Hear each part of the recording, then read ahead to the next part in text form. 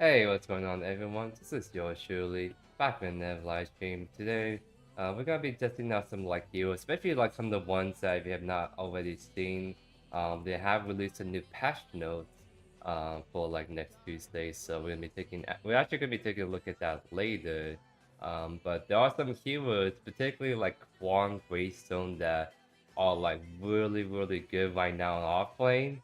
And while he was like a Wowa and then Saber sort of got nerfed, these two heroes did not got nerfed at all. So I think these two heroes are actually gonna be pretty insane, if not already right now. But how is everyone doing on this fine Friday day right there? They've got beat spawn every time. There's no way you're capping right there. Like, if I'm being honest, I mean, back then they were so even. Like, Juan was one of those heroes that could actually reliably go against Sev and be fine. Because a lot of heroes tend to struggle going against Sev because he kind of just does. He just builds too much defense, and over time it just kind of wears you down. But right now, with how strong Juan is in lane and how weak Sevog is in lane, I don't see that happening at all. You mean he isn't already?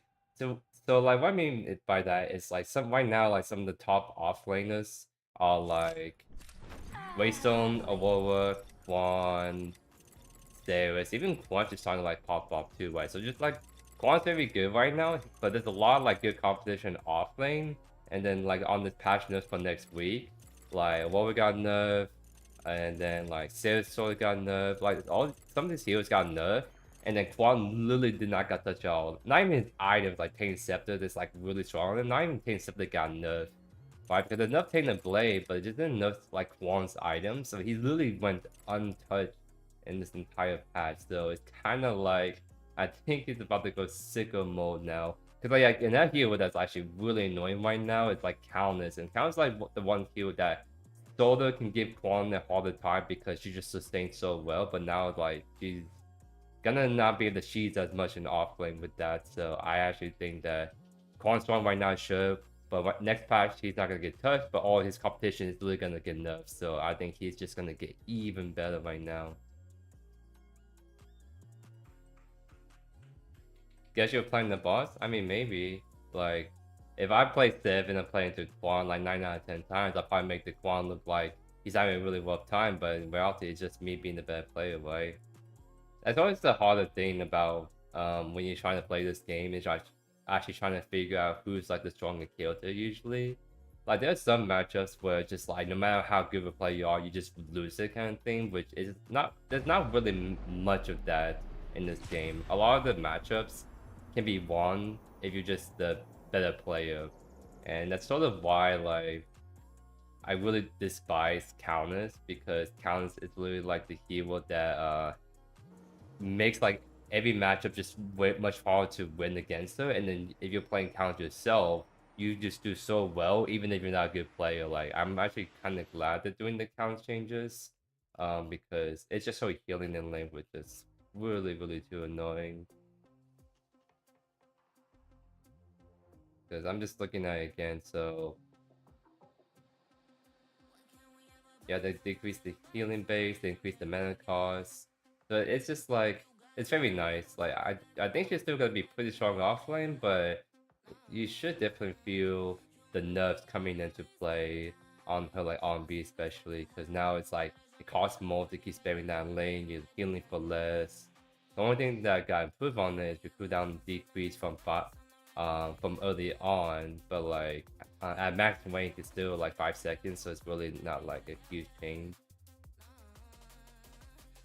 Another thing they kind of hit her really hard on is her mana region decreased from 2 to 1.6, which does sound a lot, but if you realize that hey, Counts is a hero that uses her abilities a lot in lane, if you're decreasing her mana region, she's gonna be a lot more mana hungry. And if you're not being mana early on her, well, you're just gonna have to be a lot more careful about when using your abilities and whatnot.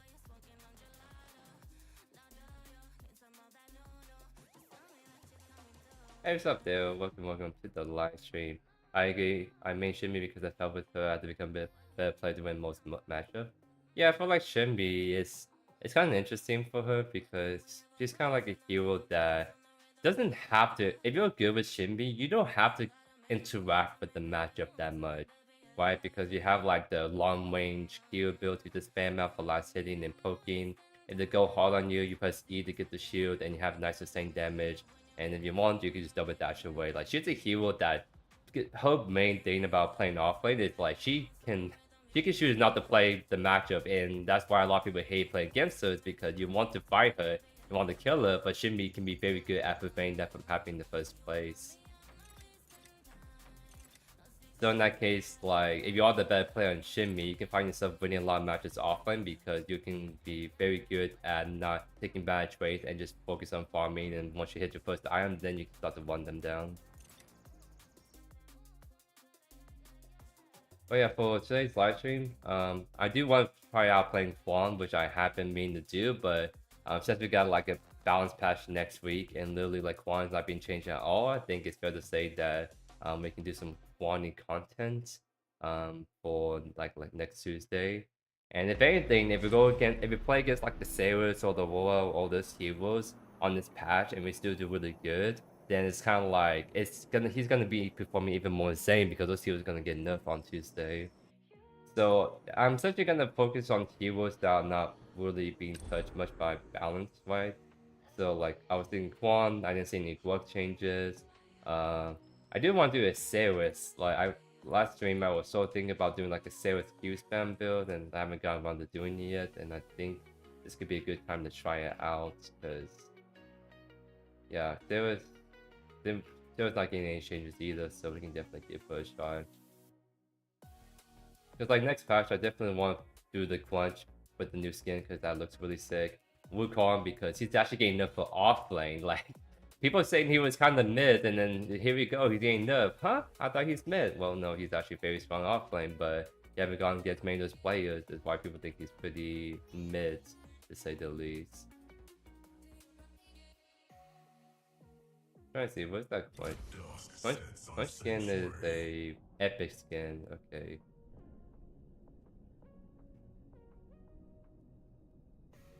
Trying to look at the Wukong change real quick, because essentially just made his early game weaker, which is fine. Like his early game was like really strong, right? So yeah, they decrease his basic attack, cooldown increase, damage decrease, increase.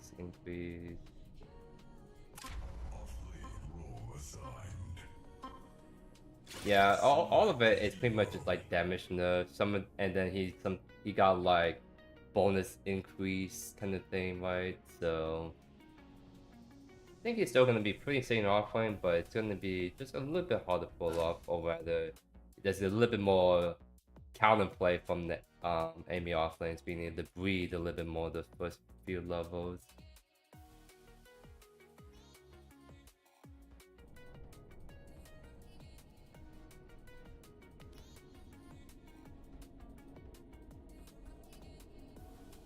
Well, this is kind of a game right here, huh? I see a lot more people playing like Kwang mids and Wukong mids. I haven't seen anyone done the Roa mids, but I think that's more like the off, because he was hovering off lane and then he got mid, so he's still gonna play Roa mid, I guess. So that's gonna be something.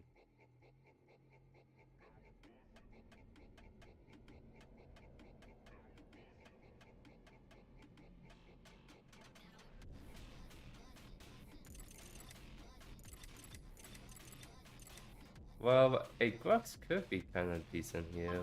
I'm trying to think. Because, I mean, if we're gonna be doing like an old melee comp like this, I mean, might as well commit to a melee comp, right? So... Because I was actually kind of curious about how Grux is feeling right now. Because he got heavy nerfs the last balance, hotfix, whatever kind of patch. And I haven't seen him being as popular offline recently, so I kind of want to try him out myself and see where he's at. Maybe do something a little bit more spicy on him.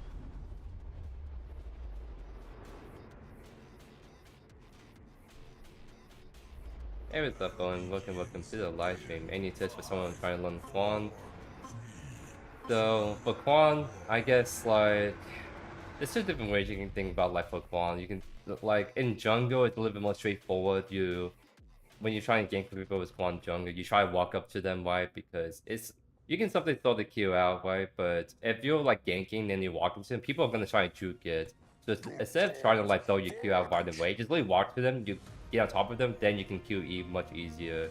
For offlane specifically, focus mainly on using your own B in lane, because if you try to do your combos too much in offlane, you're gonna actually run out of mana really fast. You should only use your QE combo in offlane if you're trying to disengage from a bad trade or you're trying to go for a kill, because most of the time you should just be spamming your own B only.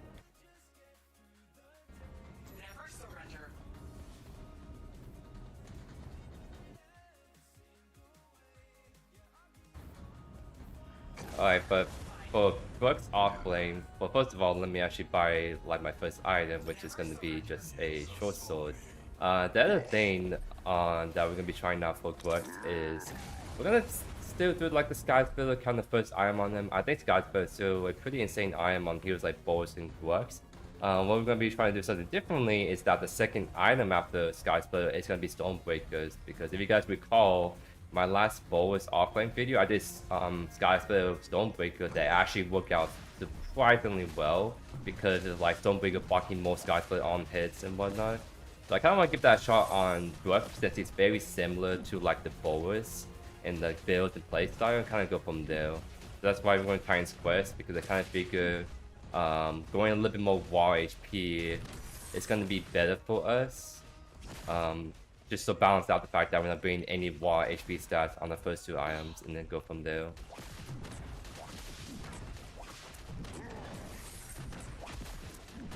So I'm gonna just lose the level 2 trade then, because Yin Shoulder has that how to say, that range on us that we can't match. But it's just like once we get to level 6, we kind of just we should be able to like steamroll her really hard. It's just game to though, it's the part we have to be patient with.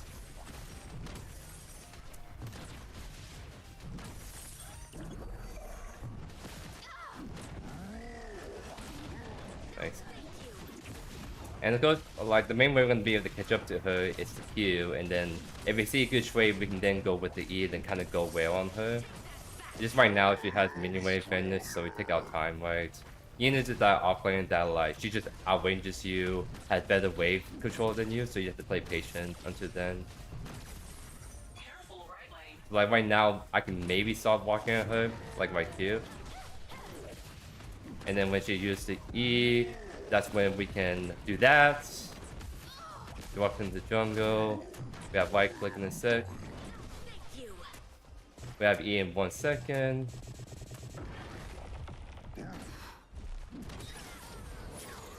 Nice. You saw how like she tried to go for the longer E trade, but then I bait her in with my Q, and then that's how we got a longer trade off. It's kind of like how you want to play it, because her main two ways to gain away from you is your on B to kind of push her away, and then her like Q. The main thing you want to get out of the way is her Q, because that's what once you like can get that out of her, then it becomes much easier to stay on top of her, right? Because my E can catch up better after she like kicks me away with the on B. So kind of like want this matchup with, again, you play patient and you'll be fine.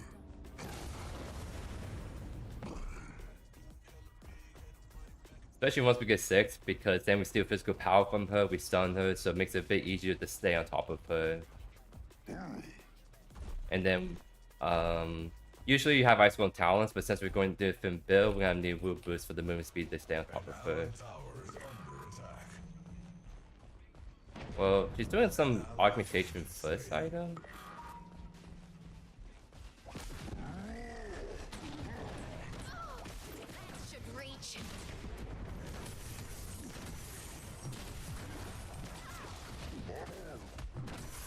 Nice. We should be able to get this 2 buff fast enough. I think so. Let's see.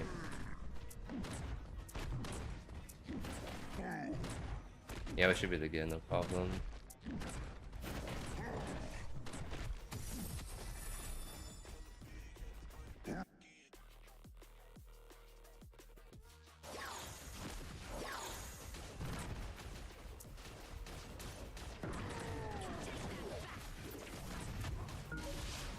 Yeah, as soon as she uses E like that, then it's kind of like, once she doesn't have it for a bit, it becomes very easy to just go like that, right?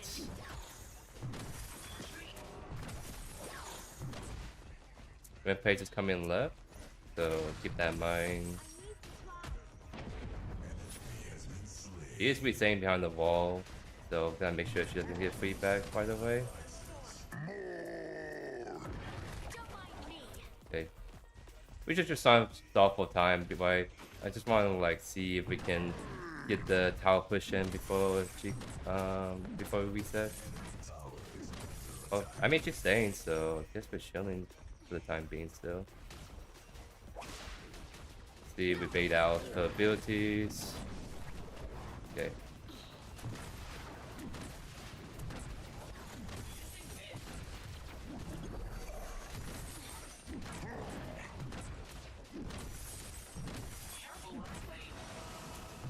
Alien still. I think I'm chilling still, honestly. I'm actually gonna stay one more way because I'm assuming Yin's gonna back off. I'm just at 4 HP, right? So I kind of want to see if we can stay.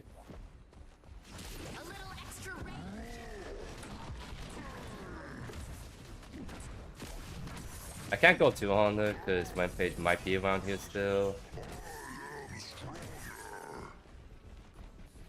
I mean, yeah, this Yin is kind of like not in a good spot at all, so she has to reset eventually.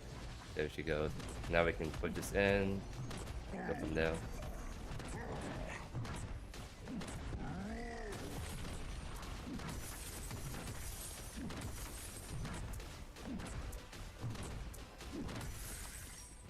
We'll probably do one tower plate and then back off, unless Yin is always back here.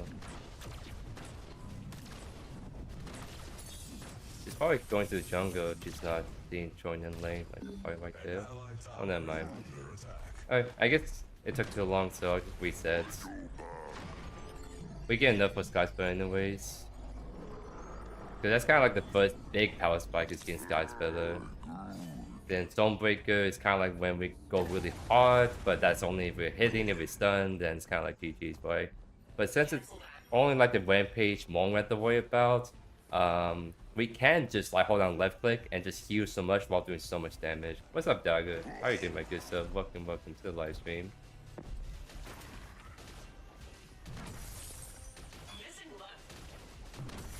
So no fainters yet. We're kind of just chilling, right? But this is the kind of build where we kind of stash check people anyways. So I kind of don't want to roam too much. I kind of want to like get my second item then start roaming. Because the longer it takes me to get to my actual power spike, the worse the build will become. Because like I'll be really squishy and if I'm behind, then it's kind of like, what do I do?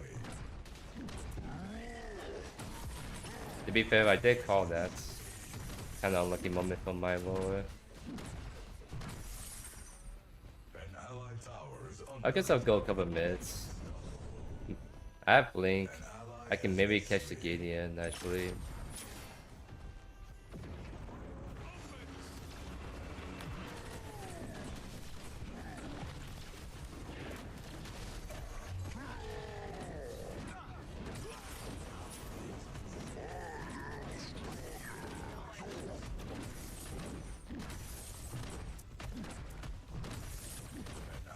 Faintest is up. So I mean we could go for that, but it doesn't seem like my team wants to do it yet. So it's kind of maybe a go left angle, which we can do.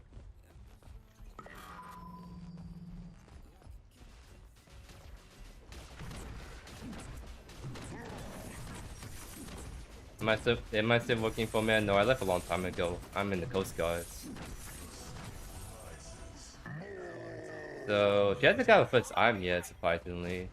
So we should be way stronger than her. So I guess we can start killing camps. I'm assuming my page is on my side. See if she's gonna walk in. Nope. Alright, I guess we kind of walk her down. With 2 levels up, first item. We should be really strong. We just have ultimates, only thing.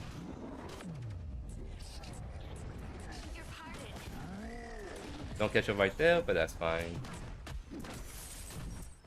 Because she is just kind of letting me farm for free right now.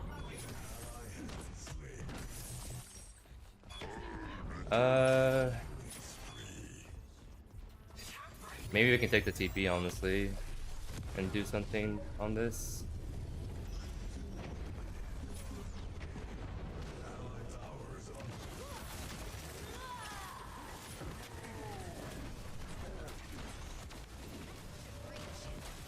Kill the Morn. Right click so we can queue back up. Falling back. I think it has jump in the sec, so just keep that in mind. Yep, there it is. Nice. Nice. Huge. Strongest coming back in maybe, so we can reset. Pretty big stuff. Almost at Stonebreaker too, which is really nice as well. So are we actually doing feints? Okay, but now we're all doing it, but I'll go mid. Just to be on the safe side. Yeah, okay, let's have it fighting. So I'll clear mid and go straight to feint. This time it's still pretty short after all. Yeah, I see how my team is kind of low, especially my Ceres. I need to like help my team do the objective just in case they go on us.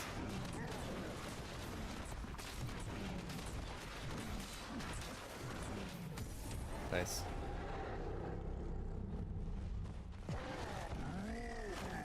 I got blocked. Unlucky. That's my own skill left then. Orange buff is pretty good on me. There you go.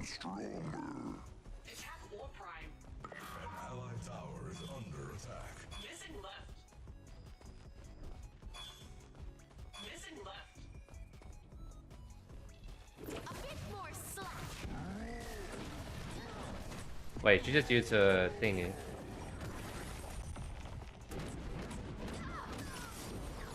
Because you saw how she did the whip back. As soon as she has the knockback just down, I'm like, oh, I have to scale it. Because even if she gets away with Q, as long as I can predict it, I can kind of one towards where she's gonna run and catch her with E, then basically attack her down. Right there.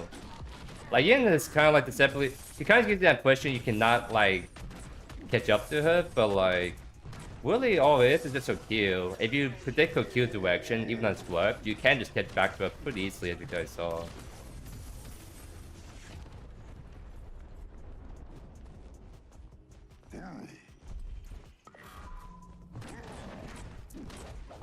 I'm gonna get new Wolf Boost and Stonebreaker on this back, by the way. That's actually so huge for me. And I'm just taking free farm from Rampage 24/7. I'll see it.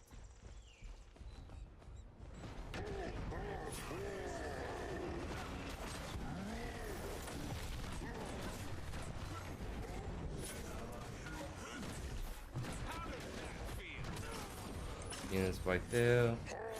I don't think she cleans up. I'm gonna try to go for the Ceres, but I think we can. Oh, my Dragon's dropping down. Get the green buff and maybe play off with that. I'm waiting for my Q, then I'll. Oh, Wempe still went for it. Wow, respect.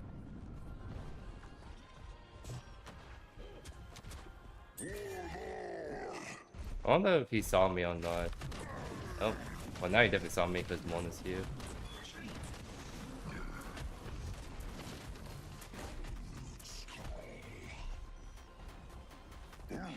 I'll just reset.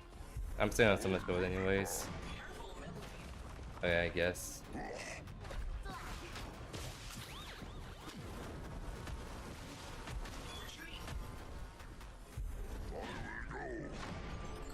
So I'm thinking the item, you don't have too much insane. I mean, I guess we go Tainted Blades, right? This is kind of like where we start to build like more HP items. Because like what you need to do after like these two items is go ability haste and health. So Tainted Blade gives us health, ability haste. Cool. What's next? Salvation doesn't give ability haste, but it gives us healing that we need to survive the burst damage. Immunity might be pretty good for like the movement speeds, and also all that ability haste as well.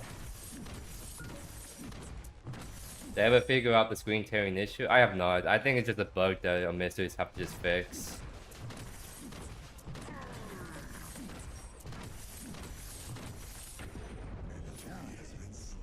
What made me go Coast Guard versus the other branches? I think just like the mission that I just want to do more so. I almost got with the queue.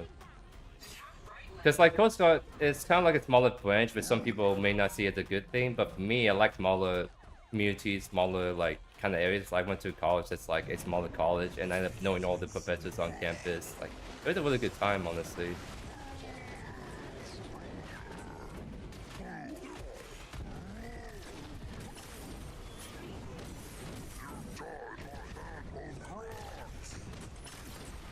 So just for me, it's like I like knowing people, and I feel like if I join the Air Force, where there's like a million plus active duty, it's kind of like I feel like I'll never know people. Whereas Coast Guard, it's like you get to kind of know most people and have more like personal relationships besides just like the day-to-day like military stuff. So kind of that's one big reason, and then big reason is like Coast Guard is like it's like the last bunch to get deployed out. Like if a war were to break out, and we have to go to like Europe for whatever reason, like Coast Guard will be the last branch that would get sent there because Coast Guard's mission is homeland security. That means we stay here in the United States. We don't go out to sea. Even although there are some like assignments you can go. That's are you gonna use V? Like there we go. So that's another big thing that people realize about like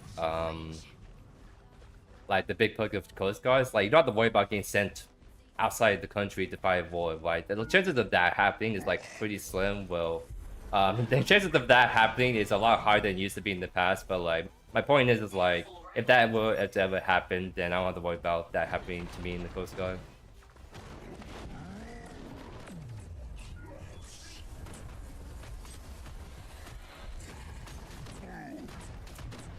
Why don't pick Skyspur? I'm just trying out a different build. I think Skyspur is still up this best first item. I'm just trying to go for a more wild DPS build that works really great on both as well.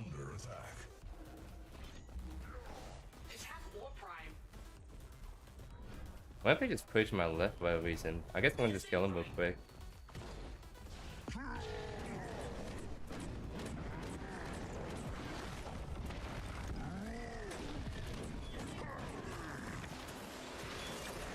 Get a knockup? Nice.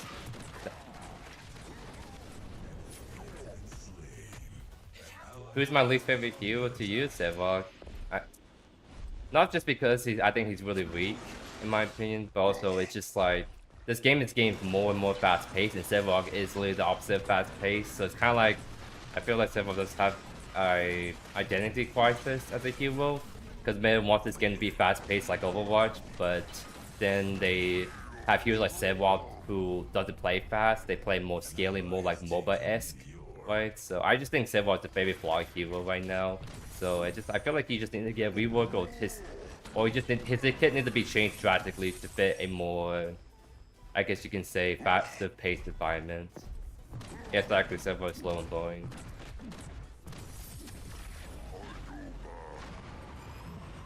Yeah, I mean we can get. I think Tyranny Force could go pretty hard, so let's get that shot as a first item.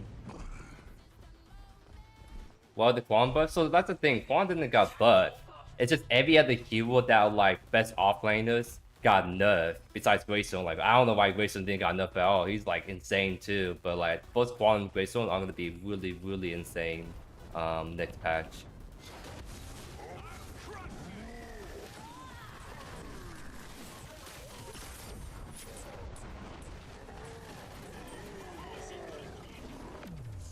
No. No, I got stunned. Oh well. What?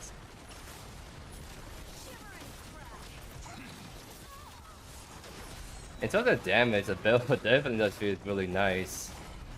It's a very greedy build, but that's why we're going new wolf boost and other arms to help it make it less greedy. So like the big thing about the build is kind of like your first two items, you're so scary, but you have to be careful about dying to burst damage. So as long as you play around that and take smaller fights, like 1v1s, 1v2s maybe, then you'll be fine. Oh, kind of lost that fight, huh? Maybe it's because we kind of tower dived that really hard.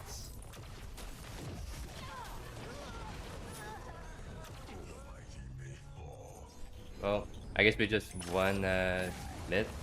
Yeah, Phantom's not up, so we could. Joey shipping Servo is one of the top ranks right now. So like here's the thing. The top rank, the Weber Square meta is always gonna be different than your average casual play, right?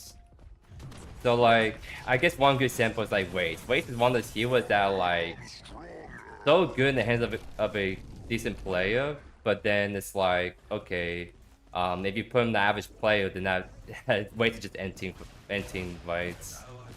So yeah, Sema could be fine, but like he's really like one-trick material, like Waste, but it's just like I always feel like there's just always better tanks than him. And the reason why he's getting used a lot in scrims because there are a lot of Savlog one-tricks, like a certain Lava, who thinks that Savlog is so good into Wukong, when in reality, Wukong shits on Sev. It's just he has to come against good Wukong players. Like, you see kind of where I'm going with this? Like, I think Savlog is just honestly like, he's like a handicapped hero for people in comp that I'll just do one-tricks with him. I don't know how to describe it. Like, it doesn't matter how bad Sevlog is, Loppo will literally always play him and he'll make the hero look good. Like how I can just make any hero look good in the offlane, right? That's one thing you have to keep in mind is that it's top competitive quote-unquote rank, but there are biases of what people would like to play at the end of the day, and some of those comp players like Loppo have a huge bias playing like heroes like Sevlog all the time. And then they have the team that literally play around him. That's another thing people don't realize is like the people that play Sevlog comps literally have built a team around Sevlog. Like, we only have 10 seconds to ban or pick heroes and like draft. Like, do you think people in like your normal games are gonna build a team around certain heroes? No, of course not. That's not how it works.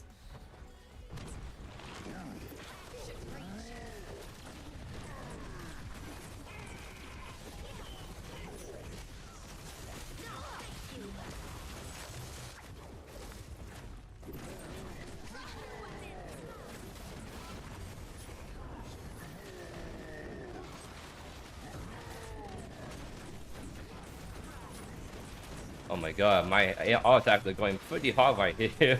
And my healing too. Holy. Good play by the team.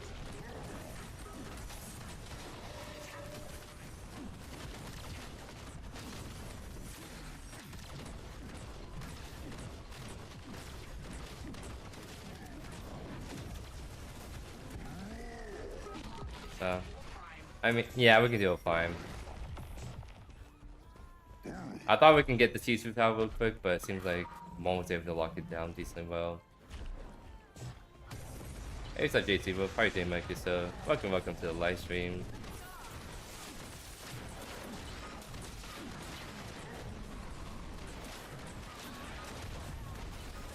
And you wanna know the main reason why Loppo say that Zervog is so good into Wukong?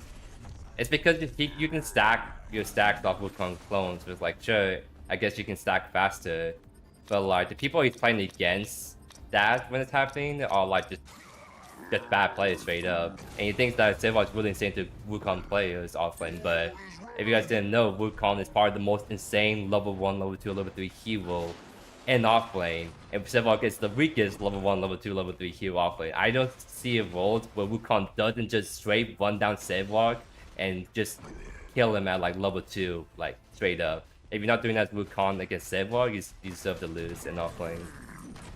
Because that's really what you do with Wukong offlane. You go these early levels because you have like 6 abilities at level 3 and they only have 3. Poor Rampage.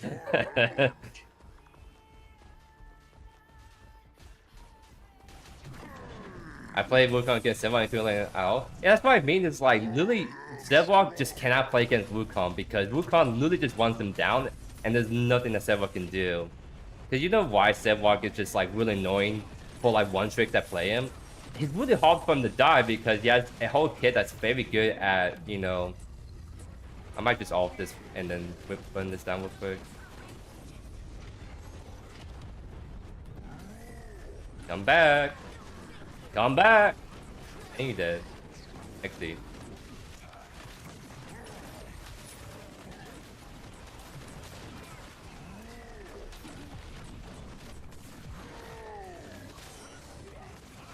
Nice.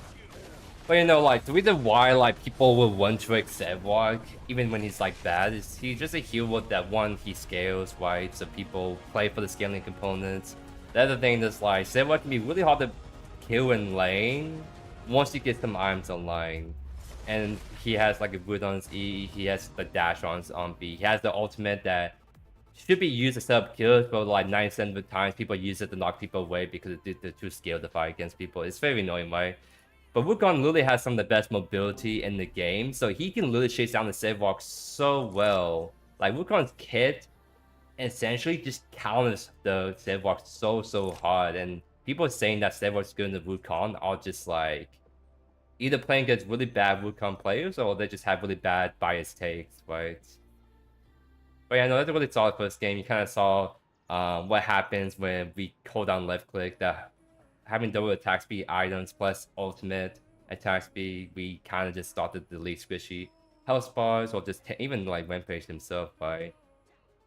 Because if you guys didn't know, again, the Stormbreaker can like proc items like Skysplitter more, so like you gain more value from Skysplitter, and it's the fact that you have more, like Sprox always feels really nice when you have a lot of attack speeds on him personally. And I know people do like Skysplitter Rapture, but honestly, I think Stormbreaker is sort of a better item than like Rapture on Brooks. I kind of just feel like Stormbreaker synergizes more with Skysplitter in a way, which is, it sounds a little bit weird because Army Fam and health is good to give on Brooks, but I kind of feel like what you need to do at the end of the day is kill people really fast, and I kind of feel like Rapture doesn't really do that super well, while Stormbreaker just enable your Skysplitter basic attacks just go super mega hard right there.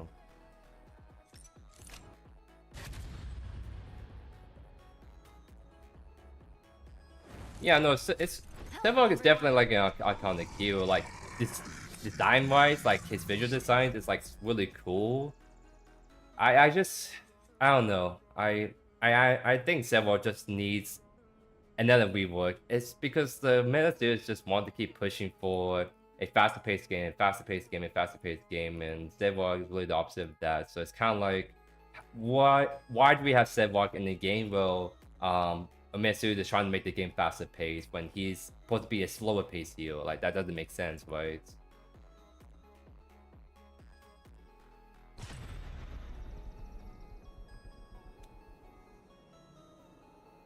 What's your main account in game name? Well, right now it's Lupa is fine because if you didn't know, it's very easy to change your name. Like all you have to do is play on Steam and then change your Steam display name and the updates in game. So like this is literally like my main account. Right, you can see like the amount of like matches I play on this. It's just, and I can show you all my past names on it too. Well, I have a lot of different names because I don't know, if they allow a feature to be in the game where we can literally like change your name every time, then I'm just gonna use that and make some funny names from time to time.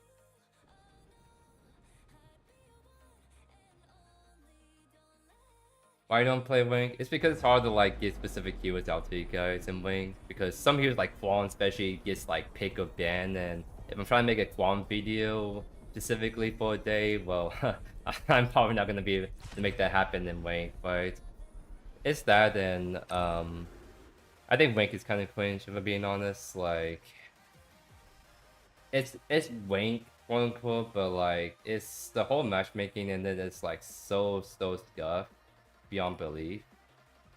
I'm trying. Let me try to pull up a what I mean by that, because I was planning to like not play Wing for a bit, to prove a point, and that is like a silver player, quote unquote, can just play in Paragon lobbies because of whatever internal MMR is happening behind closed doors you just can't see. So like for me, you saw my account was silver, but the actual internal MMR is probably close to the diamond. It's like the difference between display rank and internal MMR can be so different. So, and to the point that it can be just frustrating, right? So let me show you what I mean. This is the lobby that Pins have gone to a couple days ago. You see what's the problem right here? Paragon, silver, silver, gold, gold, silver, gold, diamond, gold. Why is there a Paragon player in this lobby? First off, why is there number 29 Paragon player? And then this lobby, like come on. Like, how this lobby went through in first place is something that I just can't understand. Because like, if I were to go to a different match where like the MHMR is like, yeah, it's like, so like you see like the average VP is like 1400, and this makes sense. This lobby makes sense. And then you literally go here, and that 1400 VP average drops in half, and somehow Pentagon's lobby and rank is like actually just diabolical. Like, and this is not the only match that happens. There are other matches where you just get really weird people in there, like diamonds playing with silvers, paragons with silvers. It's like, what's the whole point of playing rank if you're silver player and you're playing against paragon players, like the quote unquote like top 30 player, then your lobby, and you're trying to climb to gold? Like, that is just ridiculous to me. And that issue has always been in the game. It's just for whatever reason this new season's been, it somehow got worse, and I don't understand how. Right? I just don't understand it. So like people will tell me, oh Joey, like go play Wayne, they're better people, and I'm like, it should technically on paper, but that's not the reality, because I could go against worse players than Wayne, right? Because like I go against better players more consistently and quick play than Wayne. Because I don't know, like the whole rank, the MMR is just so scuffed sometimes, whereas like quick play matchmaking always been same-ish. So if you're like diamond quick play, then you're always going to consistently get diamond people in your lobby. Like there's just more better consistency and quick play than rank that I like. What are we trying to play again? Honestly, I'm down to whip a Ceres. What is it gonna be against Kwang or counters? That's good. Victory is assured. Let's give this a shot.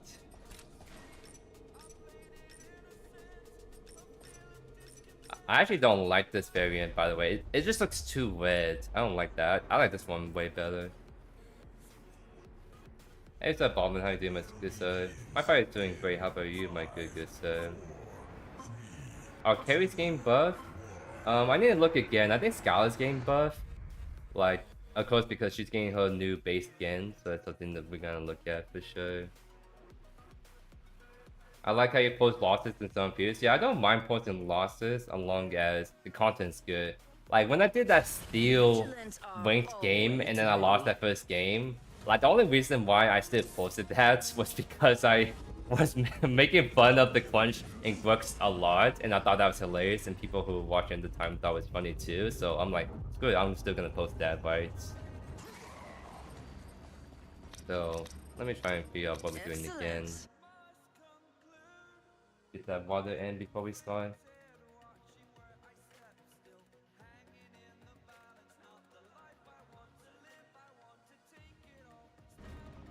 Alright, so we're gonna be doing some serious offlane right here, and we're gonna be trying to do the Ashbane build, which, if you guys didn't know, Ashbane Ceres is the kind of build where you spam your Q like every 2 seconds. It's actually kind of ridiculous, because the thing about Ceres Q is that you become immune to most damage and CC. So if you can spam that ability constantly and only have 2 seconds of downtime, let's just say you become a hero that you just can't hit, and she's still doing a lot of high sustaining damage to you. So we're gonna try it out through JYT fashion. So we're gonna be doing Ashbane first into Stormbreaker, and then I think the third item was Tyranny, because the thing with this build is you have to like build Ashbane to reduce the cooldown on your Q. And you gotta make sure you have enough actual ability haste, so your base cooldown on your Q is actually like low enough, right? And that's what Tamini kind of provides, is it gives you so much ability haste, and it gives you more ability haste when you pop your ultimate, right? So I kind of want, we're gonna give that a shot as a third item, and then go from there. This is gonna be like kind of a rough matchup right now, because Count is like just mega she's in offlane, right? She just heals so much, does a lot of damage, and Sarah doesn't really do as much damage until maybe level 6. Like, this is a matchup that should be very in heavy favor to Counts, because the only way I can beat Counts is if I can all-in on her and kill her, which doesn't really happen until I get like 1 or 2 items and get like level 6, 7, right? Because she can heal all day in lane and I can't, so it's just like I get poke out lane much easier compared to the counters.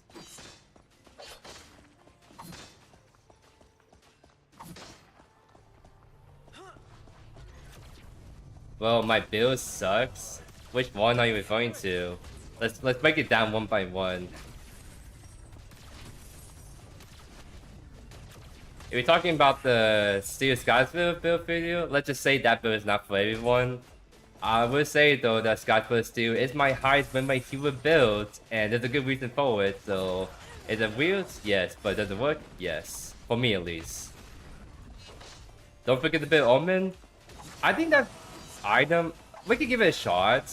Like, I think that I might be forced, but for me, I want to build more like HP defensive stats on Ceres. After like 3-4 items, so that's kind of like what I want to do. Max ability versus Q, obviously, for this build. At least for Countless, like, she's already running out of mana, so I could start getting more aggressive on her. Because she has to reset soon. It's just too bad I don't do as much damage early on, so like, all the damage I'm being dealt right now is really to minions. Which is kind of unfortunate. I just need to get level 6 and some items online, then we can go from there. Omen Q spam is OP. Well, you still have to do Ashbrainer, and Stormbreaker does proc Ashbrainer more, actually, so those two items actually has really insane synergy. So I want to give that a shot. I mean, maybe you can go Omen third, but like, I'm not sure. I kind of want a bit more HP first, then go Omen fourth.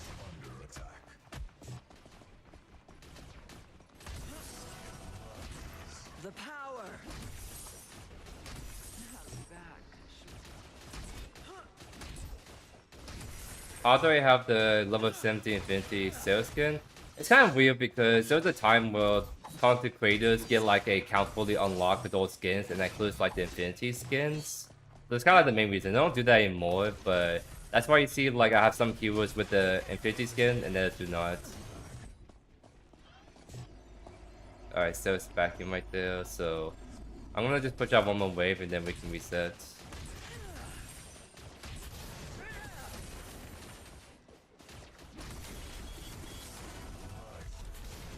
And let's put this to instacast because that just feels the best. I like it. So it's kind of like a slow building build. This build works technically better in jungle because you get to play for your power spiking safer, and offlane is kind of like you have to like play longer for your power spike, but once you get it, it's very good. We can kill webplays right here, man.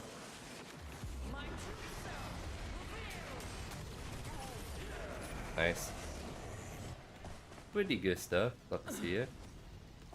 So getting that kill right there is pretty nice. Helps me get to my next item faster. No ult though means I don't really get to fight this counter at all for 5 minutes.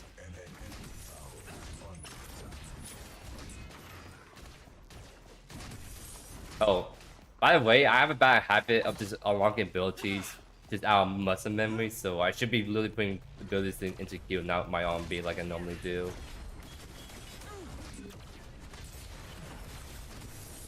I see yes, no.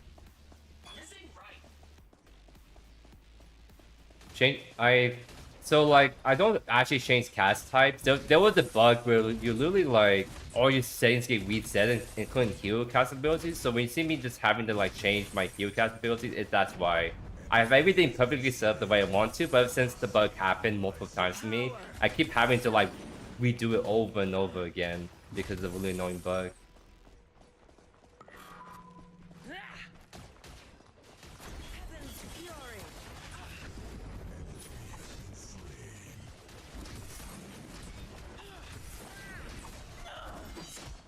Yeah, I just don't really get to have do anything against the counters. Even if it's in the middle of the wave, she just heals so much from it. Oh. Oh no, my face. Well, I don't think I can kill Kwang, right? I need my sales to come over if we want to do anything to him. Heresy is prepared. Oh. I feel like that bait is about to go in voice and just like flash out, so I'm gonna turn off voice chat before I forget.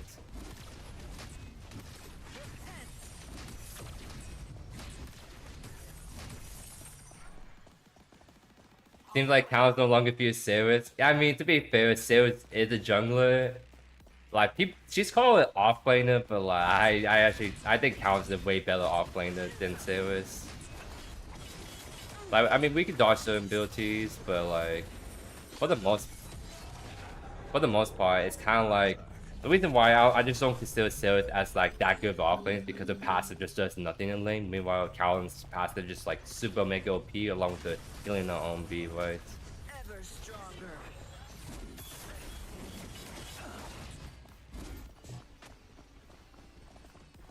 Once I get Ashby, maybe you can go hard on her, but for the time being, I just want to farm. I think Kaz is an interesting character. Like, she's super strong early, sort of falls on mid, and then late game she gets really strong again. So we play patiently for like that middle power spike, and we'd be fine.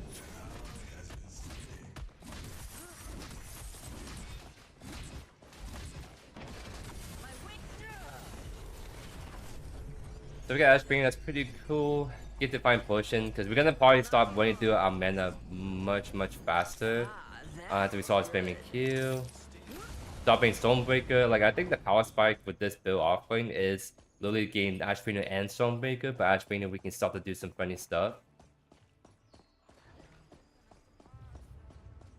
To be fair, Taina can help against the counters, right? But I have to play for my build. That's like the kind of one downside is like to make this build actually start popping off. I need Stormbreaker to complete it at least, and I just can't really go Tainted Blade until like third item to count the healing on counters.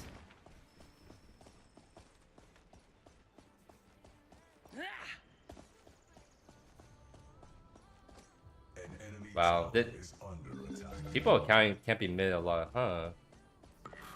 We could probably get Kwang right here.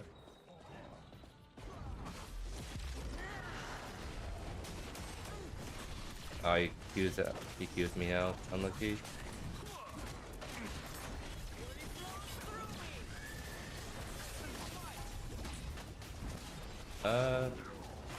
Oop. I feel it. Probably the blink out, honestly. Do that. Oh, looks like we can go back in.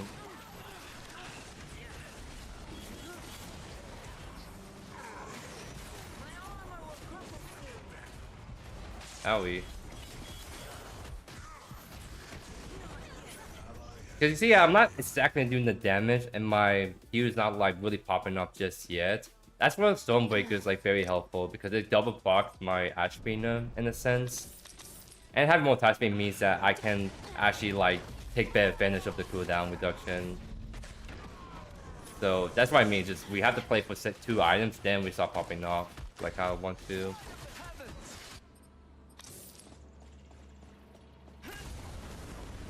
Why would I even play Sarah? She's actually here the game has. To be fair, like, if she gets ahead in jungle, she's very scary, but like, she literally is just a snowballing kill. If she does a snowball, that's where she starts to feel pretty weak. But like, if she is snowballing and can get kills reliably in team fight, she can be pretty scary with the mobility and resets. It's just she's not like a consistent hero, and that's why I don't play her as often, personally.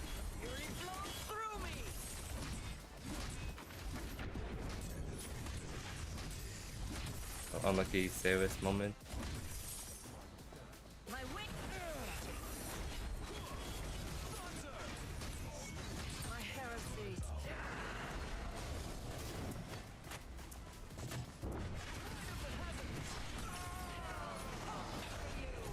We don't have mana, and she has a Tempest, all that, so we just Fire Leaf. Fire Leaf. I think we might die here still. Unlucky. I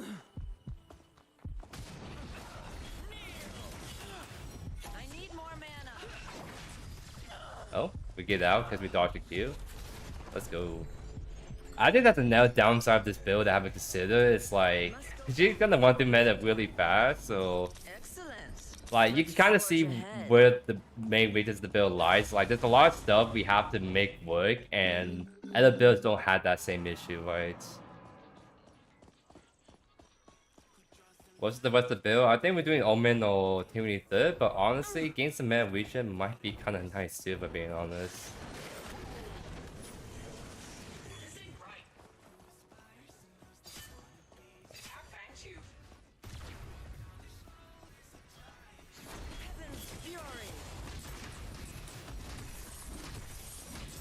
Yeah, again, I kind of want to play for Stormbreaker because until I get Stormbreaker, my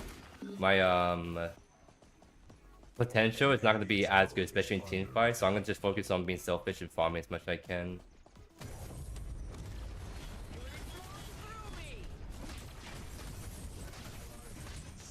Love my games and plays I share. Thanks so much for the kind words, my good sir. Welcome to the live stream, Patrick.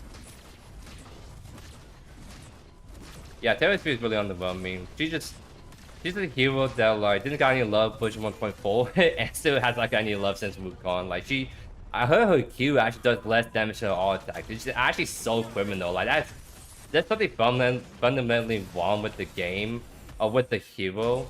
If she's like weaker than with her Q is weak. Why is there like 3 people right here, by the way? Unlucky. I mean that should be 3 fainters though. Because that's literally 3 people right there who was getting slammed, so yeah, it's literally 3 fainters, I guess, man. But yeah, no, Taylor Q even powered this less damage base attached by her, which is like that's kind of like the question I got, and that's why when I did Taylor last time, I literally built Skysplitter first and focused on her basic attacks because her Q is like just much weaker comparison. So it's like, okay, if we're not gonna be able to do Q damage, then I guess we're all just gonna like play for basic attacks and just go and power E on B, which actually worked out surprisingly well. But a whole kit is supposed to be do damage with Q, not do damage with basic attacks.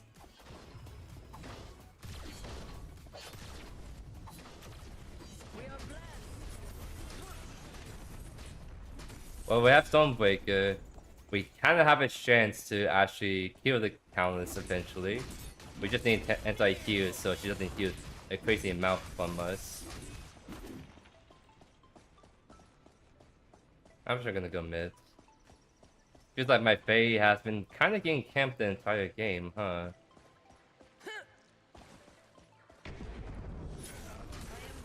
Oh my god, even Council's there. Unlucky.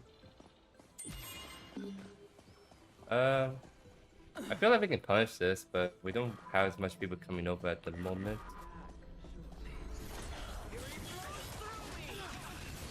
I heal in 1 second already, so you kind of see what I mean. We kind of spam the heal. Oh, I got unlucky. Got wall block.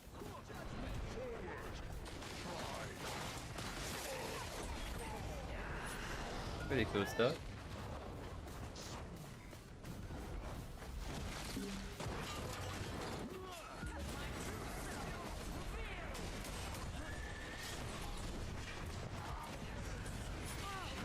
Oh, I didn't get my Q off. Unlucky. I'm actually getting hard focused every team fight, and they kind of let my Ceres.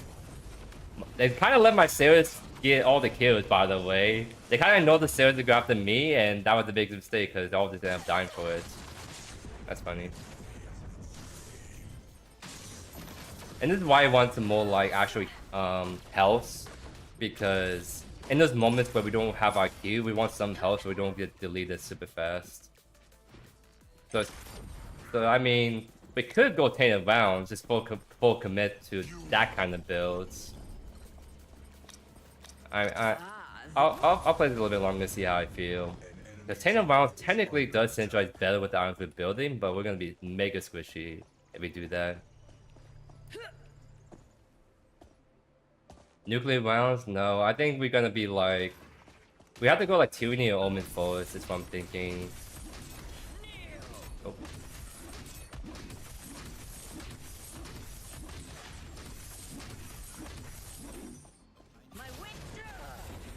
Oh, feels like Faye's about to get collapsed on like 3 people. Yeah, Faye's attacks are getting chunky at the very least. That's kind of like what I like to see. Oh, looks like we're gonna be going for another fight.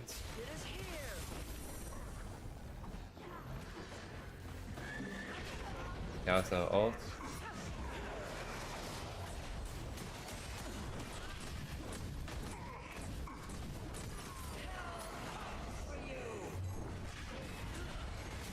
Unlucky Link. Alright, we're starting to do the damage. Starting to do the damage.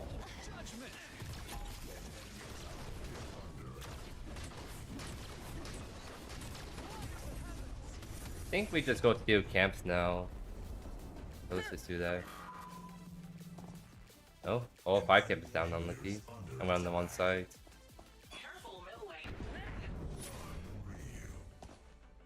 Full up while you're weak, you're still an assassin. I mean, yeah, that's true. I mean, that's how you should play Sirius, technically. And that's not the thing that...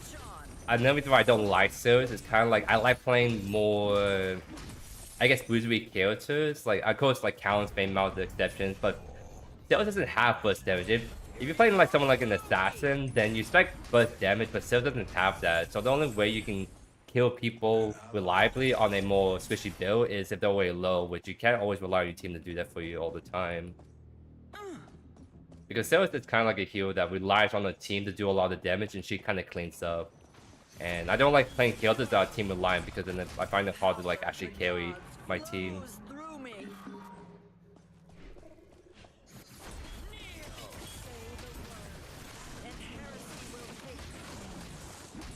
It's kind of greedy, but we can see if we can get away with it. I'm gonna probably pop off for this. They're gonna probably start coming to us pretty soon, so it's probably on the safe side. Because literally, as soon as I said it too, it's when it happened. Oh, my Q! No. Alright. You know, salvation might be pretty nice if I want wall HP not get busted down. Let's go salvation.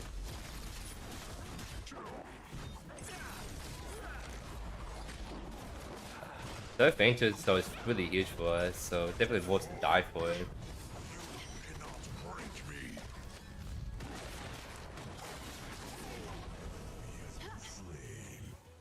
One funny thing that I noticed a lot more recently is I see a lot more melee mids, and at first a lot of people are just getting bold with mid and, you know, trying different stuff, but I think right now we're sort of getting a meta where melee mids are actually pretty strong, only because I feel like a lot of mages mid are actually not as strong as they should be.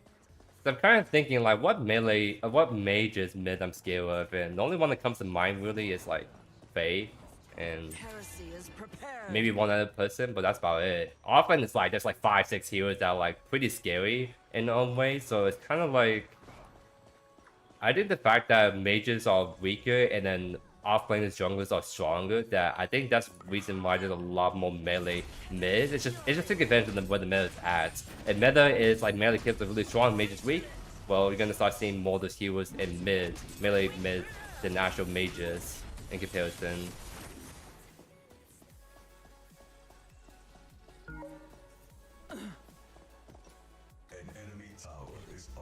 You love punch mid so offensive? You know, honestly, that is actually like I know why that I can see why that works, because like punch is actually one of the heroes that are actually better into mages or range offense because he has very good ways to do burst damage and catch up to people.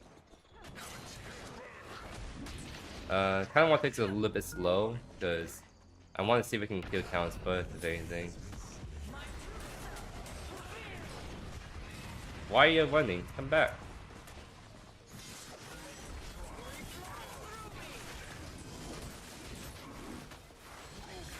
Oh.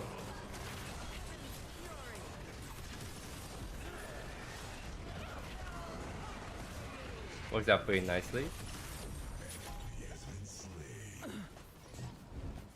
We could do Prime in a sec. I think we could just run, honestly. Let's try it.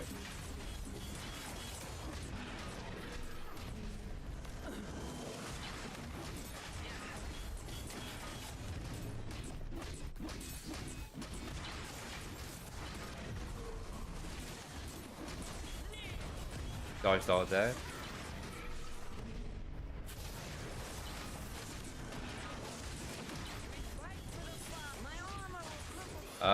Getting kind of low. Yeah, let's fake kind of can't take a little bit. Getting's kind of sketchy, but we should be able to finish it now. Let's see. Nice. Pretty huge. Actually, I need more build to haze. That's so what I noticed was happening my gear well. That is good.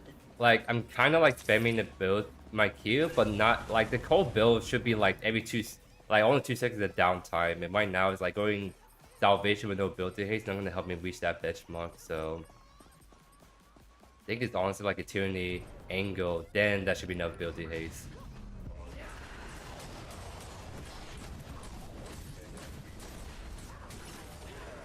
Nice. The power of the gods flows through me. My wings guide me.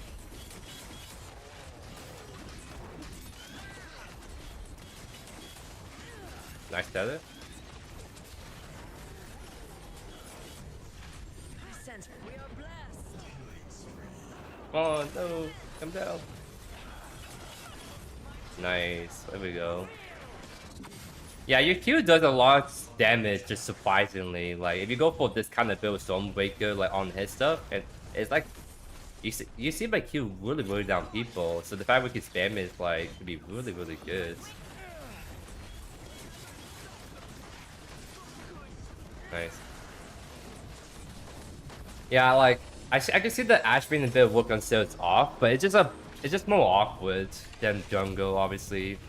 Because like jungle, you don't have to worry about being anti-heal or being like HP. You just build that build you're trying to go for, and then like you go from there. But offlane is like, okay, I need anti-healing, I need health, I need this, and that. It's like, but it works. It just takes a while to get there, as you guys saw.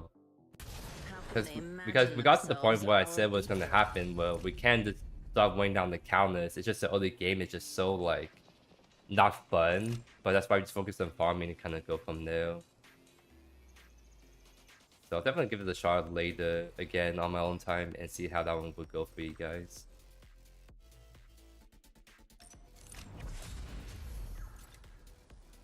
I feel melee has become super squishy at range, that's why melee is up. Yeah, that's another good reason that I don't think people consider too, is like time to kill is short in this game. And that means that for like the ADCs, some support heroes and mid, if you overstep, you can die pretty dang fast in this game. So if you're going to melee hero that has more water ability, but still has that burst damage to kill like a mage mid pretty fast, like why not just do a melee mid? Like I see like the two heroes I see play mid the most are like Kwang and Wukong, because both are heroes that are very good laners and very good burst damage. So if they get on top of you and they do the combos, you're losing just half your HP all the game. It's just unplayable against them.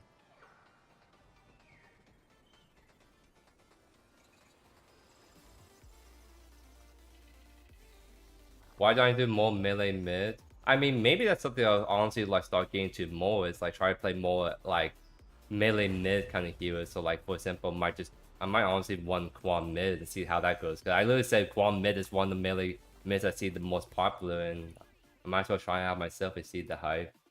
So like actually out of curiosity, I want to see his stats on mids because I've been looking on his offlane stuff, but I'm actually very curious. Like let's do flat for example and see. Oh, not actually being built as much. It's more like a diamond kind of pick, because it's definitely more like, huh. I see a lot of like higher level players play him mid, but it seems like he's not really being played right now. What about golds? I don't know. Like I seen a lot of people try on mid and just smoke people with him, but it was a stat. Because like at the end of the day, he's still better offlane. But I've seen some games where people play Kwang mid just to deny the Kwang pick to the other side and pick up the really OP like meta kill too. So it just end up being one of those games where it just be like you kind of just one down people with just the more OP characters in the meta.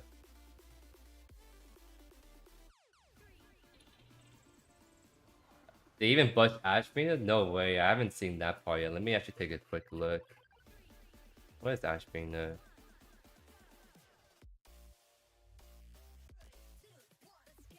I mean, I guess you get 5 more physical power but the cost of 100 more gold, so I guess a slight buff? Maybe buff? I don't know. But you see what I mean? It's like the items that are like really OP on Kwang are just not getting nerfed at all. Like a lot of heroes, for example, will do Tainted Blade, and that one's getting like a little bit nerfed right there. So this could be a good segue because I've been actually meaning to do a quick breakdown of the patch notes because I know a lot of people have been like requesting for me to like do this again because people enjoying the past, and I kind of figured since I'm doing all my live streams on Fridays now, I can use this opportunity to do like a patch notes review on the day of the live stream for you guys, and then I'll have that uploaded like the very next day. Like I think that's like part of the best way for me to actually get patch notes videos out to you guys in a timely manner. So there's that, and there's one other thing I could do that could be a cool thing to do if I get this set up. Is I can have this set up where I can pop off my chats like right here, and what I'm thinking we can do right here is for the actual video, I'm doing it live of course, but you get to actually see all you guys chatting away because I like the idea of what I did with my tier list video where essentially I did like a live tier list, and then some people ask questions, and then I kind of go on that to better cover some stuff people are wondering about or stuff I missed. And I kind of figure this could be a cool thing to try again for like a patch with notes breakdown, like me kind of talking about different stuff, like me saying like, oh, I think Count is going to be much weaker off lane, and then people are like, no, I think she's still going to be really strong, for example, right? So, oh, that's one thing. It's like I need to figure out how to make this like. What's the F? Oh, it's like hiding. There we go. Is there a better way to do this? Cause this is like the OBS pop out. Oh, sorry. Hold on a sec. That's the OBS pop out. I think there's a way you can do a YouTube pop out, and that will should stay on top of the web page. There we go. Pop out this bad boy. There we go. There we go. Because now I can... Dang it! Alright, well, there should be a way to make this, like, stay on top, I think. Max reload show as tab. There should be a way to make this stay on top. Because I can do the patch notes, right? But if I want to, like, highlight stuff... Oh, chat disappeared on me, right? So there's a little bit scuffed up. I just want to see how people like this first, and then we can kind of go from there, right? So is there a way to make this like stay on top? Let me just do a quick Google search real quick. If I don't find it in like 2 minutes, then I'll just like give way to start this whole patch breakdown. How to make a stay on top.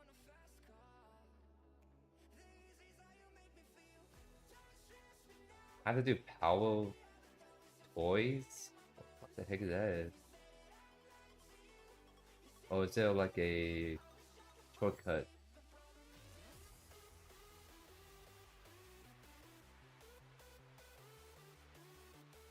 Sorry, just give me 1 sec, guys. Alright, it kind of feels like I have to do some software too, which is kind of annoying. So, let's see. Which one's the better one?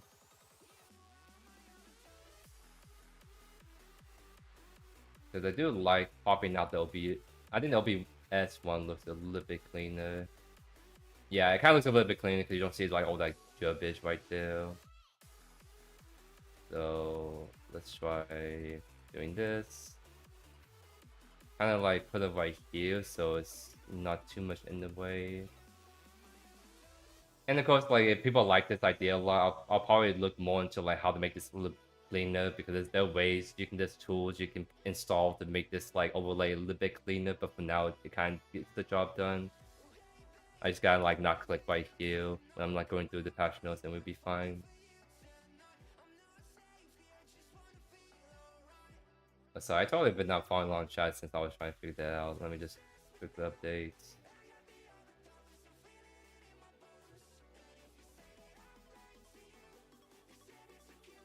Standalone, yeah, that's one thing. I have to do like a standalone program to actually get it started. Am I saying multi-monitor? Yeah, I have two monitors. One, you guys seen it, have a monitor off my side so I can see the OBS setup and all that good stuff. Alright, so here's what we're gonna do. I'm gonna go take a quick two just to hydrate. Don't forget to hydrate, very important. People tell you to touch grass, but I think hydrating is more important, honestly. So I'm gonna do that, and then we're gonna just do like a quick patch notes breakdown, kind of like the biggest changes, my thoughts, my opinions, all that good stuff. And I'll have like the chat window up here, so you guys can like kind of chime in and just be, I guess, have a chance to be in my YouTube video kind of thing. So kind of a little bit extra sensitive to be active in chats, ask questions, and we can go off of that. So I'll be back in just 2 seconds, guys. Not 2 seconds, 2 minutes, I mean.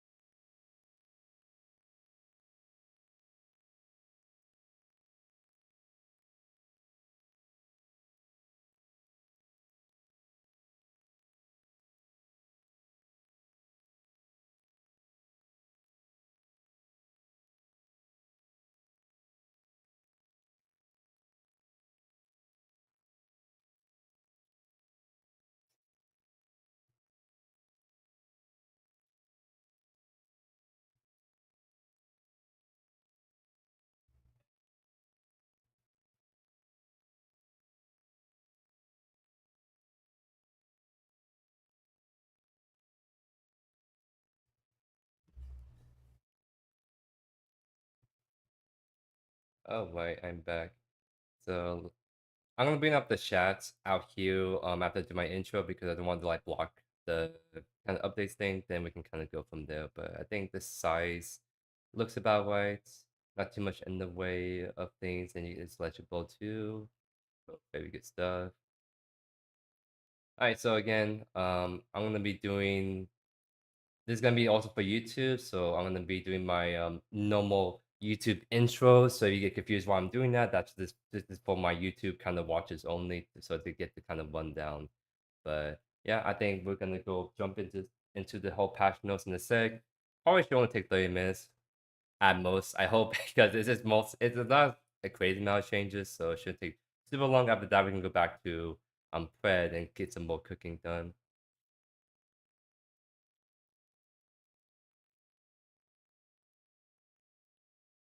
I also Chin Blast who fell off the ledge in lane and was on my top of him, but then it hit. What ultimate is that?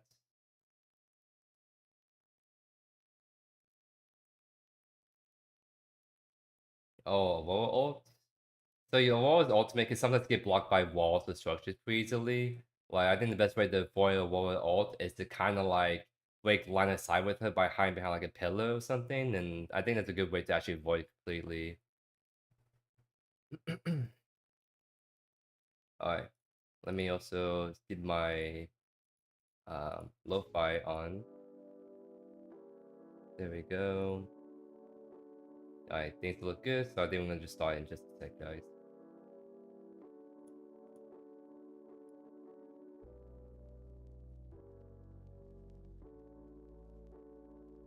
Hey, what's going on, everyone? This is YoeYoursTruly. Back in that video, today we're actually going to be breaking down the changes coming into version 1.5 v1.5.7, which is kind of like the balance patch, which it's kind of interesting because usually we only have like balance patches every 3 weeks, kind of like in between the big patches with like new heroes or new content. But ever since they did the whole like version, like the Wukong release and then like the version 1.4 release, we've been getting a lot of like hotfix balance patches because there were some heroes like the Grux, for example, was just like performing super strongly, and then they had to do like a hotfix balance patch to nerf him and some other heroes in the past. So this balance patch is a little bit on the lighter side as a result, but we just have so many like mini hotfix patches. So it's kind of like it's going to be less like crazy kind of thing, but it's still a good amount of changes that we're going to be going over. And one thing that we're going to be doing that's kind of like I want to try it out is I do want to have like chats over here because I just think it's fun. I think it's different to kind of have an opportunity for like people who watch my live stream regularly to have a chance to see themselves in the YouTube video. And I kind of figure since I'm always doing all my live streams on Fridays nowadays, and that's usually when we get patch notes, I kind of figure this is a great way for me to like do a kind of like fresh conversation on like changes with my live audience, and then the very next day you guys going to be seeing like the actual video breakdown go out. So they're just here to kind of like ask questions or kind of have inputs on what I'm saying and all that good stuff. But without further ado, let's kind of jump straight into it. We got some really cool skins, like the one that you probably guys seen already. It's a new Crunch skin that is an epic tier skin, so no like crazy VVX change, but like his outfit change seems pretty dang sick. So I think that's a skin we're definitely going to be picking up ourselves. There's a new face skin. It's a more rare skin. So and there's one thing I need to not do, and that is to highlight stuff because it'll make this go away. So it's a little bit scuffed, but I want to see how it goes first. And then if people like that, then I'll probably get some add-on to make this a little bit cleaner right here. But yeah, no new face skin. Seems like a little bit different face model and all that, but nothing too crazy on that for the most part. What it's cool they're adding is like a new Victorious bundle, which is supposed to be like a bundle that's supposed to be funding towards like the new Predecessor competitive events. So like if you guys didn't know, Metasuits are trying to ramp up like an actual esports scene, right? Because ever since they hire choice plays, right, they have like an actual way to run these like competitive tournaments. And so I guess it's kind of like a cool way to kind of fund that a little bit more, kind of like a prize for money. But also have a good excuse to have some cool skins like the Sing, Skitty, Rampage, Shinbi, and Still right there. And there's one thing that's actually pretty dang interesting that you don't really see every day is also like the new Skylar kind of like redesign, because a lot of people didn't like her original design. I was kind of like impartial. I didn't really have a strong opinion, but I guess a lot of people had strong opinions about it. And that's the point that decided they're gonna rework her whole visual design right from the get-go. And I mean, it looks a little bit cooler, I guess, a little bit more identity with the more kind of like not mecha's not the right word, but it's kind of like that. It has a better theme right there, I guess you can say. Going from more alien tech to more like cyber tech and all that stuff.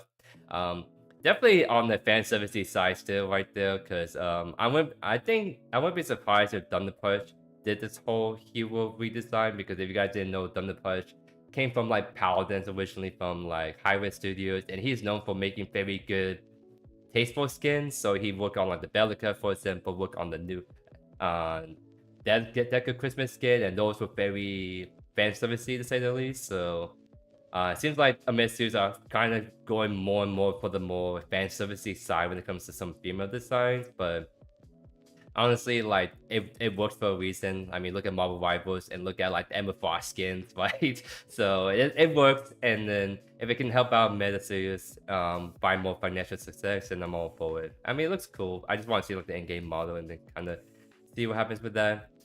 One thing that's also really kind of cool is that Wukong, I guess, is becoming a voice announcer for Predecessor, because if you guys read right here, like he's actually going to be talking to you in game. So it kind of seems like there's a way you can like, it's like a setting you can target, sounds like in game, where you can go from like the original voice announcer or to have Wukong actually talk to you. And it's going to be quite interesting because a lot of people have been asking for like a voice announcer, but a lot of people have been asking more for like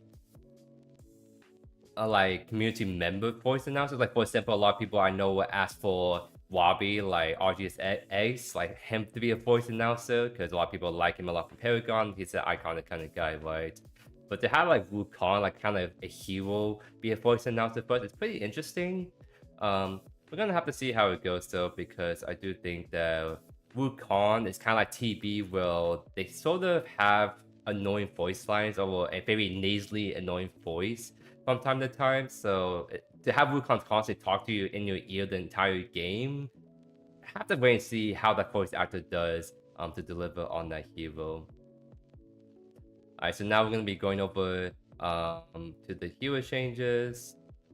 And first one is gonna be Aurora nerfs, because Aurora is one of those offlaners and even junglers that are like doing really good right now. So it seems like they want to just increase the cooldown specifically, so she doesn't get to spam her B or E root too much in team fights. Also, like having her have more downtime in trading pounds in offlane. Honestly, going from like a 12-second to 13-second, and then like 6-second to 7-second, like a 1-second increase. Not like a huge change, but it's something you can kind of feel. I would think that they want to nerf Aurora harder. They should change her damage numbers, because it's mainly like what makes Aurora really annoying. It's like she's a hero that can do full tank, but still do so much damage. I mean, that's why she's like really good right now. She's one of the few heroes that can actually run at the full tank and still have so much damage in CC that you just cannot ignore her. Because like Steel is like someone that you can go full tank and be really hard to kill, sure, but you don't necessarily have like the damage output to be as big of a threat as you would think in team fights. But Aurora really does all that plus more. So I think like Aurora's still gonna be an insane hero. Like I think they should nerf her damage if they want to actually nerf her performance. But it kind of seems like Omega is doing a little bit like small changes here and there, like how they normally do. Alright, so for counters, so the big thing about counters is that they're kind of like decreasing her like healing in lane. So you see right here that like her B base healing got decreased, it costs more. The cooldown's decreased, sure, but like if you combine this with her mana regen being decreased, she's not gonna be able to spam her like B as much in lane, right? Because that's what makes the counters like offlane really annoying, really strong. Is she heals so much on B and she can just use it so often. But now it's like she's not gonna heal as much, and she won't have as much resources to do it as reliably. So if you want to like do the same counters on B spam in lane, you have to like build actual mana first item, or else you're gonna get oomph too fast. So be interested to see how that plays out. Although one thing that like I really wish they make a change to counters is to make a passive work on monster camps, because I think counters in a kind of a unhealthy spot in the sense that like they call her a mid laner, a jungler, but in reality she's meta and off lane specifically, because she just cheats off matchups by healing a lot and doing a lot of damage.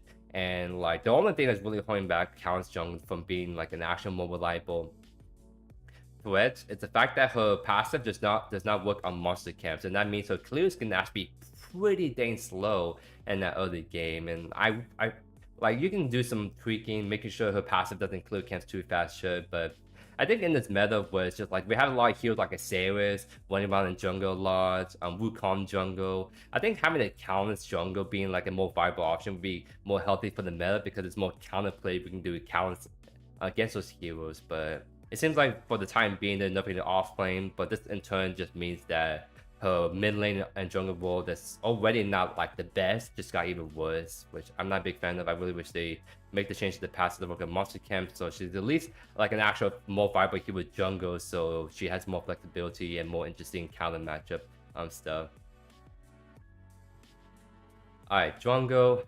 So Drongo is a hero that has been on the meta for quite a while, and I was fine with that honestly, because Drongo for the longest time has been the more meta ADC, so it's finally nice to have a Drongo now winning every single game. But of course he was just doing a little bit too weak apparently, so they're trying to like give him some like love right there. So they increase his R&B damage and decrease it too, so you get to use your R&B more frequently and do more damage with that. They're buffing his ultimate by quite a lot. Like this is actually a massive buff, like went from 250 to 400 max rank, and increasing scaling by 50%. Like yeah, Drongo's might be pretty dang strong next patch.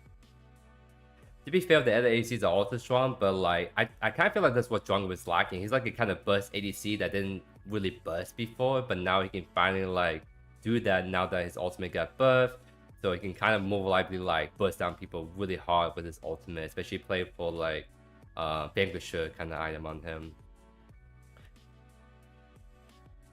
Yeah, those changes are like looking really good on paper. Definitely have to wait and see and go from there. Gadget, I see someone saying that nothing Gadget like should actually a problem, which is like actually kind of criminal that they did nerf Gadget because like she's a good hero. Like I think she's a hero that can be like decently well most of the time, but she's a mage that works best as like an anti-dive kind of hero. Like when you guys were watching my tournament gameplay with like Wukong, was like leader and all of them, like our leader captain was playing Gadget mid a lot because a lot of the heroes that people were playing on that side were dive heroes, and Gadget's very good at stopping that. Like think like Sarah's cage. Like Sarah's cage you, well, press Gadget ult and Sarah doesn't get play the game. So Gadget's a really strong hero in the right scenarios while being kind of just average outside of that. But for a reason they're just nerfing her, which is kind of strange, right? Like the slow decrease, I guess like sort of makes sense because zombie is annoying. Mana decrease is kind of weird because Gadget's a hero that should be more spammy with abilities because she needs mana to spam abilities to build up her stacks, right? But they're all, I guess, making the stacks increase by 1 for stacks in the game. No, wait, that's enough actually. Wait, I read that one because if you guys didn't know, like Gadget passive, like you gain 1 magical power per 5 stacks.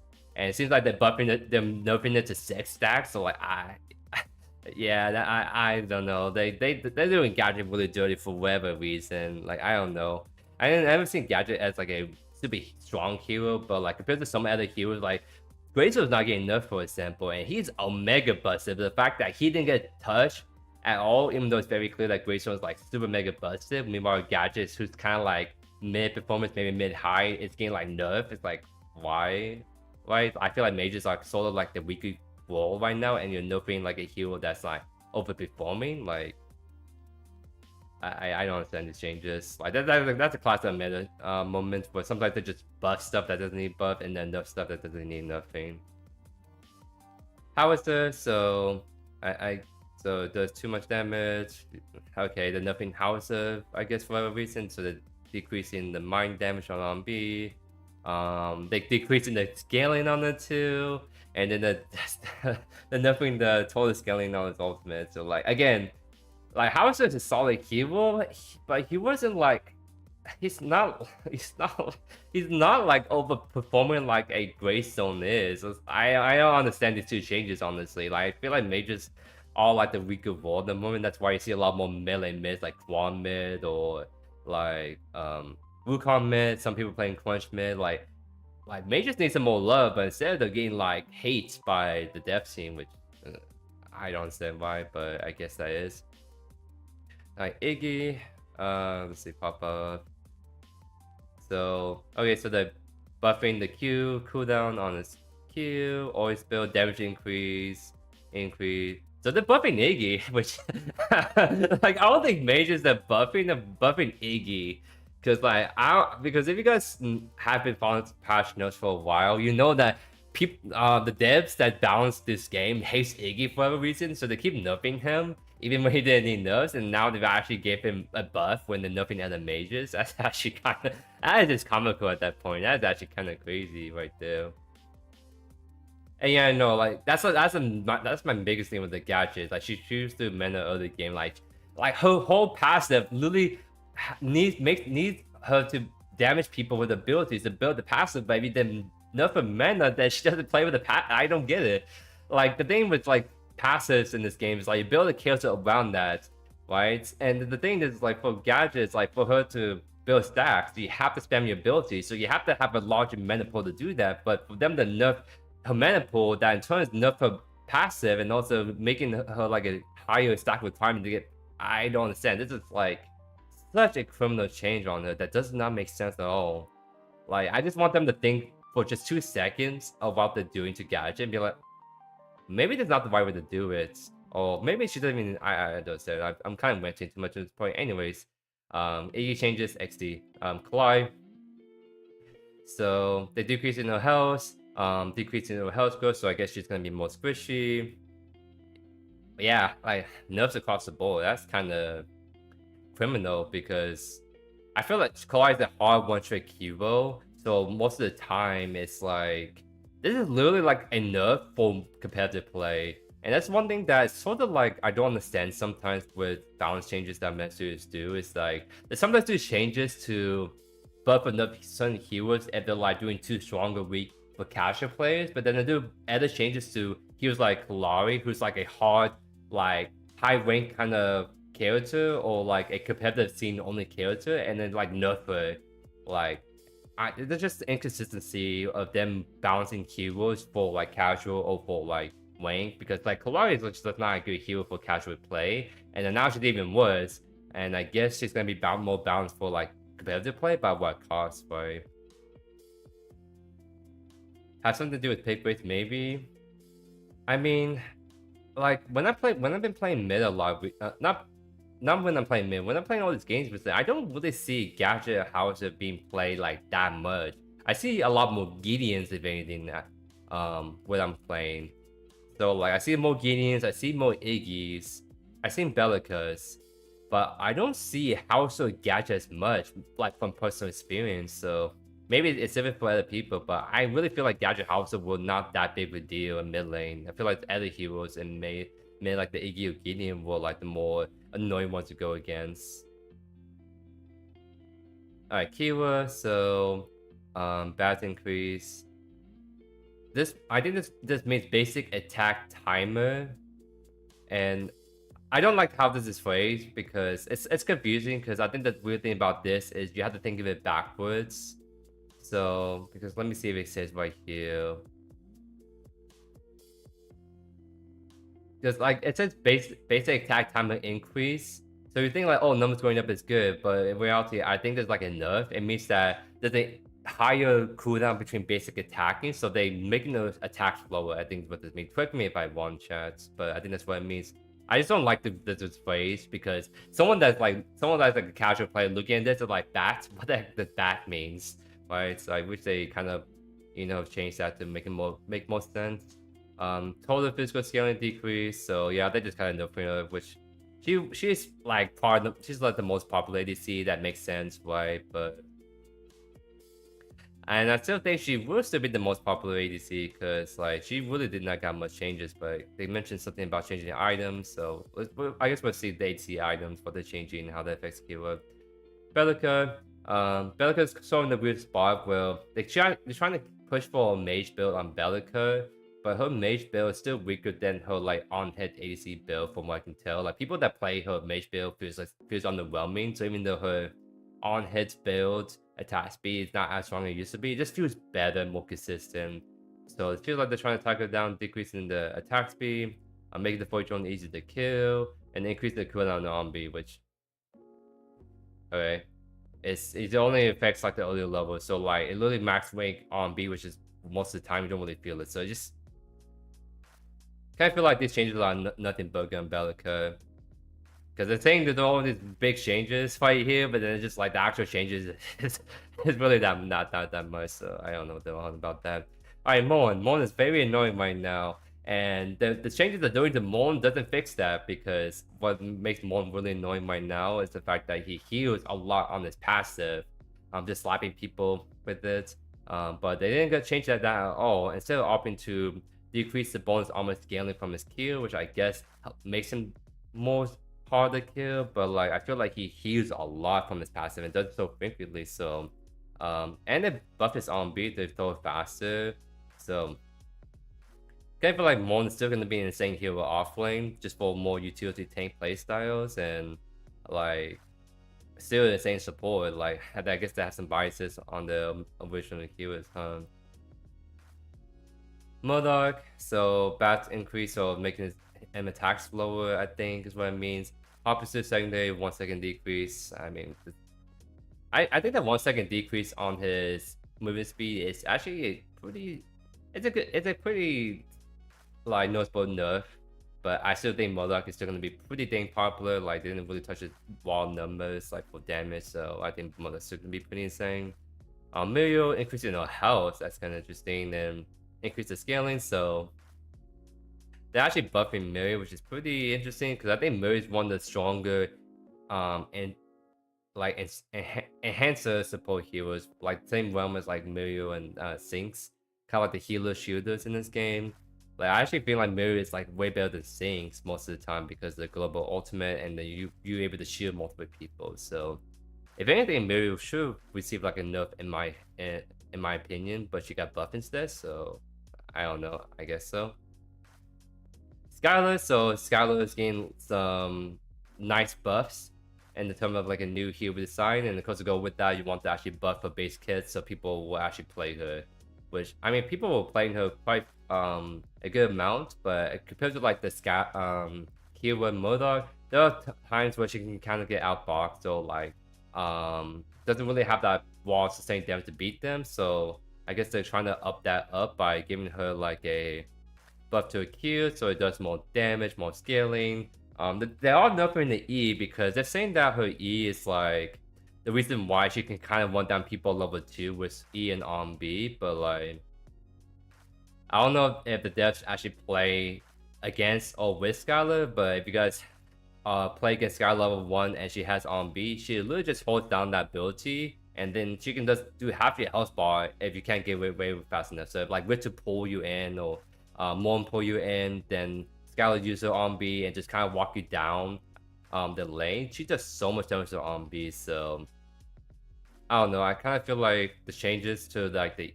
E will help with making sure she doesn't run down people too hard, but I feel like her on B is kind of like where most of her high sustained damage is actually coming from, in my opinion, of course. And the fact that they increased the hitbox for whatever reason on B is like an interesting change because I feel like Skylar never have issues with hitting people with the on B, and they're making it even easier to do that.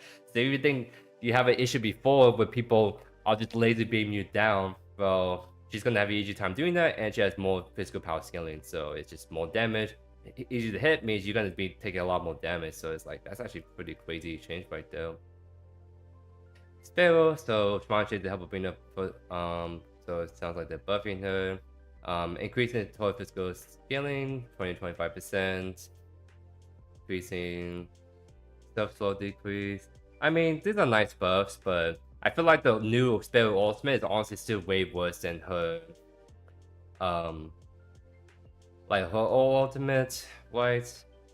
Like if they really want to push like her ultimate to be like a TB ultimate but more Kone Reeve, they need to increase the range because it kind of feels like if you're not playing for the range, you're playing for the wall damage, you're gonna be disappointed with the ultimate. So I guess it's gonna help out, but I kind of feel like this is not gonna really help with that much when like these other ADCs that are like quote unquote really strong got like mini like not even like a slap wrist, like a mini like small tap on the wrist, and then she's getting like a small mini tap on the wrist too on the buffs. Like I feel like it's not gonna change much, honestly. All right, TB. Lunari 4.0 bonus physical scaling increase, so I'm actually fine with that because TB's basic attacks always been a little bit underwhelming. That's why you see a lot more cringe blast builds with using more ability to do the damage. So I kind of like this change to make it more like on hit focus, but we have to wait and see if that's actually gonna do anything. Waves continue to be amended in high skill lobbies. You don't say. Snowball, blast, blah blah blah. Like waves. Improvements given to full weight. Like why do you keep I don't know why they are so obsessed with making support weight a thing. Like I think literally the only reason why they keep trying to make support weights a thing is because I feel like that's the only way they can justify bringing weights down much weaker and ADC mid roll, because like hey, she could be playing support too, because weights is that problematic character of just being really strong high elo but weaker and like your average kind of lobby. So I kind of feel like their solution to solve that is to make him weaker in higher skill lobbies, but make his alternate world support more viable, which, okay, I guess. I mean, I've seen some people play support ways ever since they did those changes before, but kind of feels like every hero like a certain Morn or Mirio or Sings are a lot more insane and more reliable than the Waze. I feel like Waze is kind of like a nutty burger when it comes to support. It's kind of like a niche pick that can be fun, but I think in terms of actual relevancy, I think it's kind of not that great. So they're gonna decrease the mana regen, which is like, I think that hurts the support role a lot. No mana increase, okay. And then decreasing its max Q range, so okay. So all this paragraph was just small changes, got it. Wukong is like the one that I'm actually like very curious at how that's gonna play out. Because Wukong, I think he's one of the most insane heroes, but only in the hands of a good player. So I have some bias there, sure, because I love playing Wukong. I've been doing too much Wukong content, if anything. But a lot of people seem to think he's about average. He's not great, he's not weak, he's just kind of in the middle, which is fair because if you don't play him like in a diver assassin-y kind of character, then all he really does for your team is split push a lot, which a lot of heroes can also split push. It just Wukong does it a bit better than them, so. But people are saying that he is sort of an immense hero. Well, guess what? He's getting nerfed because he's actually one of those heroes that like is actually really impressed with the first 3 levels in lane, and that's exactly like the nerf they're doing to Wukong my heroes. They're nerfing his level 1, level 3 power. So his jungle is not gonna really feel that much different, but his offlane early levels is definitely gonna feel some nerfs right there. So they decrease his base health. Decrease physical armor, decrease his physical power scaling on his basic attacks. For his Q profile, that's kind of like the super fast jump in the air, increasing the cooldown, so it's kind of like 14 to 15 second increase across the board. High impact segment, that's the ground slam, damage decrease, 10 base, 245, 230. They increased the E scaling though, so it kind of makes up for that, but increasing the cooldown. So a lot of the changes right here, like you're gonna see like some tweaks with like you see some damage base decrease, but some increase in scaling, increase in cooldown. So all of this is just geared to make him weaker in those like first 6 levels. So he has higher cooldowns early levels, and he has higher lower base damage. But then as the game goes on, those increased cooldowns won't feel as big of a deal, and the increased scaling that he has gotten on some of the abilities, it's gonna feel like he's gonna still do Wukong stuff mid to late game where he just one-shotting people. So I'm definitely gonna play him come like next Tuesday, because I play Wukong offlane so much that I can probably immediately tell like how the nerfs feel those first few levels and see if we can still one on people or not. The fact that it has 9% scaling base attack is really stupid. Yeah, that's kind of like interesting. It's something because I think like most heroes will have like 80-75%, and then some of the higher heroes will have 85-90%, and then some heroes with 90-85-100. I need to look at that again, but yeah, no, the fact that he has 9% basic attack scaling is actually pretty crazy now I think about it. That's kind of like the reason why he can just kill towers really fast early on, because he has more basic attack damage to do that. Not many people play Wukong anymore. He's actually like banned like almost single game in Wayne, so it's like people not playing him because half of it is like he's just getting banned every game, but the other half is like the bad people that don't like playing Wukong because they're bad with him stop playing him, so that decreases his like pick rates. So this is exactly what I predicted was going to happen, that where he's getting picked every game, but now bad players are not going to pick him anymore, so he's going to drop down the pick rate pretty fast. But the people that are good with him are going to keep playing him, get better with him, and be impressive with him, and this is what the nerfs are doing. They're trying to make those impressive players not be as crazy on the Wukong as much anymore. Do you think they keep nerfing broken heroes above it? I'm going to answer this question once we get through the rest of the heroes. Yin. So yeah, Yin definitely needs some love, right? So they're gonna increase like her Q damage, and increase the scaling by 20%, which is actually pretty crazy. Windows secondary, increasing the max HP from 5 to 6%. Doesn't sound a lot, but it's max H health we're talking about, so it's actually pretty significant. And then increasing the RMB damage on her right here. Excuse me. These are pretty good changes because I feel like what Yin sort of lacked is like more damage on abilities. Cause I feel like she plays too heavily on her basic attack, which I mean she's the ADC as kind of character she kind of needs to, but even someone like Ceres has some nice base damage numbers on her abilities, but Yin never quite had that, so it's kind of good to make it so that she's not as reliant on base attacks. From time to time she can finish people off with a Q or RMB. Plus, Yin is also kind of like interesting character where she's a lot stronger against heroes like Howitzer, Rampage, where she can deflect their abilities, but a lot weaker against heroes like Boris, Chimera, where she can't even do anything in terms of reflecting abilities. So, getting away from that a little bit more and giving her more wall damage on those kind of abilities is going to help out a lot, I would feel. Ceres, this is actually really interesting changes. Well, I don't think he was buffed or nerfed. He just got a lot of adjustments to well. His jungle is getting nerfed, but his offlane is about the same. What I mean by that is, they're decreasing his health growth, so it's gonna be squishier, but then they're also increasing his mana growth and decreasing his mana on his Q, which is actually huge because the AD cost Q is like disgustingly high in offlane, so a reduction to 60 is actually pretty huge. They're decreasing the base attack scaling is on his basic attacks. Then it's on B damage is changing, so it's kind of like a wall nerf right there. And then decreasing the damage on his ultimate from 425 to 400. So essentially these nerfs are just nerfing his jungle wall because he does a lot of damage and the whole like ganking and then doing his combos and whatnot. So it's fair. I think Ceres jungle is pretty dang strong. So I like the changes to him to like make him not as oppressive, give other junglers more breathing room. But I really like the changes to his mana economy because that's like his biggest issue in offlane. It's the fact that he doesn't have the mana to keep up with the competition in offlane.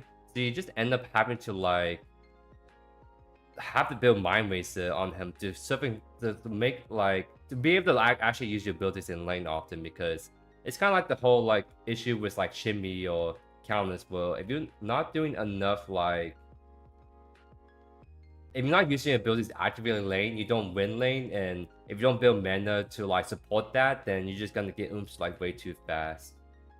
So I kind of feel like for like Ceres, is a really nice changes for offlane, makes him less reliant on building the mana items like Mind Racer, but it can still be pretty dang good on him. I might still want that honestly. But if you wanted to do AUG Mutilator on him, that's definitely a lot more viable because you don't have to suffer as much from the mana issues that you had before on him. You don't know why Ceres got nerfed? Like, he's actually really insane jungle. Like, he's like a hero that in rank is like one of the most popular heroes for jungle picks. You either like ban him or you pick him pretty much, because he just offers just so much burst damage if you build him right, and then his cage is really impressive. So yeah, it's more like a rebalance to make his jungle wall weaker, but make his offlane wall a bit more consistent. Is the best way to say it. Sinks receiving the range of changes, pushing away from more passive health. So attack speed decrease, physical armor decrease, mana decrease, mana. Okay, there's nothing no general base stats, and then decrease damage, decrease duration. Decrease mana, increase, decrease, increase. Wait, what is? These are all big nerfs to her. What are they doing to her? So more active, aggressive playstyle is being done, with shifts to overall damage. Ultimate results is that James will have to rely more on questioning opponents with bad medicine, with excessive use of infused risking or exhausting the mana supply faster. So essentially they're trying to like push Sinks to be more of a damage focused support by like making her E better. Okay, the reason why you see me being really confused is because they're saying they're trying to make her be more aggressive, but then they decrease her attack speed, they decrease her physical armor, they decrease her mana, and then they decrease her mana regen. So like her health, her attack speed, her mana efficiency all got nerfed. That, if anything, that makes it hard to be aggressive because now you squish you and you don't get to spam abilities as much. Okay, they buff E by making it cost 5 mana less. Okay. They make her E do more 10%, like 10% more scaling. Okay. These are just nerfs, straight up. Like, so like they're trying to do what they did to Sirius, but they're doing adjustments. So like he got nerfs and buffs, so he kind of feels about the same. But then Six is just straight up like nerfs across the board. Besides like 2 things on her E. They want Six to die more. That's honestly like that's probably the best way to describe the changes to the things. Like if you want things to be more aggressive and lane, then I think decreasing attack speed goes against that. Decreasing your mana goes against that, because if you want to be aggressive with things, you have to use your E more. But you can't use your E more if your base mana got decreased and your mana regen got decreased. Like all of these changes doesn't get like this doesn't offset the changes. So she's gonna be more mana hungry in lane. She's gonna heal less. I guess she does a little bit more damage on E, but like some of these changes just does not make sense. Like they try to break it down to give you a reason why they're doing it, but then if you actually read the numbers, it's kind of like, wait, you're not doing what you say you're gonna do. Like I actually really don't like these changes. I feel like Sync was in the good spots, like, and they decided just to nerf her. Like I don't understand that because I feel like Muriel was the better support a lot of times. Like EU loved Muriel a lot, and they just buff her, and then Sync is like, yeah, we're just gonna nerf. Yeah, I'm not. You guys can tell I really don't like it. I'm very puzzled about these changes. I don't understand them at all. Dude, I just buy things. Yeah, I mean, her revive is really annoying to be fair, but like still, they said they're gonna do one thing on her, but then they did the opposite. That's my biggest issue with that. It's just like communication there, which just does not make sense, honestly. All right, so we're gonna go to the item. So I want to answer one question. Well. So I want to answer this guy's question. Well, do you think you need to keep nerfing broken heroes or buffing the to be able to match them? So I think what administrators need to do is you either need to like nerf the broken heroes so they're more in line with the rest of competition, or you just make everyone broken. Because even Robbie, the CEO himself, said that the best way to like they want to make every hero free broken. So like if you make every hero broken, then no heroes feels like too oppressive, except that wasn't the case. Like there was clear OP heroes and clear very bad heroes. Like think of Terra. Like Terra actually not getting any buffs is so criminal. Like Terra is like not picked at all really, and her win rate is atrocious. Like I don't know what data they're looking at when they're doing some of the changes, but I kind of feel like it's very obvious that Terra needed some love, especially that her Q does less damage than her basic attacks. Yes, her Q does less damage to her basic attacks. That to me is just so something's very wrong with the damage scaling on Terra, if you get to that point. And the fact that Terra is like underperforming like crazy, and then like Greystone and Kwang that are like performing like crazy, they got enough. I don't see the clear logic reason right here. So yeah, to answer the question, I feel like what the easiest way to do it is to just nerf the broken heroes, so they're more in line with the other heroes are just more average. And if the hero is like very underwhelming like a Terra, then you buff them so they're more middle of the pack. But they're just not doing that at all. So I feel like this is like a very frustrating balance patch. Well, there's some good changes. Like I like the Terras a lot personally. I think Wukong changes were fair, but then you have some changes like the Scarlet Beam having a bigger hitbox, Mirror getting buffed for no reason, Grayson Kwang not getting nerfed, Terra not getting buffed. It's just like these changes, the heroes are just so like off the mark. It's kind of crazy. I'm hoping like the next bounce, like the actual next patch, which is going to be like the newest hero, is going to actually have a lot better changes or more changes, because at this rate that it's going, it is like not looking too promising on how they're trying to balance like the current meta where we at right now. Cause show off the You know, it's funny. The only reason why Terra could be playable still is because she's immune to CC, and there are times where like this whole Predecessor roster is so reliant on CC. So having a hero that's immune to CC will always make them strong, but only for that reason. If she doesn't have CC immunity, Terra will literally just be like in the dumpster, in the grave, just like forgotten about. That's the only saving grace about her right now.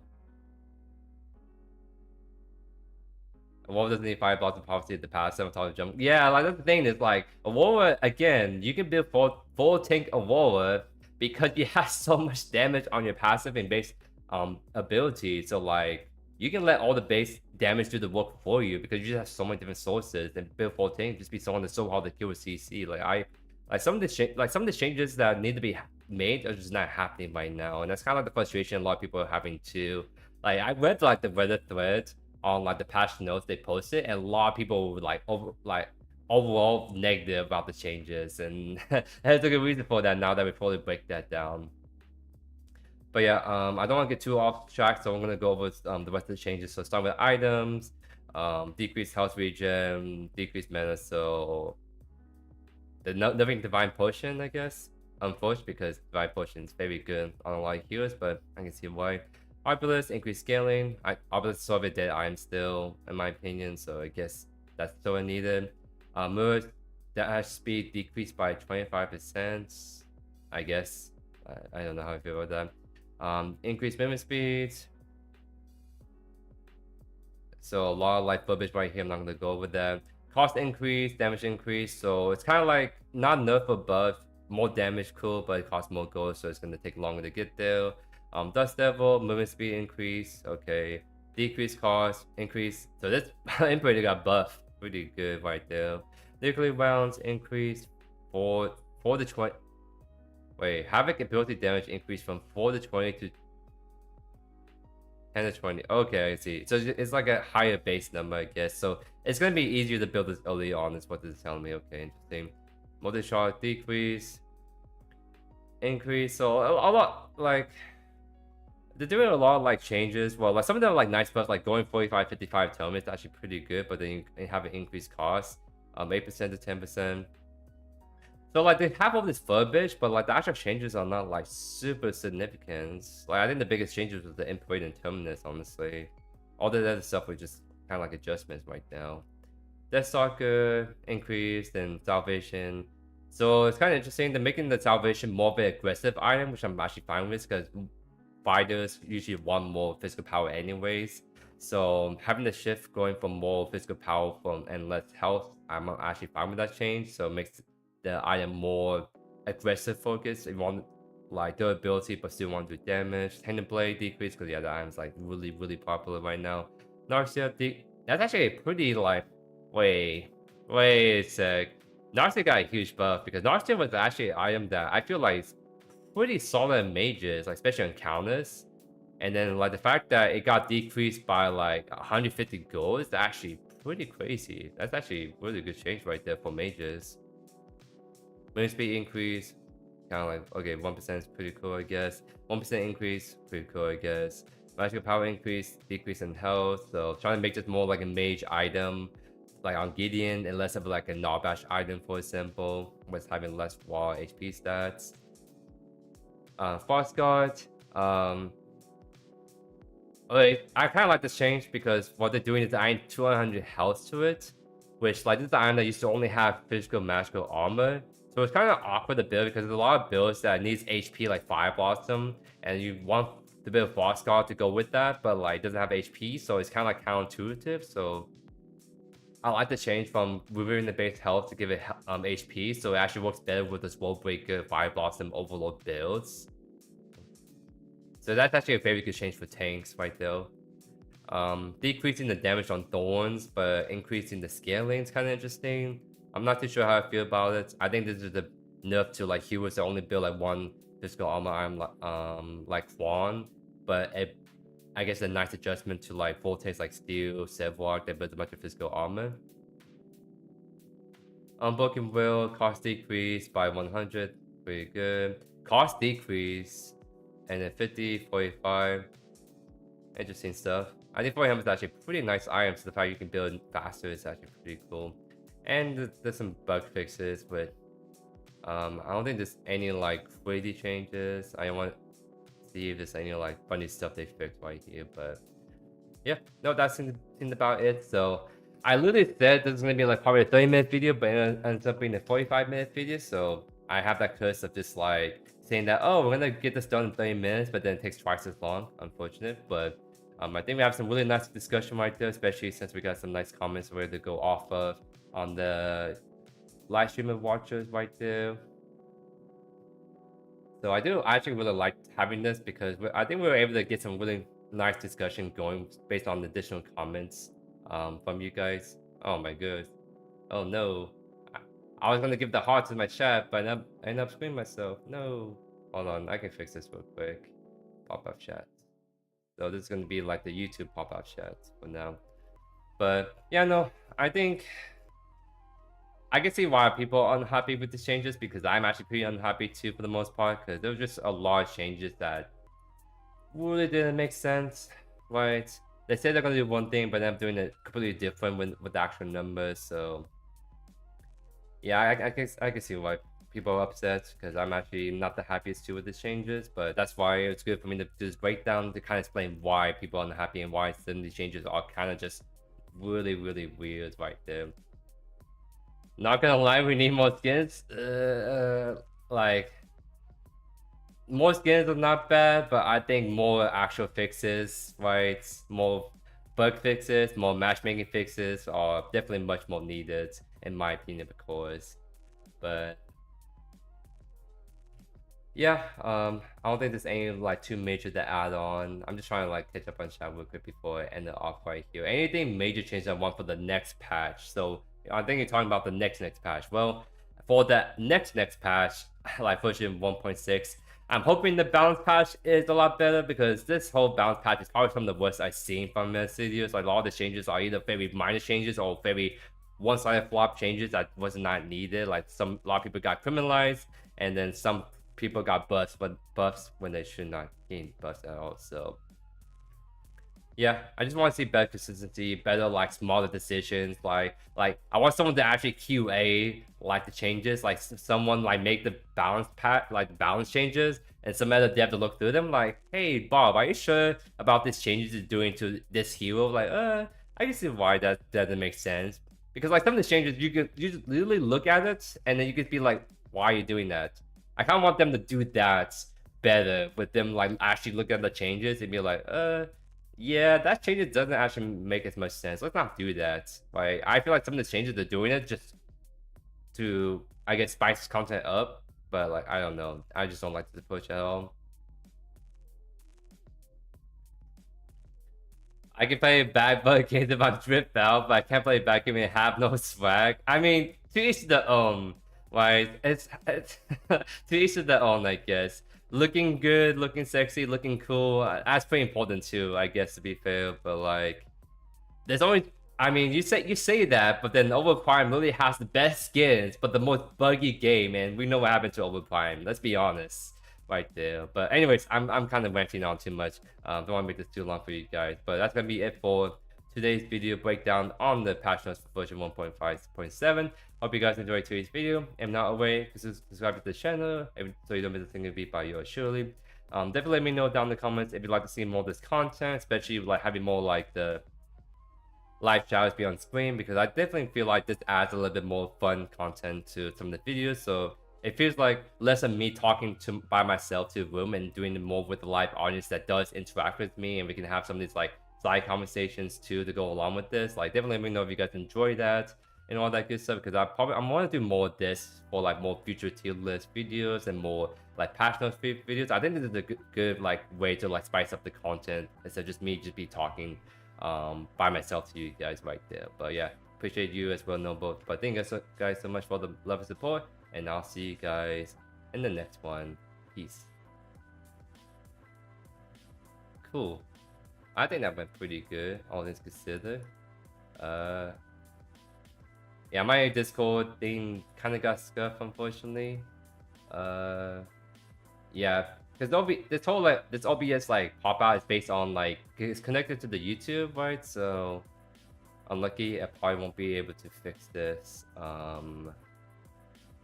for the rest of the live stream, but that's fine because I can kind of just look at something else instead, so I can chat with you guys. Oh my god, please let me fix this. All right, there we go.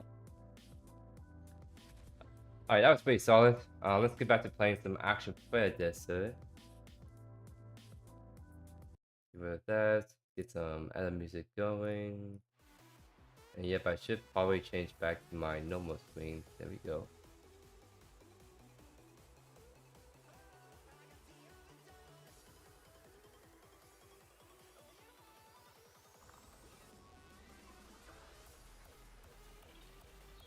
Oh no, so mute. So I did that for the YouTube video. I did the whole outro like see you guys in the next one piece. But that's for the YouTube viewers only. Like I just so I'm still doing the live stream. It just I did the outro for the YouTube video. I did.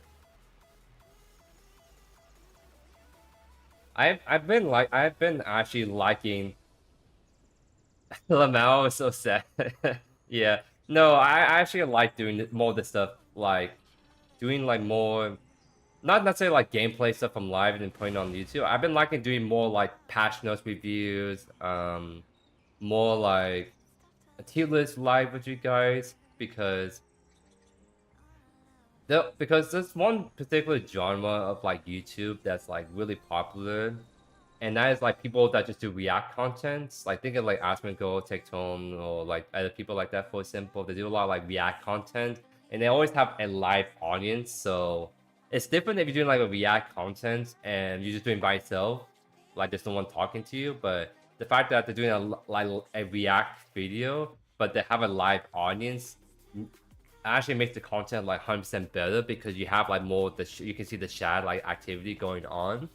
But also like a lot of the people that does really good react content actively engage with the viewers, so like they can say one thing and then if shadows disagree with them, they'll be like, oh, okay, you guys disagree with me on my point, but here's why I say this, and that helps out a lot on making better quality content. So it doesn't feel like you're talking to a brick wall by yourself. It kind of feels like you're talking and you're interacting in live, kind of like means of like people disagree with you and you like can be like, this is why I think so, or people does like a funny joke and you laugh with that too. Like react content is 10 times better when you have a live audience that you can also react off of, if that makes sense. And I feel like that same principles can be applied to like some content like the patch notes, and then for like tier list where I have like a live audience going on. So like not only people that watch my live streams regularly can have a chance to be on the screen on like the YouTube, but also I can react to that while doing like that content, and that can add more dynamic fun content to said video. Like I want to do that more often because I think it's a good addition that I think people in our community are not doing as much as content creators, and I think it's a good way to like bring a little bit more, something fresh while doing the same stuff that you guys come to love from seeing from JoeYoursTruly. You missed the bigger Joey screen. I'm blind, man. Yeah, I'm kind of lazy, if I'm being honest. Like maybe there's a way I can like do a transition scene where I can be like, if I'm not in game, for example, I can just leave this up. Then once we get into a game, I swap. But my problem is sometimes I forget to swap back, and so like half the game. Sorry about that. I play like half the game, like on this, and then I'll just block all my eyes, and people are like, "Joey, I can't see you. You're too big." And like, "Oh no, I'm sorry," and then I have to do swap back, right? So it's more like I'm lazy, and also sometimes I forget to actually swap back, which I don't want to run that risk of doing that. So that's why I just keep it like this for almost all the time.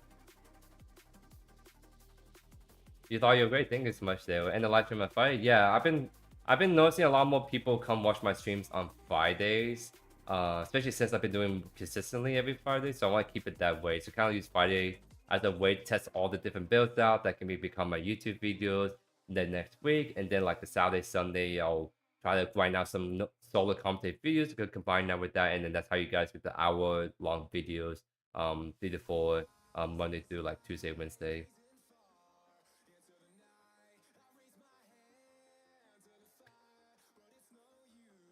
mean they're on the same program. Don't tell management. Yeah, true.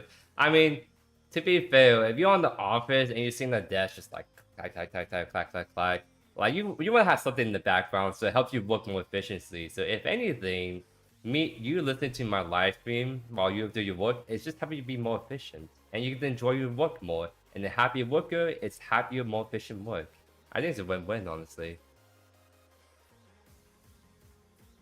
I've been talking nonstop for 5 minutes, so I'm gonna go hydrate, maybe clean out my throat a little bit, and get ready for the next game right here. So I'll just be right back, guys.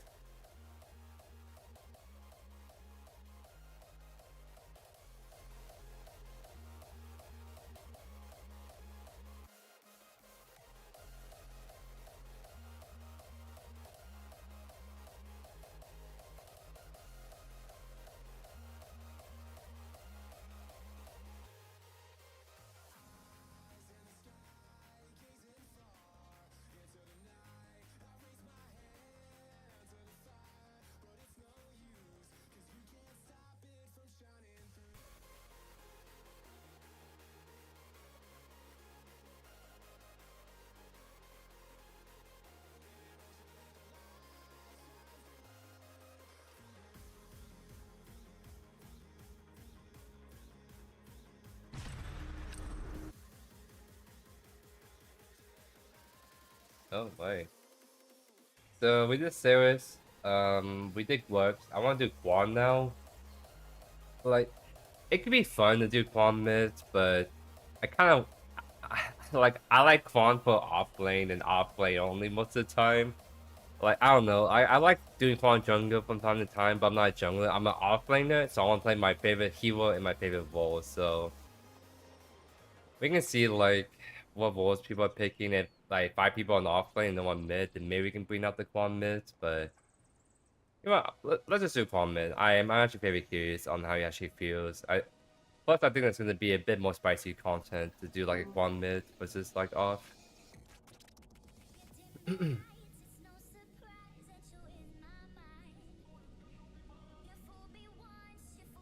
Oh, that's I think it's the person with the potato Wi-Fi. So see if we can get into camera. Do I mainly stream here on Twitch? I only stream here on YouTube. Like, for like on Twitch, if I want to build an audience on Twitch, I have to stream at least 3 times every week on that platform. And I'm kind of like asking myself, do I have the time or energy to stream 3 times a week on YouTube?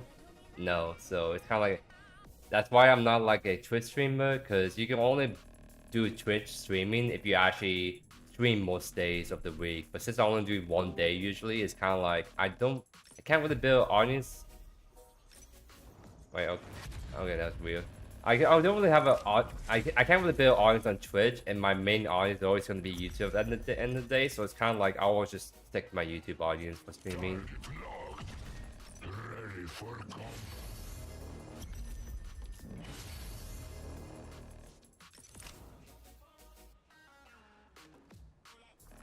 A little magic defense won't hurt. Yeah, like everyone. I mean, for Kwang mid specifically, I guess there's 2 ways you can think about doing Kwang. You can do like cybernetic drive for the regen and like more sustain in lane, or you go for damage. And I feel like if you're doing Kwang mid, you go for damage because Kwang does a lot of damage early game, and that's against like melee offlanes. Imagine how much damage you're gonna do to a squishy mid early game with a true combo. Like that's actually gonna, I think, just build damage, and then you get to kind of delete your mid laner straight up. So trying to find, there was like I saw a Kwang mids the other day. That okay, that was in my Steve game that we lost. That was one with the, yeah. He actually, so the Kwang mid that I saw in one of my games recently was the one that went a circle first into Magnified Tainted Scepter. Like, that sounds like a JYT build. I'm being honest, because and it makes sense too, because Kwang, like I said, can go through mana pretty fast in the early game. And in offlane, you can get away with just using on B only and win lane most of the time through that means. But if you're playing in mid, you kind of have to play for Q on B a lot to actually pressure your mid laner. But again, you want to mana pretty fast usually. So if you don't build the mana forwards, you have to be really reliant on wither buffs. And if people are camping your wither buffs and you don't get them, well, you don't get to play the mid lane super well, huh? So I actually like the idea of going a third core, like building Alchemist Wall first, sit on it, then build like my Magnified out for some of the Army fam, then Taint a Scepter, then go from there. Like that build kind of sounds a little bit spicy, I won't lie. Because since you're playing Kwang mid, especially, you don't have to play as a frontliner because your frontliner should usually come from your offlane, jungle, sometimes support. So you can go for more wall damage and just kind of delete people with your ultimate. So that's what I'm trying to go for anyways.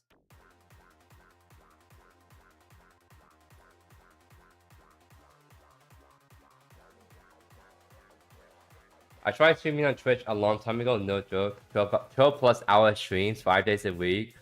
You were done probably burn now.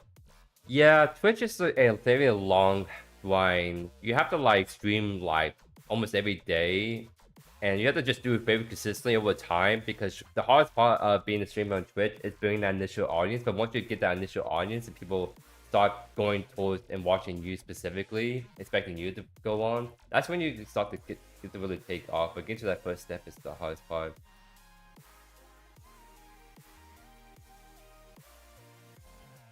So I think like for Twitch nowadays, I think doing 12 plus hour streams is like excessive if anything. So if I were to like, if someone were to like become a streamer on Predecessor on Twitch, I think doing like 4 to 5 hours, 5 days a week is pretty much all you're willing to do. If you do that every week for a couple months, I think that's all you need to do to build your audience. Because what's gonna really help you like build your audience too is if you get those weights by like, I don't know, Pinzo, for example. I was gonna say Soul Reaper, for whatever reason, Soul Reaper never waits other people, I think. No, wait, what? Not, wait, I'm getting that mixed up. Is it a Pinzo or Soul Reaper never like waits other people? I forget which of the two that never does that, but either way, like usually you get weights by other people. And then if you get that 80 plus people coming to your stream for the first time and you're actually a good genuine streamer, you're gonna retain probably a decent amount, and then that's gonna really help you like be able to like build your audience long term. It's like you have to do it consistently so people will check out your content, but then you also have a high chance of getting weights, and those where you can get a lot of new faces in the stream that can stick around long term potentially. You open like 80 iron cores and forcing floating core, even though it's probably 5% chance. Yeah, it do be like that. As a console player, don't deal with 1/3 of the bugs and issues you guys do. That's kind of nuts. Yeah, well, it's because consoles usually have less things you have to worry about when it comes to like stability. Oh, not even that. You know what's funny? That you guys probably don't even know. For pushing games and patches on console, Microsoft and Sony have a stricter requirements when it comes to that.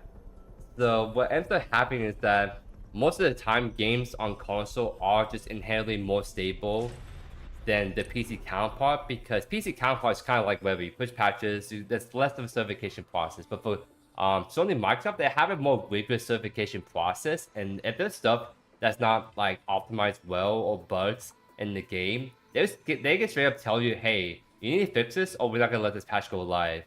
So because of that, the QA side have to actually be better on console to be able to push patches on those console versions. So that's why consoles usually have less problems than PCs, because they have stricter requirements to get like certified and all that stuff. But PC is kind of like you can't push game-breaking bugs, quote unquote, and you don't get any pushback by it necessarily by Steam. Like Steam is a lot more lax when it comes to that.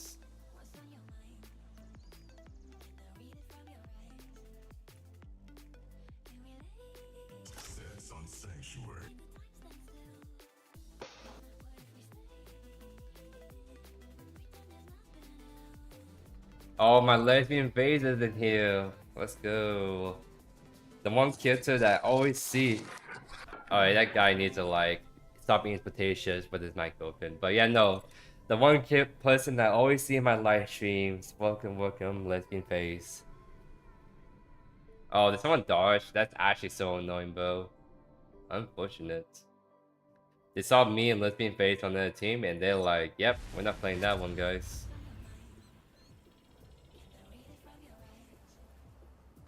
Well, well, well. Wait, I can whisper to you? How does that work? Can I swap? Oh, local. That's kind of funny. If I fire. You know, that's the first time I ever used that, by the way. So you should feel honored, lesbian face, that you're the first person I chatted to whisper and the first person I sent the ubu to. But yeah, welcome, welcome, lesbian face. How are you doing on this fine fighter right there? Among Us Sussy Imposter.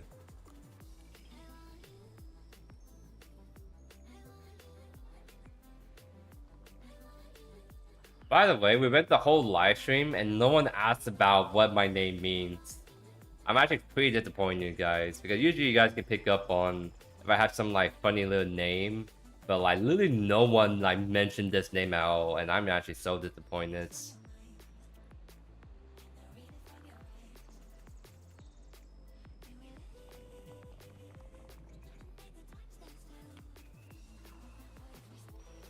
But yeah, you guys are wondering about who Lupa is. She's just like a new character that got announced on Withering Waves that looks pretty fire, I'm not gonna lie. Let me see if I can pull it up for you guys.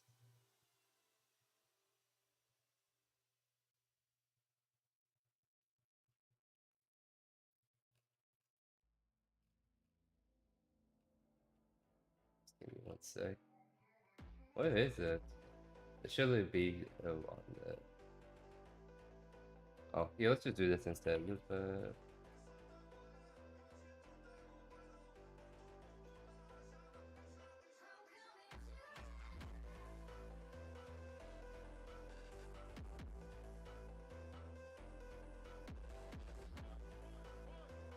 It's just character. It's just like a really like cool character from a game I like playing a lot. So I'm kind of like, she's just so fine, right? I don't know, like, I kind of feel like lately I've been doing a lot like fixed matchmaking, sad face, or like keep up people. I keep doing like references to Predecessor, and I want to do more references to other games I play. So that's kind of like the main reason why I was doing that thing in the first place.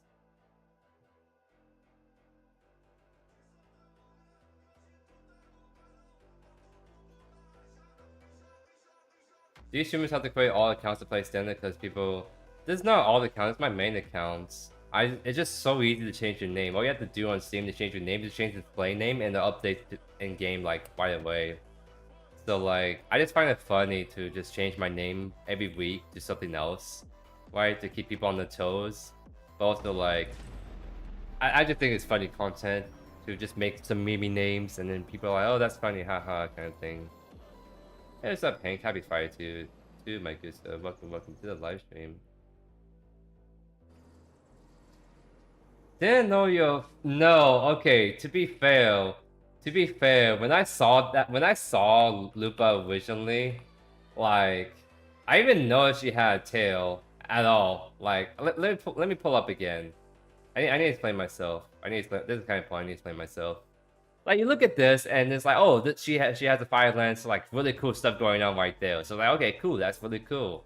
But I didn't realize she had a tail until someone pointed out, and I'm like, wait, where? And like, oh, I see where it is. So no, I'm not furry. I didn't even see that in the first place. To be fair, I'm not furry, but no.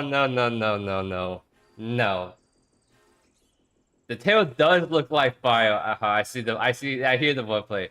But no, okay. I have seen the leaks on this character, and she has some really cool animations going on. Where like, I guess like she's obviously kind of like, it's in the name too, Lupa. Like it's kind of like she's sort of like a wolf girl, I guess you can say, and She has some like, so usually when you think of like wolf characters or like those fantasy kind of games that have like the ears or like tail or whatever stuff, but for like her gameplay stuff I saw that was leaked, she has, when she's like doing her attacks or whatever, like she has like the fiery ears or like her tail starts to go on fire kind of thing. So it's kind of like a really, it's done for a reason, I guess. Like I actually don't know why it's like she's like a wolf girl, because she's kind of like the first that kind of character in the game, but I guess like the new region has a lot of like those mixed races, which I don't know. I'm getting a little bit off topic right there, but I think she's a pretty cool character. I have to see her animations in the game, see how that plays out.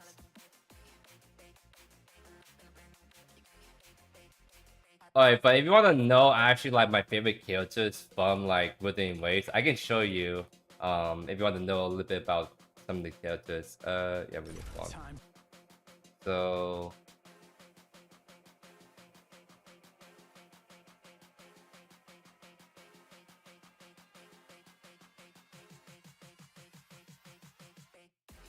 I'm trying to pull up some different ones, just whatever I can find.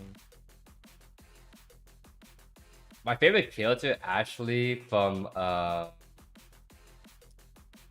this game for the longest time, it still is like Chain Li. Like he's like a very cool character, and then Carlotta is also very cool. Like her like gun gameplay is like pretty fun to do. Like I don't know, like I have a thing. For me, the kind of characters I like to play a lot are the ones with like fire effects. So like when I play like Dark Souls, for example, I always want some kind of like Dark Souls 1, for example, you can run like a pyromancy build, because pyromancy scales on the damage of the weapon level of your fire hand. So I did like a strength build in Dark Souls where I did like greatsword, and then I have ranged fire attacks, which I thought was so badass. And then I always like characters that has like fire attacks and great swords. Like Kwang was almost like the like perfect character. He has a great sword, but if he has fire VVX instead of lightning VVX, oh my god, I'm gonna lose it. I'm actually gonna like be so in love. I still love Kwang the most still, but like if there's one thing I would change to Kwang for like a new skin, it's literally just like have fire VVX. I think fire VVX and big swords just go so hard together, in my opinion. But anyways, enough of that. Let's kind of start this recording. Let's do this. But yeah, anyways, we're doing some farm mid because we're kind of in the real moment in the meta where like mages are across the board a little bit weaker compared to like the offlane jungle roster. So you see a lot more people running like melee mid. Like Kwang, for example, is like really strong offlane jungle, and heroes like Gadget, Gideon, Bellica, they're not as strong as they used to be. So you end up having these situations where you are just playing a lot more. You have more this potential of like running melee mids, just because inherently at base level they are strong and mages are a little bit weaker. Plus, I think it's kind of funny to have like this more melee mids, which is, to be fair, like I think kind of interesting. It's always been more interesting to see more melee mids, right? Like I think Fame it's probably like the melee mid that's been thing the longest time, and now we're finally getting other heroes that can play around that more. But at the same time, it means that there's sort of an issue with the meta, and that is mages are weak and melee killers are strong. So we can see how this goes. We're not gonna really win the early-ish part. We kind of need to get our levels going, then we can start getting aggressive onto the gadgets. And the build we're gonna go for is obviously more damage build, so we're actually gonna build a soul core too.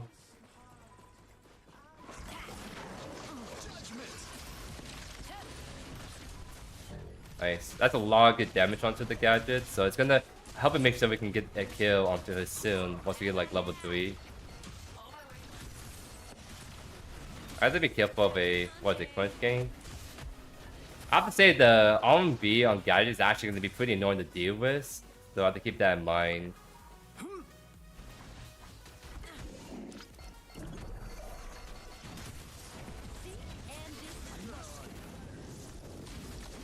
That wood is so long actually. Yeah, so this is like the one mage that's probably gonna be really annoying for us to deal with, but like I mean, all we have to really do is Q R&B spam, and we're gonna do so much damage. So we just gotta get to that point of doing that, and then we can actually reliably kill her.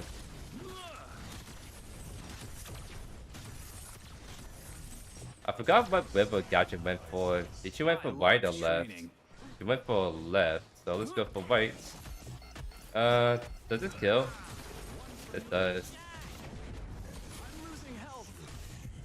Alright. We may have died. We may have died for that. Unlucky. And a teleport shot just so I can focus a little bit more. So yeah, I'm not making this pick not as strong as it should be, but it's, to be fair, it is my first time trying it out, so I need to get to the groove of things first and kind of go from there. And it's sort of grief, but I want to wait for Aquaman Bar so I can start stacking this ASAP too.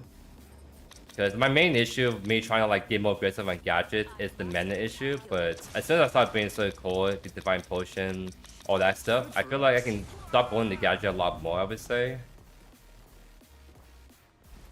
So it's kind of like a scaling situation. I think we're gonna be fine in the long run. I just gotta get used to playing this pick mid and not like offlane.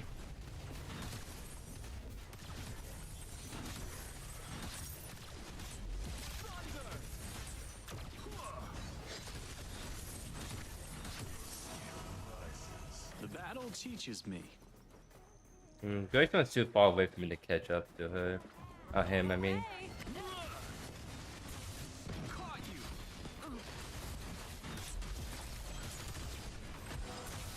He's a level 6. I'll say fine. Yeah, the R&B is like one of the most annoying things, honestly. But see how I show you half HP just from those abilities, by the way? No, yeah.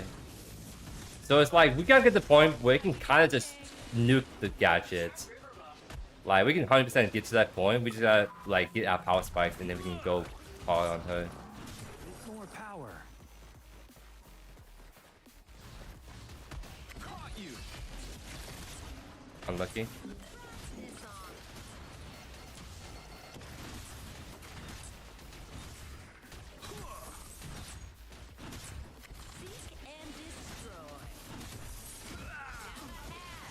So I got the R&B, but not the boot I was hoping for. I can also like look to gank because I have a lot of damage to really bring up to this team fights. And she has a reset too, so I feel stronger. wow. I don't get a feel for how she's moving too. Light up the heavens.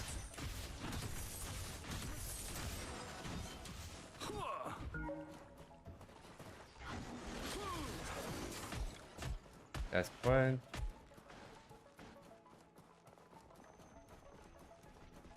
Happy hunting. Try this on. See the light. I'm probably gonna get aggressive her again after my back, just so I have to find potion and then a little bit more damage.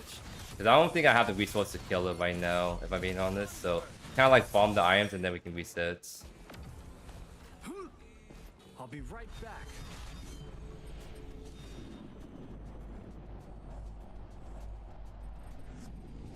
What did I miss? So let's see. Magnify is the first item. I will use it. We can't get like that Omni Fem. So let's just do this instead. This will be good. So, I mean, all this considered, we're not that far behind the CS against the gadgets, so we're actually doing pretty good. We just need to catch up on levels a little bit more, and it would be good.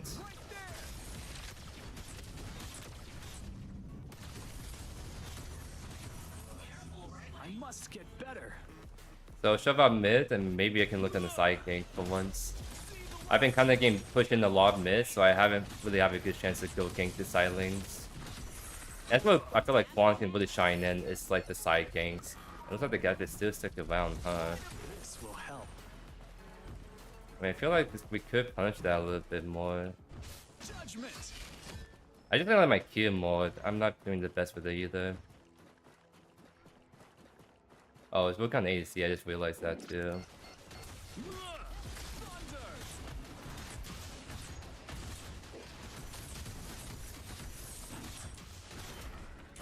Oh, that's a punch. Right there. Just woo him, and I can run away. Oh, we can't go on him. Oh, I got 5 block. That's so unlucky. Because I tried to jump, ult, but then Kame blocked me, so that momentum didn't carry me forward. It's the unfortunate thing. Unlucky. You know, I did one of the situations where going Q max seconds might be better, just so I can go for more Qs in lane. Because if I could do that more often, I can find a way to like actually kill the gadget eventually. Because E dash is mainly good for like an off lane, when you're dueling out people, but I think Q for mage one is like very nice. And if I have ultimate, I could just whip it on the gadget killer too. Unfortunately. We'll get 1 plate and then we can go. Yeah, I think we're gonna go white in a sec. Oh, he's trying to plunge. I think Kame needs to leave. He's just in the bad spot, big time. Caught you. Just leave. We just don't fight that. One for me. Food cost 1 HP. Yeah, we could run it. I'm gonna lose some tower plating, but it'd be fine. Yeah, just looking. Oh. If anything, she's gonna help us kill us faster before Crunch can respawn. So this worked out actually nicely in our favor. Just finish this.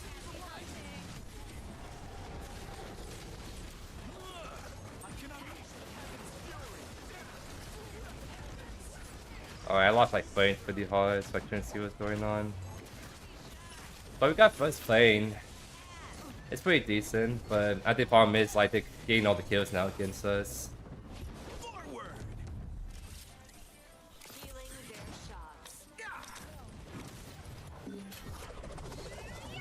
Deflected.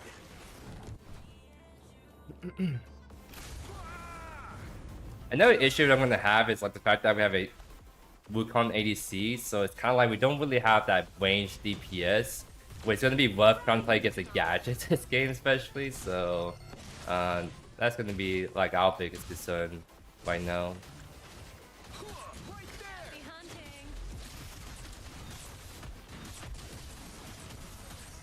I love training.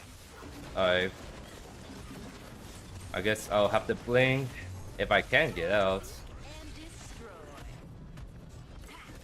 That's not gonna be fun trying to play around that. I am not at my best. Alright, back to the fountain we go.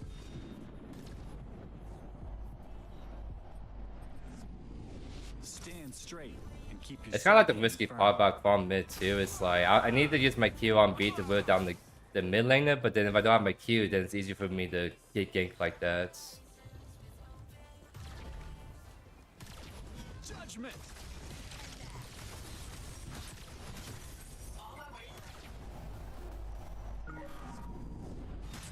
Oh, I hit it too and then stop a recall. Unlucky. Time work. Okay.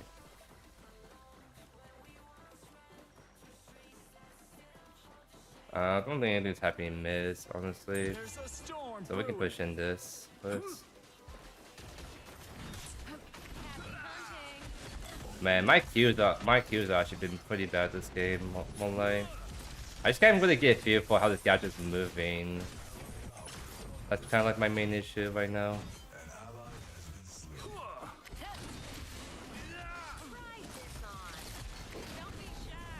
Do you use her E?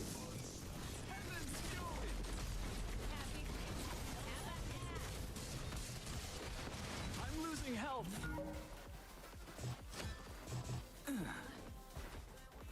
Do the 12. Hmm.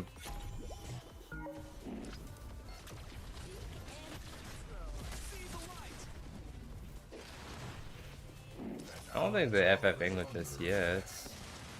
I'll play this a little bit longer to see like how this is going for us. I am not at my best. I'm probably gonna get ganked soon, honestly, so I just gotta play careful. Yeah. I think Gadget is actually probably like the one healer that can make melee miss kind of above the time because she just has so much that sustained damage root range and all that. Rather tired. Oh, I guess everyone plays mid then. Grabbing some supplies.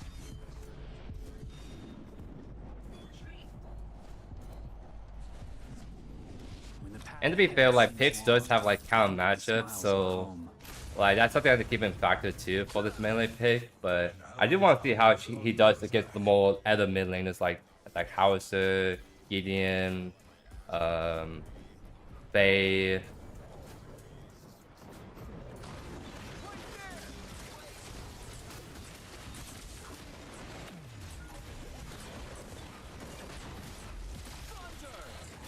We need to change Zep to get rid of this dude.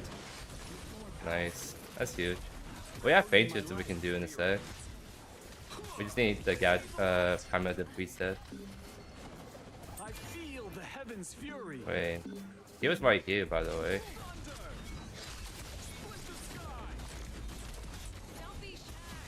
Blink on Kiva. We can take this. See if we can catch anyone. Nice.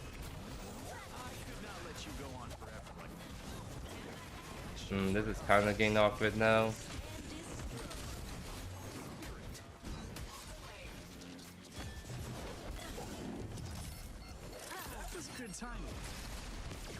I get out, fine.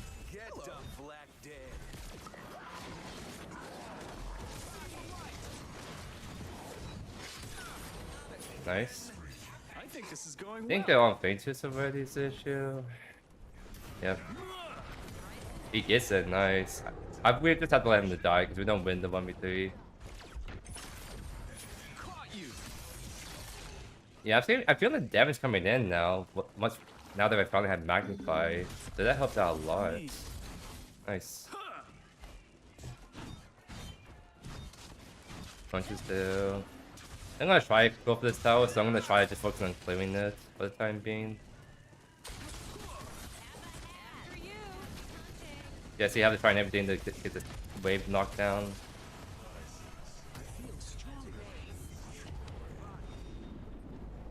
So let's see. Next item should be magnify. Yeah. Let's keep it. No, let's keep it. Tainted. Oh my goodness.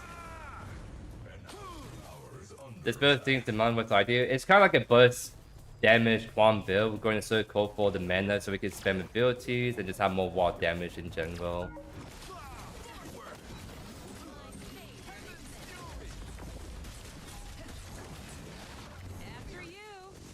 I'm gonna go for you, I don't care. Wow, she had the cheat code! No, man. She's cheating with that. Unlucky, dude. This is Wukong support, right? Yeah, I can throw hands too, even with 1 HP. Reset real quick again. Oh, maybe should help with that. Unlucky. All wouldn't be better necessarily because we're trying to like snowball with kills, and Orbit Ghost doesn't help us with that. Plus, we need the mana more than anything. So it's like Alchemist Water is just the best item for that.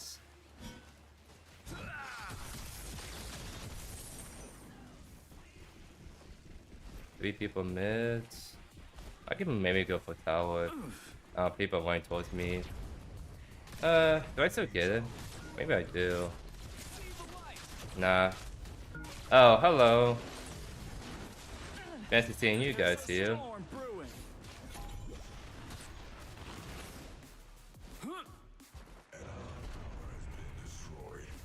I just want to farm, man.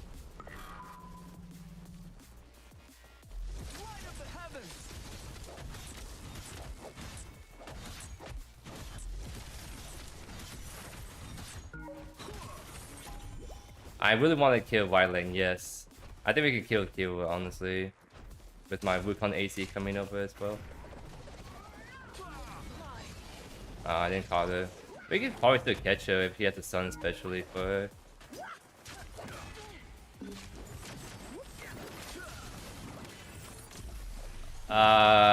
Wukong? You probably shouldn't push him out of the fountain.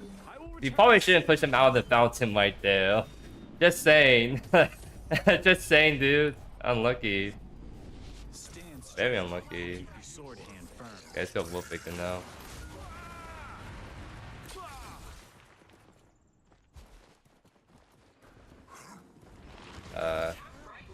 Okay, wait.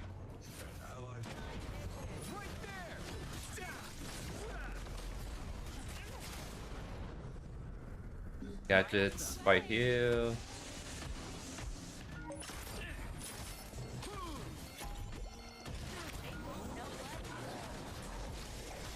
Oh, she's doing the sheep code again.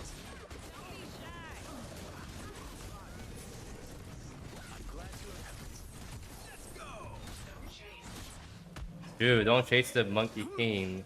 He just wastes your time. Always learning. We definitely want to do Feint too. This is so good on me. Please let me have it. Thank you. This would definitely help. I agree. Okay, no ultimate, no Tempest, but we should be juiced up right now to go on this Feint too. We need the sinks. We need Mon to come over. I feel like Mon hasn't really been that in these team fights at all. And something like the third Feint is definitely a very good team fight from the run over. Kwang about to come in. Oh, we get it still. That's huge. I'm gonna focus keyword now.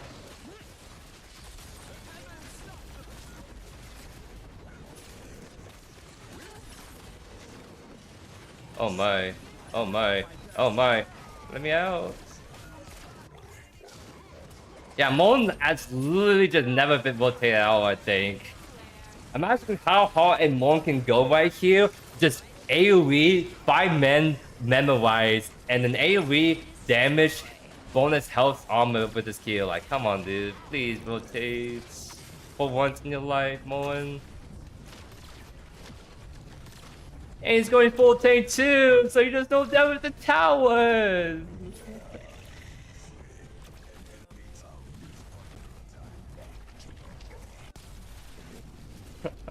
Oh no. Just for solo queuing, play heroes that can carry the game. 100%.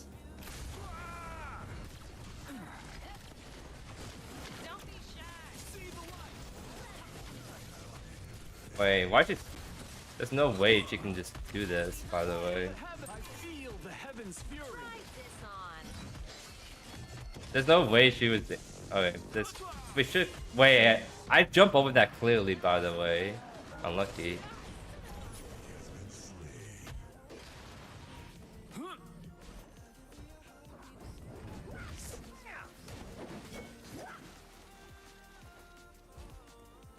So, yeah, honestly, focus Q and Grayson like this, because he's A1 somehow. But for us, we should just kill Squishy. That's kind of like our whole build. Must get better. Judgment.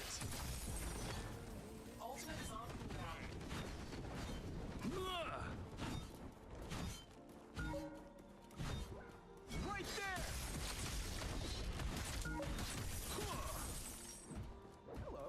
An enemy tower is under attack. Sync is pushing by herself. Oh, it was the synced ADC, not Wukong ADC. That's funny, actually. But that also means that we kind of need the syncs in some of these fights. Unlucky.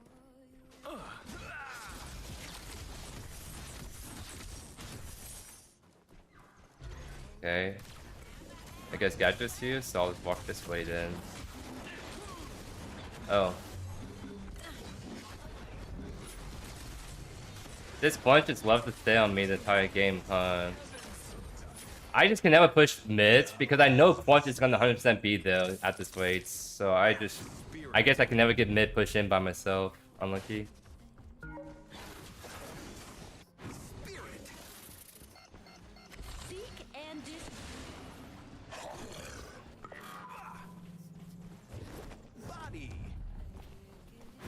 So we should like give way for Prime.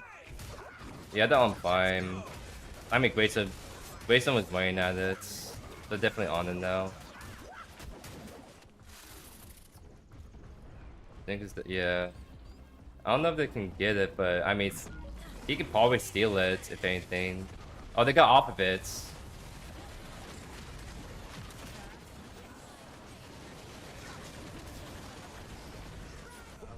Wait, Things need to come to old Prime. Why she's over there? She needs to come to old Prime. Because I think we could clean up if she comes, but she's not. That's actually really bad. What the heck? What are you doing?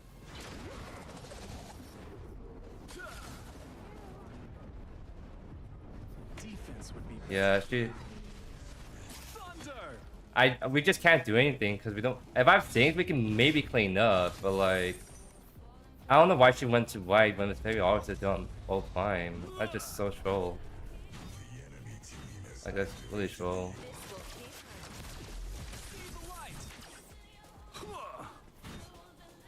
So they're probably gonna get fire mode, so I'm just gonna go left honestly for a bit.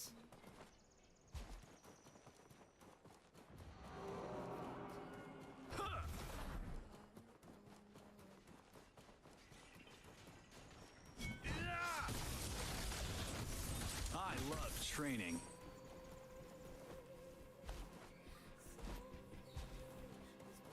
Okay, someone's probably gonna come left from this bomb here. Caught you.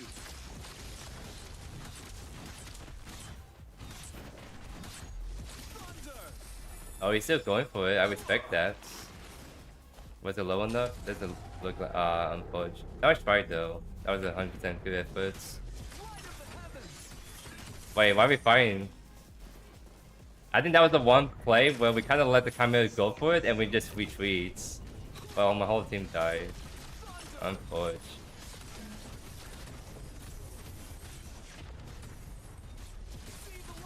I will only rest a moment.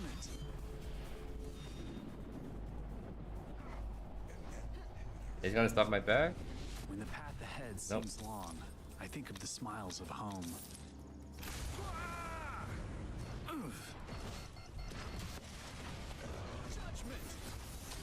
Oh wait, I pressed the one. Ah, that should have been a kill, honestly.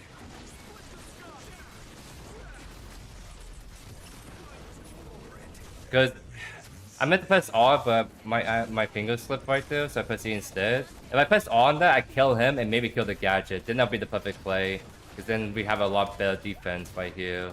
Well, at least game one of them is fine, I guess.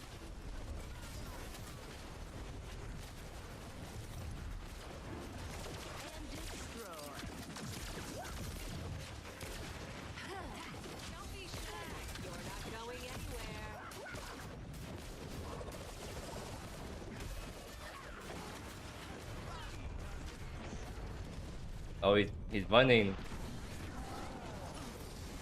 Oh no, you pressed the cheat code button again, man. Unlucky. Yeah, it's kind of washed. I mean, I think that was a good test, if anything, on like this build. I probably went against like probably the worst matchup I could have for Kwang specifically, and more that never did anything, and then a ADC that never did anything. Like kind of like unlucky moments, like have everything against us.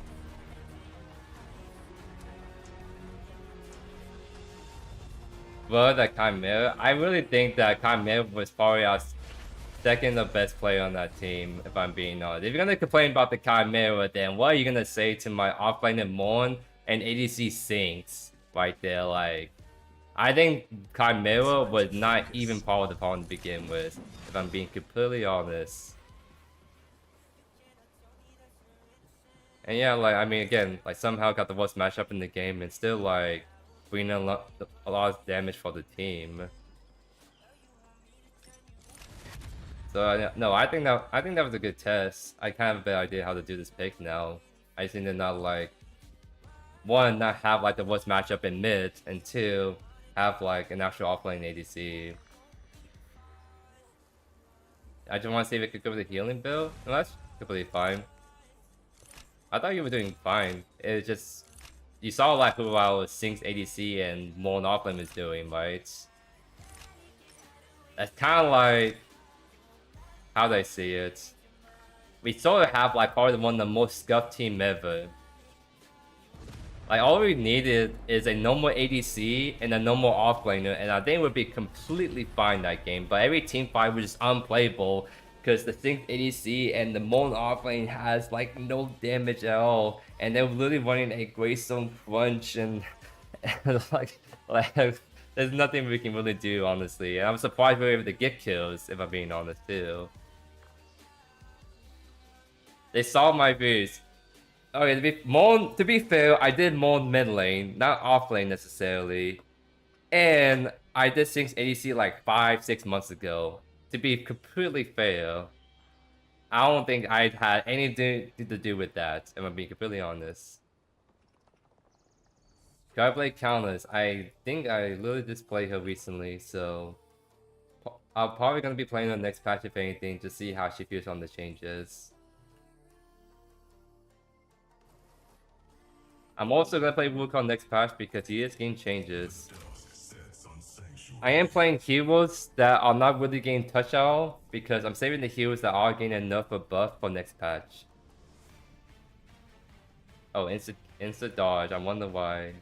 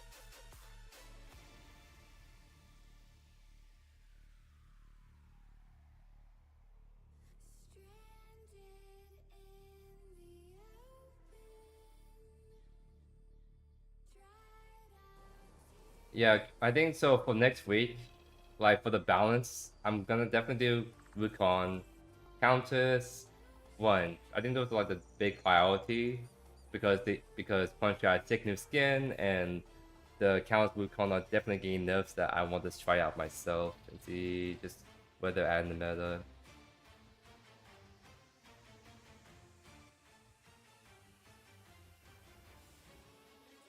I mean, we don't have to necessarily do like the Kwang mids. We could try to do the same build, but for offlane specifically. Because I kind of do like the idea of a so-called Kwang. Because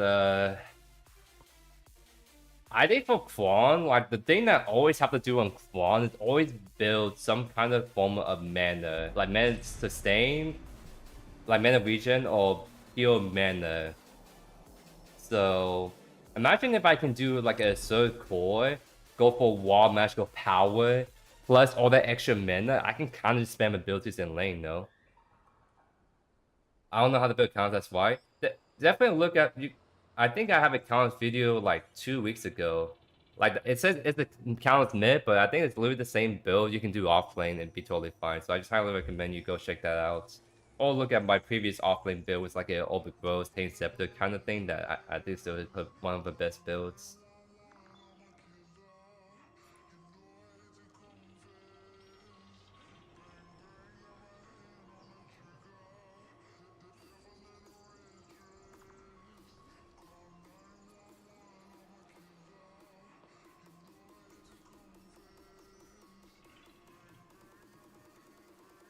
With heroes like Terra Wukong, do you find lifesteal or Omnifam more helpful for sustain? The dawn rises on Sanctuary. With heroes like Terra Wukong...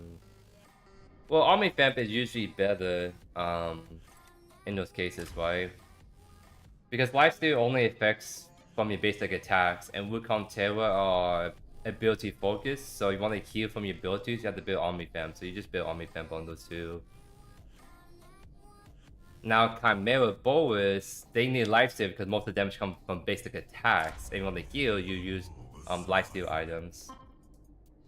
Select a hero. So I'm literally about to get like gadget lock in mid again. 100%. 100%.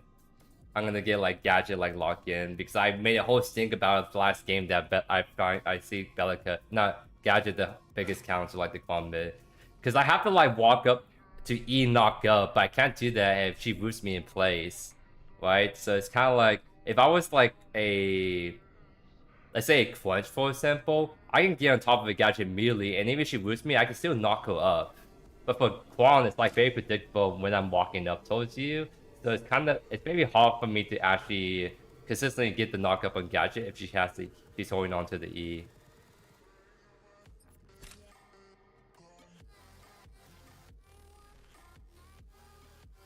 So the interesting thing about Wukong is like if you're trying to play Wukong as a split pusher, you can win the like Sky Split, that's totally fine. For Terra, like so the thing with Terra is like she should do most damage from her abilities, but right now she doesn't, and that's why she feels terrible.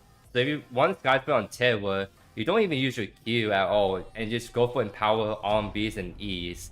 And that's how I played her last time, and she felt a lot better than her Mutilator build, if I'm being honest. So that's if you want so if you want one Sky Split on Terra, you just want to focus on more basic attacks and don't use Q and power. Use your R&B and power to get the shield or the roots or whatever.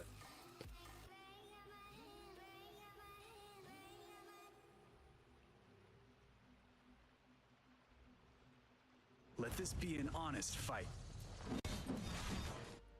Okay, so let's see how this goes this time. Good for us, bad for them. Yeah, we're gonna try doing this Kwang mid again this shot. I have a better idea how to run this, and essentially, this one thing I learned pretty quickly is one, it's pretty matchup dependent. Like going against gadget as Kwang is definitely not fun in mids. But the other thing is like my power spike really comes into play once I get magnified builds. But before that, I have to build Alchemist Watt because having that extra like mana in lane that also converts to bonus magical power feels really nice. And once we do get those items online, Kwang's burst damage is actually deceptively like really good. So luckily like Kwang, you usually want to be a bruisery, but for mid lane specifically, we can get away with the more assassin mage build because the one that should be more frontlining are like usually the jungle offlane. But in this game we have Wukong's Jimby, so that's not gonna happen. So unlucky. So against the Belica, that's good. I think that matchup is not gonna be as terrible for us. It's just mainly the knockup we have to look out for, right? But besides that, I think we can find opportunity to bully her. So we're not gonna really do much against the early game. We need to like our first back with Alchemist Watt before we start getting a lot more aggressive, I would say, onto the trades on her. Because if we try to trade into her, we don't exactly kill and we just end up wasting our mana too much.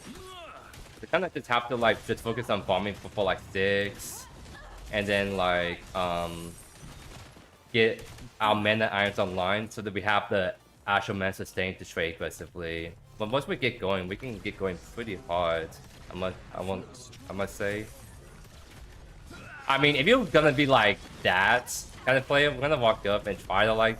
Honestly, I think walking up makes it so predictable for the Q knockup. So I think just doing the on-beat range spam is probably the safest bet so we don't get hit on like that.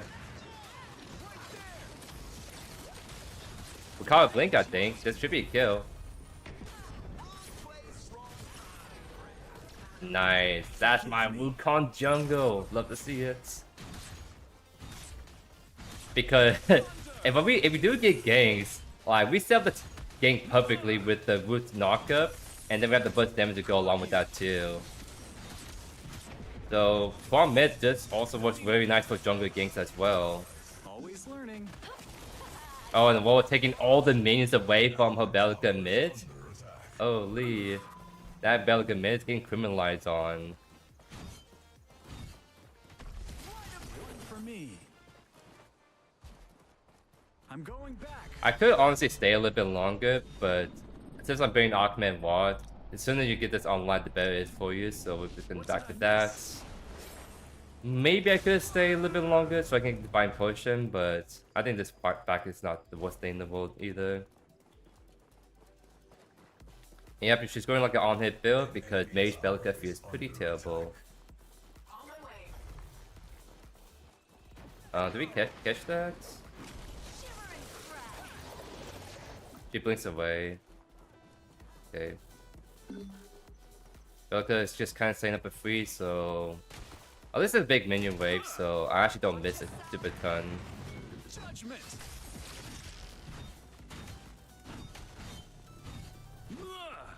Kwang uses magic attack. He has like an on hits, but that's only if your line abilities on your opponents. Most of the time, it's just physical damage. So we're at the part where we can start looking for like Q knock.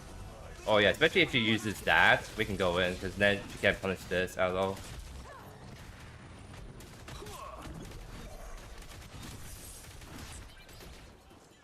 Whoa, it's jungle.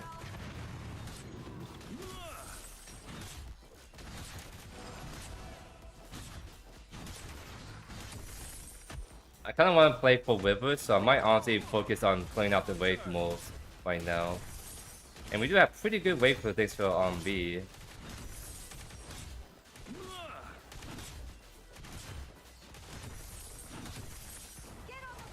Oh, that's the Aurora right there, so I guess we're gonna one on Wither. Unlucky. I guess no Wither buff for me.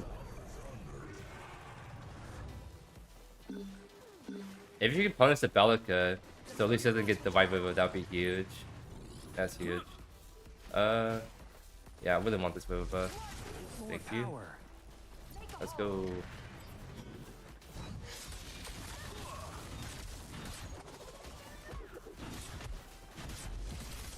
Have ultimate now, that's pretty big.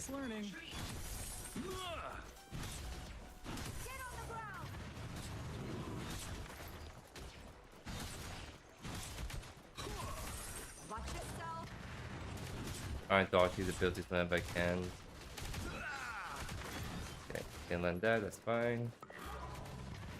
She has almost no mana, so we could pressure the lane a little bit more.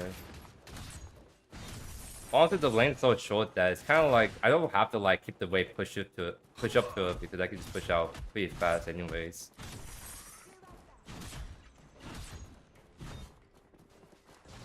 Stop it back.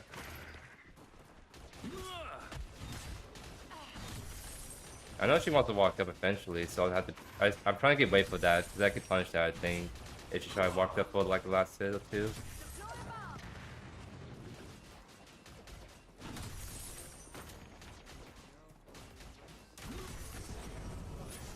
I feel strong. Duo is like full HP, so it's kind of like I don't think we're doing anything right now.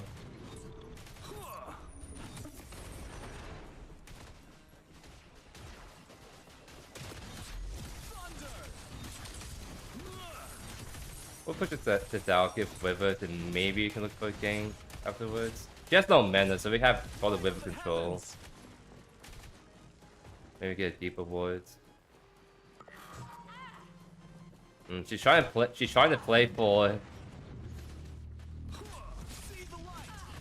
I didn't have to use the Q. I just walk up and just beat her XD. Pink buff. Does that give me damage to actually kill her now? I actually want to see it.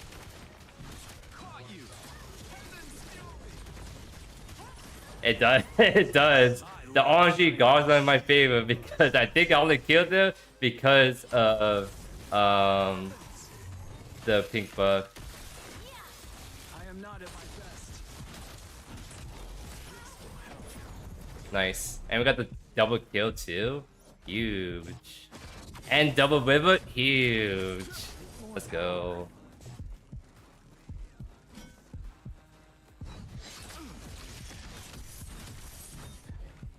Now we leave. Alright, we should be in a really good spot now.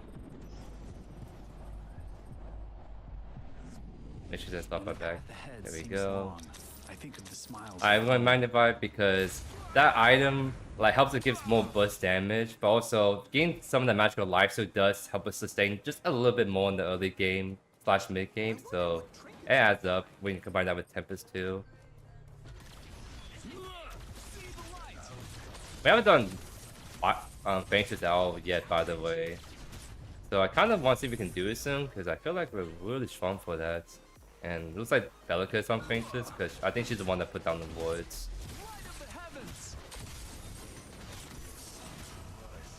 The battle teaches me.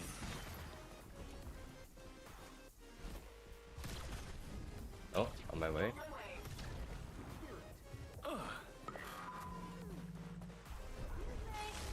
Hello. Oh, she blinks. Maybe, wait. She's by herself.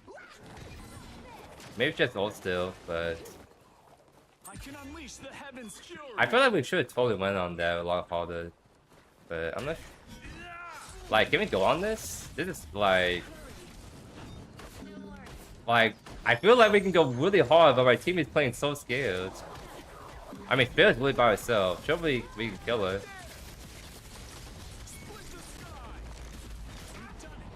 Yeah, like, just walk up. We kind of just killed them really fast, as you guys saw. Half HP Mirio. Mirio, Aurora was like no health. We kind of just delete people. Let's go. If you're going to get the count Mortgage, we go Tame Bastion. As Kwang, you always go Tame Scepter. Like, Tame Scepter is like a really strong item right now for any magical damage scalers. So, like, you just always go Tame Scepter. Bastion just, like, kind of bait, kind of weak in my opinion. Unless you're, like, full tank, then yeah, sure. But you're not playing Kwang for full tank. If you're playing Steve, then yeah, I guess you can go Tame Bastion. But usually go Tame the God because that item's just better generally. I'll be right back. Alright. We have enough for Magnify, we have enough for Tempest. We should be really strong, if not already. And keep your sword hand firm. So next item is going to be Tame Scepter, because again, Tame Scepter is really strong. It's going to be really good against the Mirio and Chimera this game. And the Wawa since she's going Tempest as well.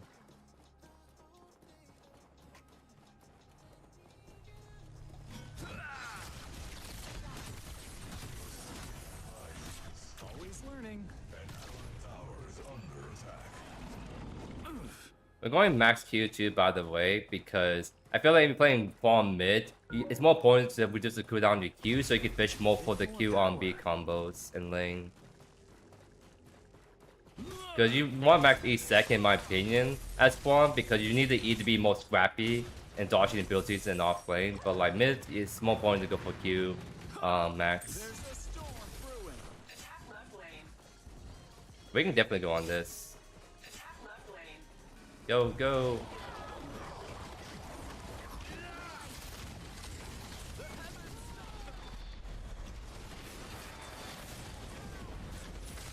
Probably didn't even need to use my Tempest right there, but I figured I'd do it for the extra player. We indeed got them pretty hard. I'm gonna go back to mid real quick. Wait, move speed is pretty OP, so I can zoom around the map.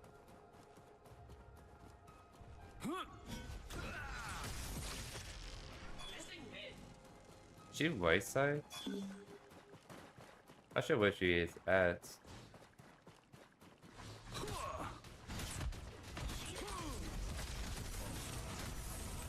Oh, you need help? What do you mean? We literally double kill your dual lane. Holy. A bigger, I see. Oh, it's about the right side. That makes more sense. I'm like, what are you guys on?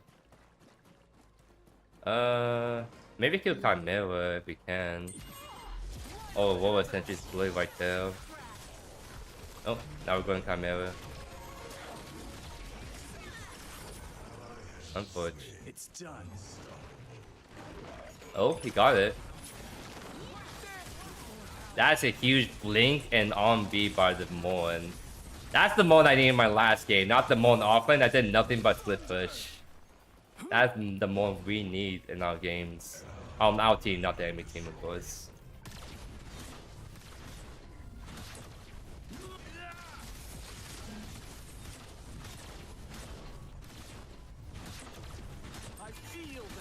fury. Oh man, I'm about to be so juiced up on this reset too.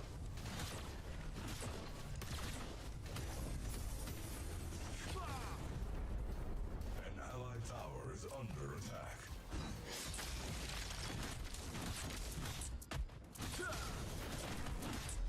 I will return soon.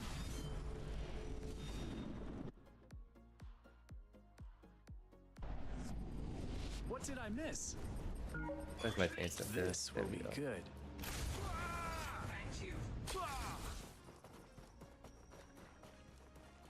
So I mean, honestly, we just delete squishies. I would say like usually we go against we try to focus the person that's the strongest, but for this build particularly, we do best in deleting squishies, and so we should be trying to focus the entire game. A bit chunky damage. I feel stronger.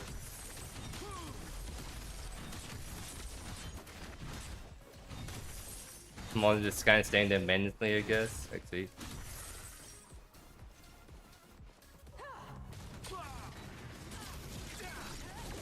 Yeah, that's like the knockup I have to be worried about.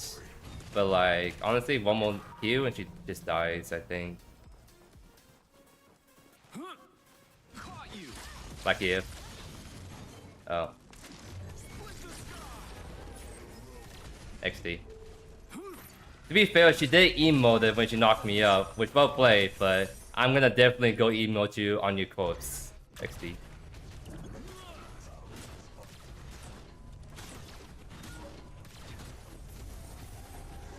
Oh, they did the faintest away. Unlucky. I got too caught up in trying to like outclass on this fellow cut.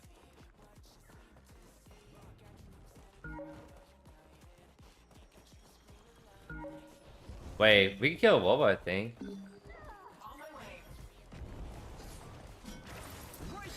Oh, I missed my cue. No.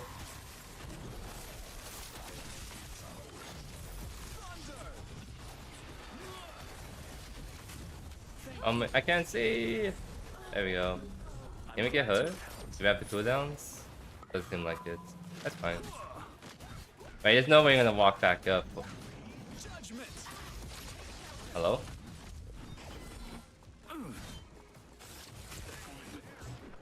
I think I can turn this around, honestly. Fury. Wait.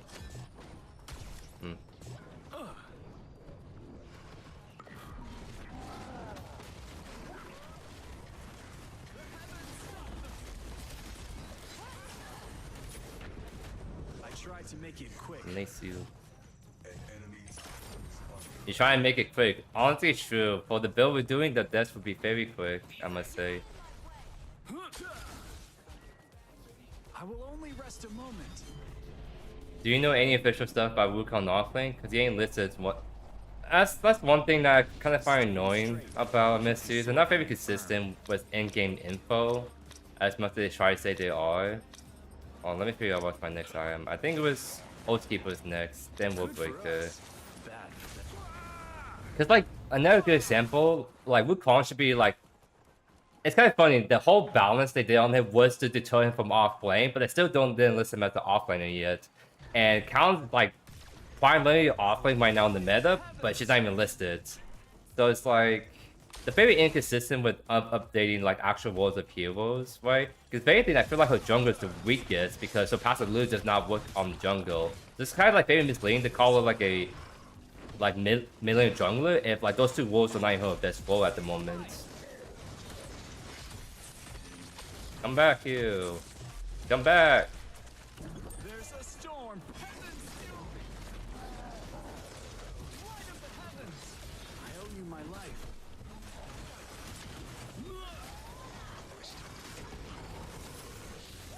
We're a good team. That was good timing.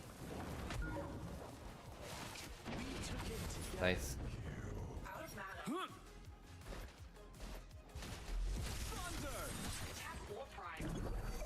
It's many off, so yeah, we can definitely go for it.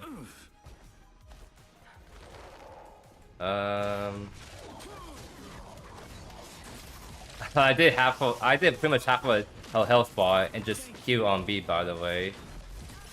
XD. I hope that didn't hurt. That's kind of like one reason why this build can be pretty insane on Kwang if you play multiple mage bursts, because he actually has decent enough scaling where he can just delete people, as you guys see right now.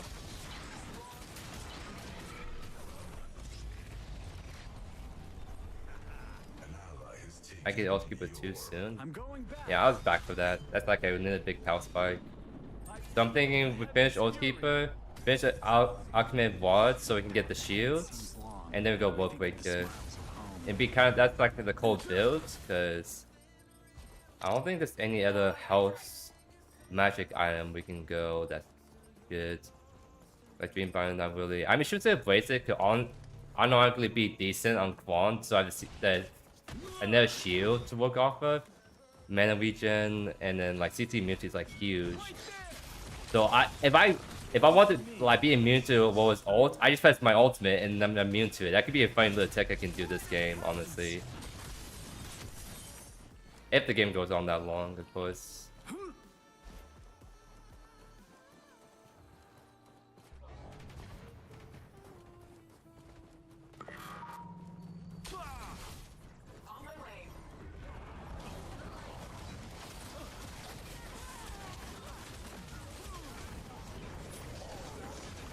To have helped.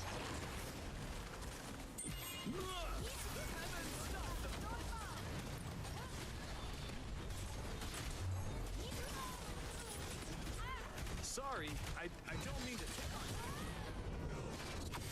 Nice. I think we can help this. I think we can kill. I have enough health to work. Let's go Mary first. I missed the Q, unlucky. Just focus Mary first, and then we can worry about the Chimera.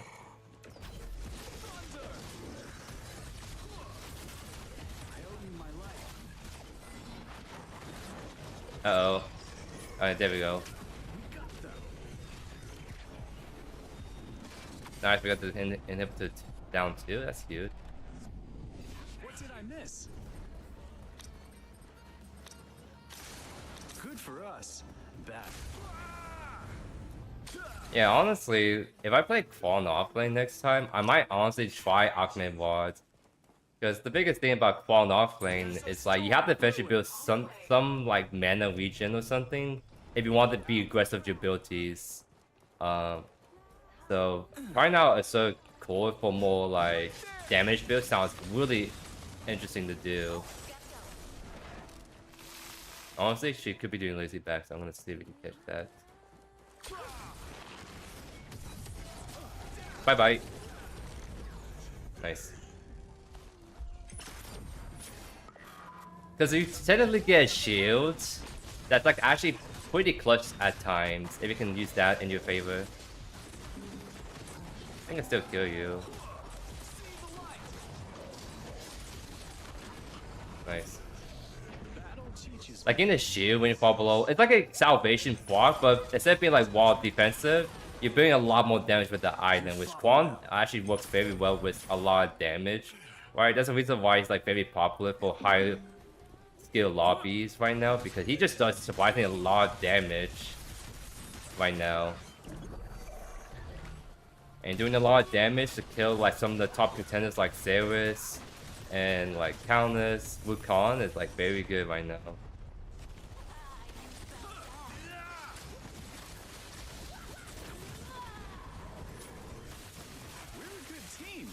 Who's a good counter to Grace on offlane? I'll say Countess is a decent counter. She has to sustain the match him, plus the max HP damage helped out a lot too. I think technically Greystone is better to Kwang than Kwang is to Greystone, but I think probably it's also a skill-based matchup because you're just so good in shorter trades than the Greystone that I think you just wait for the Kwang to win against the Greystone. Like Greystone's just right now like a very annoying offlane because it does a lot of damage. He's hard to kill with his passive, and then it's just like a lot of these heroes, like it's really hard for them to match that if anything. Don't look at my damage. I am looking at your damage very hard right now. but I suppose you did a decent job on the Kamei Jungle. Wait, this is from the last game. Wait, no, it's the bug again, dude. Holy, they need to stop making so many skins and fix like some of the actual bugs that's still in the game after a couple months. Cause this is the game that we were in. I'm looking at your damage. Well, to be fair, you're the second highest damage on our team compared to the damage shot is kind of scuffed because the Waste A&O was only saved by. So this tells me that the Waste was just stealing kills. So I could have been 20-0, but Waste kept stealing my kills. Is what's happening right here, honestly. Oh, you're with the Waste. I see. Yeah. Yeah, you're the Waste that was stealing all my kills that game, huh? Because your A&O only saved 500 damage, so you was kill stealing that game, huh? Interesting, interesting. But yeah, no, from mid, I think if you're in the right matchup and you build the right build like I was doing, I think he's actually very disgustingly good for like doing a lot of burst damage and diving the back line right there. So I definitely want to give that a shot again. If anything, I want to try this build offlane because I'm really curious to see how the sword code feels in offlane in comparison.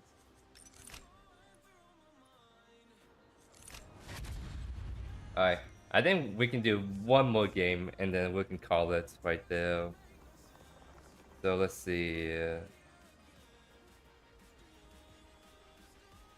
Well, I need to respond to some messages real quick.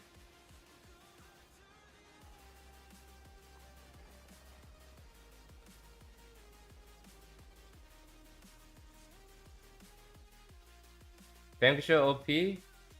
Yeah, Vanquisher OP for stealing kills. That's for sure.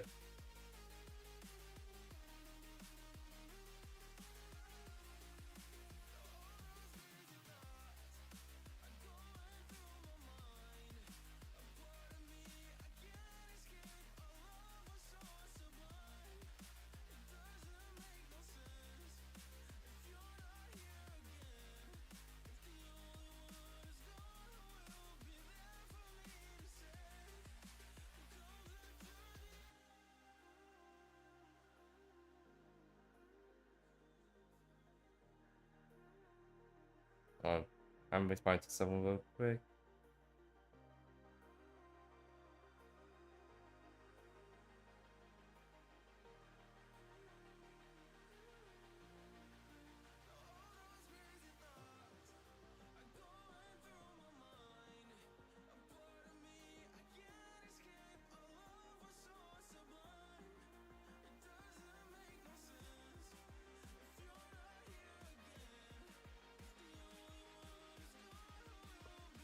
I'm thinking like we're gonna do the Fame out offlane because he hasn't really got changed from what I saw. Or we can do a funny little steal build, but we literally just did Steve the other day, so I might save that for another weekend. So let's see if I can. I'm still responding to my friend real quick because I haven't heard from him in a long time, so I'm just gonna do that really quickly.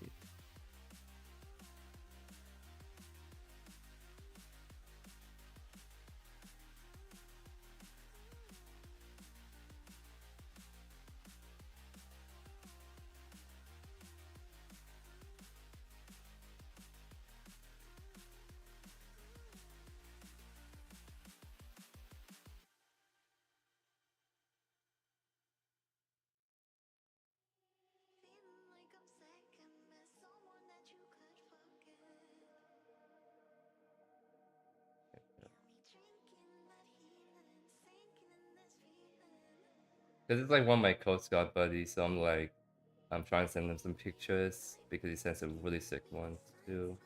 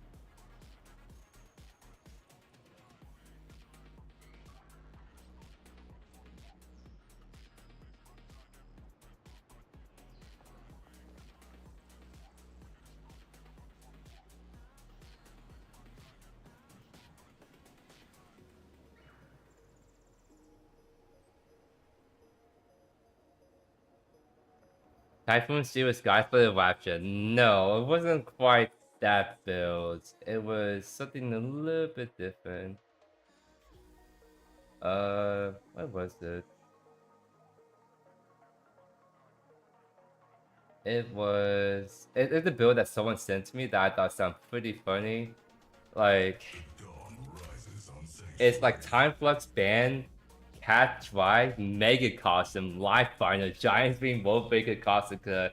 So it's a hybrid tank, like damage nuke build. Is essentially what it is.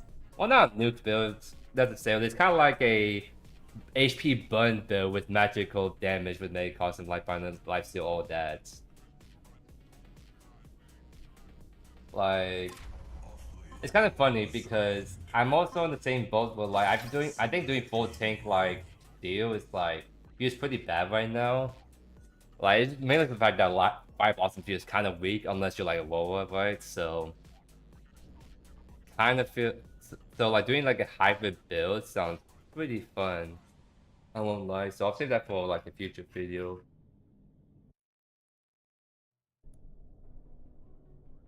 Yeah, no, it's a steel build. It's literally like it's a hybrid tank damage build, which sounds pretty fun on paper. Because I think Sky Splitter is kind of rough at the moment because it keeps getting nerfed, and then Bone Star's on the game, Fire Blossom is weak. I kind of feel like Sky Splitter build variants is not like it's not as easy to do anymore. So I kind of need to do a what you call I want to try something fresh on Steel that I haven't done in a long time, and that's like a magic oriented build. So it's kind of like a magical bruiser build is one way to think about it.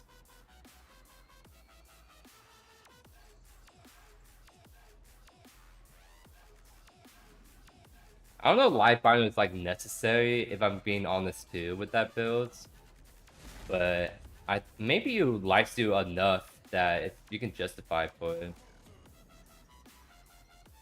But like going Time Flux Ban on Steve sounds pretty hilarious.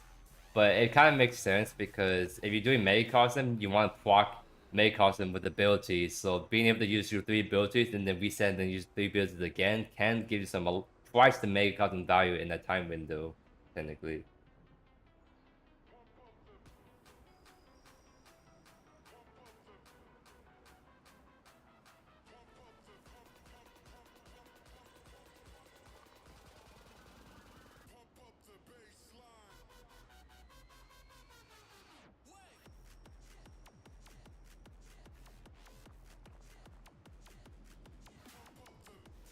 Always see you and hit 5 men all healing whole health bar. I want to test that. I want to see how much healing you can do with Overseer, but I don't think that's what you do for the builds. Unless, hold your thoughts. Hold on. Hold on. Oh no. Where's the app? Mega Custom Life by the Giant Swing. Do we need Giant Swing for this build? Like, what does Giant Swing do for us in this build? Reduce your mitigate.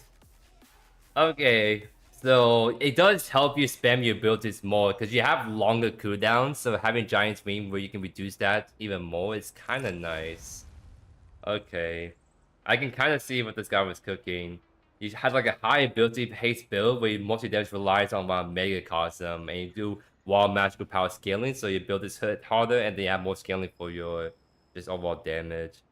Like I think like we can place Corsica honestly with Overseer. Like maybe if I want to do Overseer on this build, it's probably like Giant Swing Overseer, then like Wolfbreaker last item.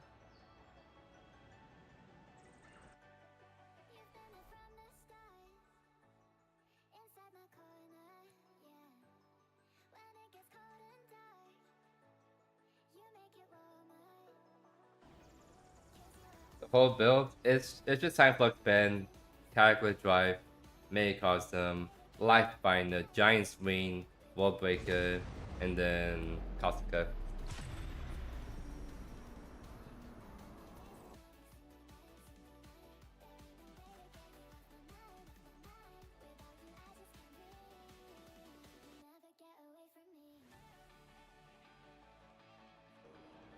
So, what was I trying to do offlane again? So I had the idea of doing frame out offlane potentially. Besides him, I was also thinking Chimera offlane unironically because a lot of people have been asking that recently, and Chimera really is not getting any changes too, so it could be a good time to try it out. But I think Chimera offlane is the worst it has ever been in recent memory, so I'm not sure how that's gonna go, but we can give it a shot. I legitimately think that for that we literally just do Skyscraper Stonebreaker because those two items are just really strong together. And I think we literally just did that too. Earlier in the stream we did like Skyscraper Stonebreaker. Or was I thinking someone else? Yeah, we did it on Glux, and you saw how strong that was. It's just like I think that's the strongest two item combo for basic attack bruisers. It's just you have to play around not having a lot of HP early on. You can offset a bit by going new root boost, but it only does so much for you. So you kind of want to, maybe I'll leave potion on. You kind of want to like play a little bit carefully, take smaller fights, and then once you get like salvation Bro, online. somebody told me how I did more damage than my carry as Decker, bro. And my carry is Drongo. Can somebody explain it to me? How I did what, 17k, they did 15k. Can somebody explain how that happens? Select a hero. Decker do be doing damage. Right, but would you want to be a carry who gets out damaged by your support Decker? Would you admit that to anybody? This happened to me last game. I was playing Wraith and I hit 7,000 damage and my Morn had 10k. Because I don't play ADC. Well, Wraith is kind of different I guess. in that regard. Because Wraith can win a game like that. As long as you hit, like, you're just hitting killing shots, like, I could see that happen. Let me know if this guy's being too loud, by the way. I mean, a Drongo, imagine Morn does more damage than a Drongo in like a 15-minute game. Well, one thing could be a player's skill. The other thing is Drongo is just kind of a weak ADC right now too. Wait a minute. Is that Joey? Maybe. No, it's Lupa is so fine. Yeah. Nah, that's a streamer. I hardly know her. That's a, okay, now it's Hey. obvious. Hey. Oh my. That's the first I heard it. Huh? No. Lupa is really fine though. I'm so sad no one really talked about that on my stream, dudes. Lupa is fine, but yes. Do you know who Lupa is, first off? I need to know if you're baiting me or not. I'm baiting you. I don't know what that is. Alright, you're out of the club, buddy. Dang. I tried. I'm always kicked out of clubs. Never mind, you're back in. You'll be okay. You'll be my right hand man. You do everything, you do all the management, and I just sit back and jump on cookies or something. I don't know. That's fair. I like that. Good luck, have fun. Off. Okay. Bro, I'm literally I'm going to get. Yeah, I'm not having fun this game, bro. Okay. Holy, that's what I was worried about. Kyle playing into Grux, like, if he... Oh, that's even worse. Actually, it's not. Actually, I played this matchup multiple times. Kai shits on Wukong, but you kind of have to keep your stacks up. I mean, yeah, Wukong kind of outplayed me pretty easily, but to the all-in potential, I have it. Maybe. Yeah, but maybe. Your RMB locks onto his clones, and that's another thing that makes. Wait, that doesn't make sense. What? That's a thing? A hero and a minion at the same time. Yeah, I complained about that in IT several times. The fact that Kai things lock onto his clones. Yeah, it's pretty stupid. Now this Kira is from last match. I was tearing her dumb A up, but we couldn't kill her.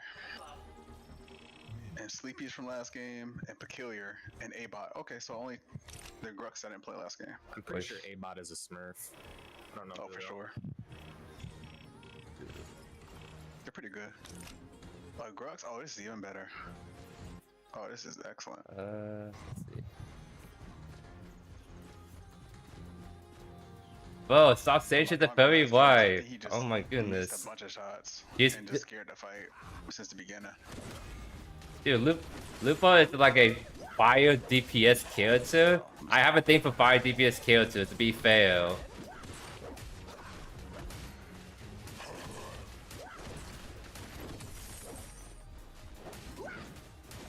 Like, the only thing that's preventing me from passing out from every time I'm playing Kwang is the fact that he doesn't have fire attacks. If you're a Graysoul user and you do fire attack, I'm sorry. I'm gonna I'm gonna lose my mind in the good way. Wait, so if I can lock onto Wukong's minions, do I build stacks off them too? I need to test that as well, see how that goes.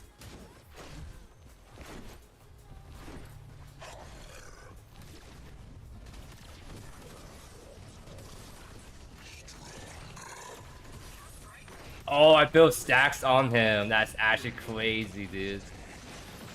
Oh?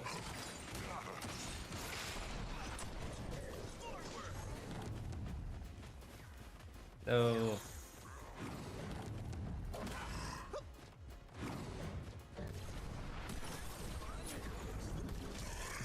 No! No!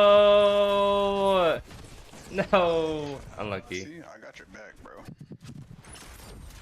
To be fair, if this person emo than me, I'm gonna die for that kill. Ooh, good choice. I'm definitely gonna die for that 9 to 10 out of 10 times. I think she dies. Hey, what's up? Kate, how you doing, my good sir? Welcome to the live stream. Much love from Canada. Appreciate it. It's about saying the miss. It's true. That's the only reason why I did it. And I need to put this on instead. Oh.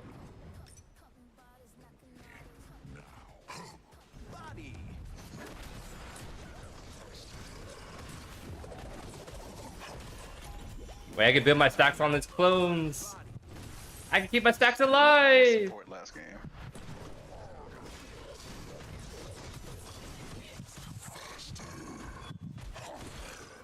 Oh, I'm smacking them, bro. Oh no. Wow, you're an idiot, bro. Like what? Wait, Chimera might honestly be like the potential counter pick against the Wukong. That's actually kind of funny, I won't lie.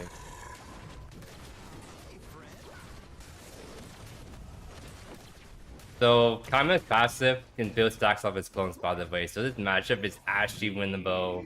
Yeah, I was gonna say. I honestly did not know that, but that makes it even way easier for him to just beat Wukong's ass. Like, I don't know if swearing is kosher on stream, but I mean, to a certain extent, it's fine, but if someone's swearing like a sailor, then that's probably instant mute for me. you just hear bleep, bleep, bleep, bleep every 5 seconds. Yeah, if that happens, then I'm gonna mute someone. That's fair. It's kind of funny. There's a whole rule on YouTube where, like, if you want to avoid like cussing the first 30 seconds on the video, because if you don't, if you avoid that window and you cuss late in the video, you don't get like flagged or anything.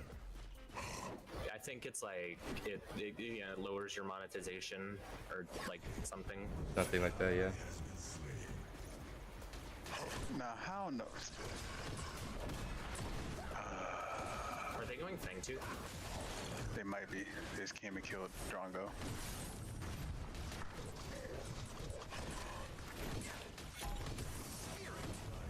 Also, I think you can pre-cleanse his force push with the Kai. You can, yeah. Dude, Wukong had the vendetta against Kame offlane for some reason. What the?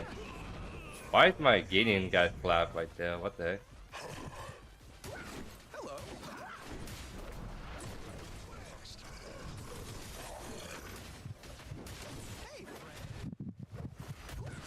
Denied.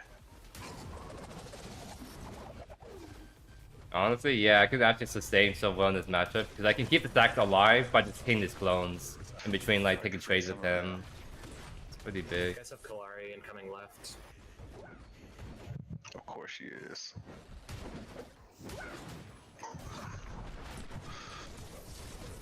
Homegirl's a bum. They really tricked her out, bruh, as far as abilities go. I feel like she does a lot less damage now, though. But I don't know. I mean, people Thank you for the free 2 buff, disagree buddy. with me very vocally on that.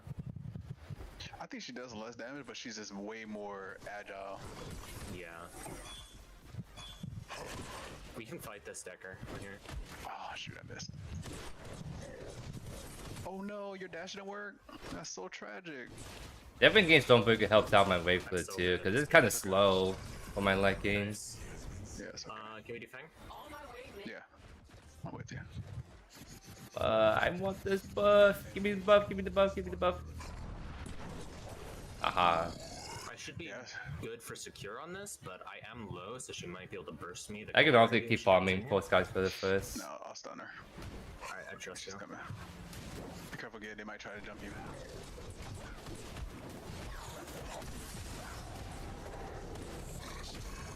Alright, I'm restarting. Oh wait, did I step up too much? I did. Yeah, Grux. I did step up too Grux much. Really That was the minion wave that did all that beginning, but damage. Because I picked Decker, it's a super counter pick to him. Yeah. Because he's land based. There's a chance he could kill me on the tower, so I have to keep that in mind. Take a little 6. He's gonna die me 100% by the way. Alright. I get a little 6 off my red.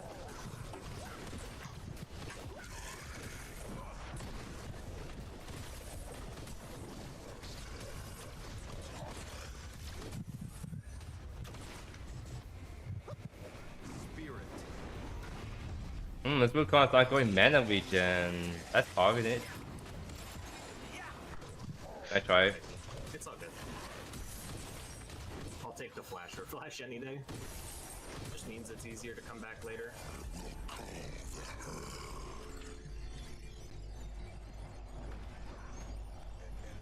I get Sky Feather. I think this Wukon's about to like get ran down by me. Because once you get Sky Feather on Chimera, you can start weighing down people pretty hard, and that's how you should play this pick offlane. You kind of have to just run down people and trying to win through like killing them before they kill you, or while killing them before they trade you down too hard. Yeah, honestly, this Chimera pick is just honestly like pretty dang good niche counter to Wukong if you play it right.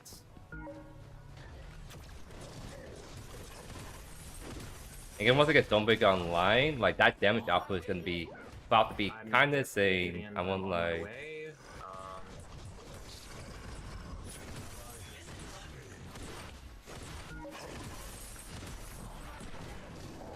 I did that too late. Unlucky. But I'm full HP, baby. Unfortunately, at least Grux gets the kill. And Drongo comes and cleans up counters for free. She overstayed. No! Unfortunate. What is this counter set? I think you just gotta lose. Oh, wait, you got Kai incoming. You can definitely play this, Drongo.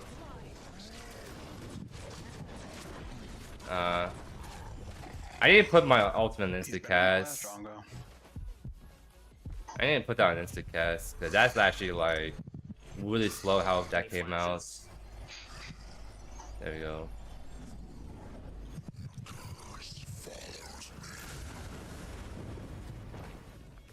If I have instant cast right there, I think I could have killed the counters, but it just came out too slow because I confirmed it, unfortunately.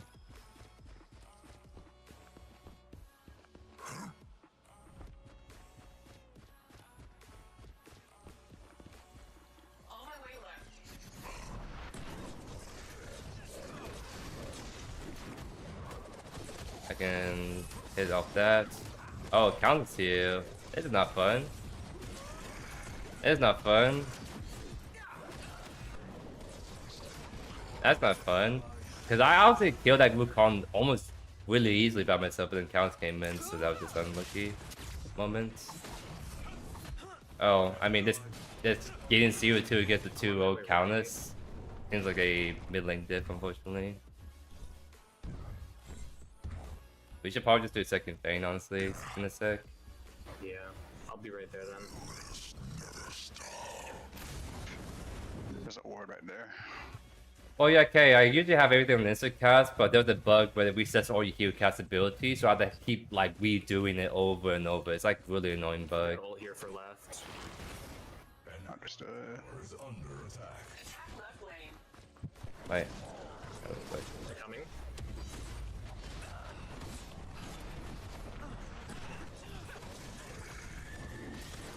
Dude does the damage. Unlucky.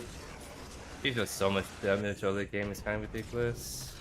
Doesn't help that she's like 2-0.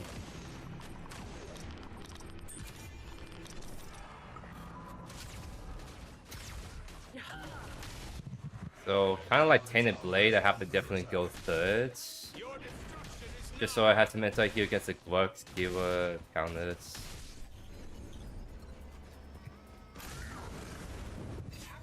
I think they can do it without me. I have to just go back to White because Wukong is just getting a lot of free farm, unfortunately. I'm going to Ash Mana, look at interesting. rocks.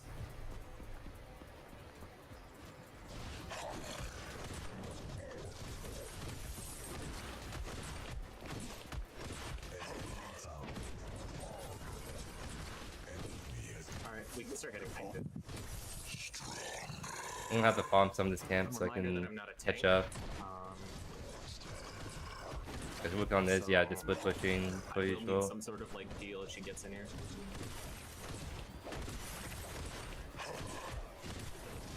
Alright, just a little bit.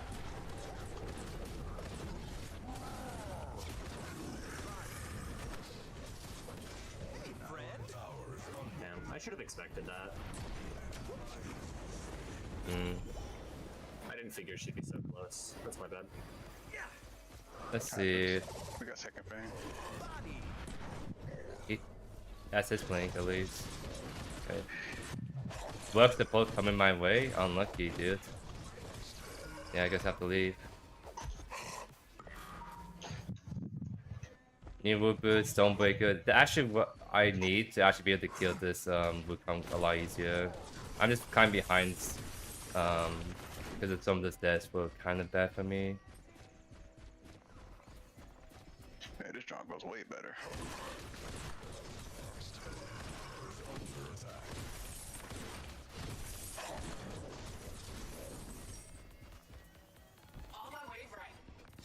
Oh, I may attack left. Wait, he's walking towards me. Did we not catch She got it? gold.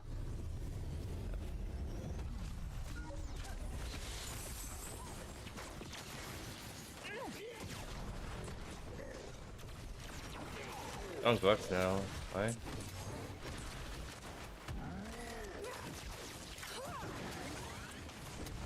I'm gonna dive this. I'm just trying to fish for kills with my team. Because I am just behind, so I'm trying to like get assists or anything to help me get to my next item faster.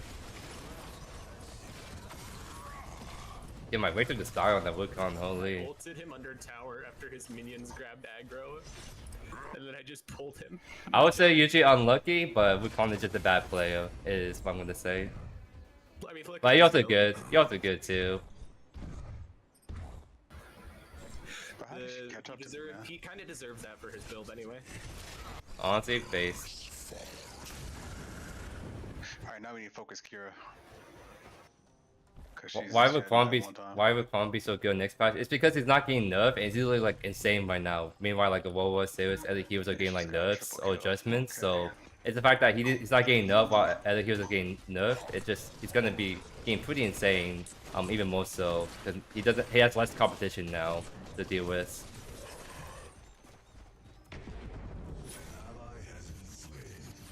Oh no.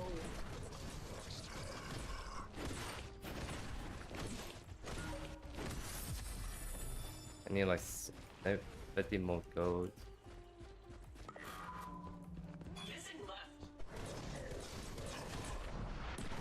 Yeah, give Gunbreaker new weapons on reset. That should be kind of really good. Mid missing. You know, I think Chimera like doesn't have that sustained damage I'm looking in there. Because even when this guy's played first, it still feels kind of meh almost. like other heroes like Bolus, like works, like their sustained damage feels really good, but Wukong does not. Wukong's on the 2 camp. Okay. We're taking. Oh, focus count us.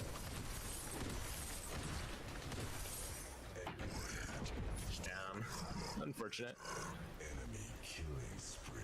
I think it stops me from getting this tower, but I'm at least farm this way and then we can back up.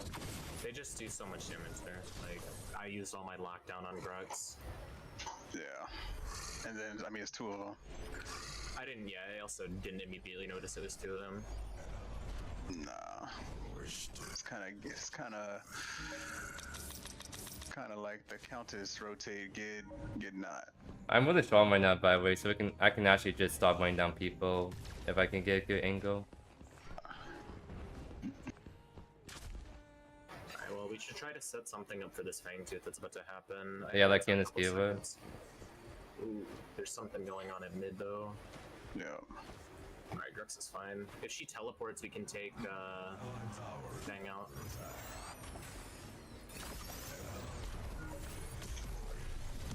She's going in the mid. Wukong is literally just by pushing. It's really annoying, dudes.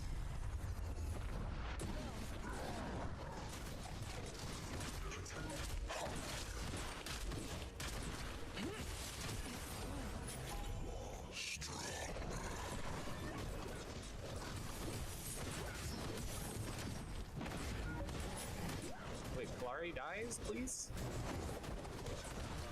Wow. Surely. Shrek it up.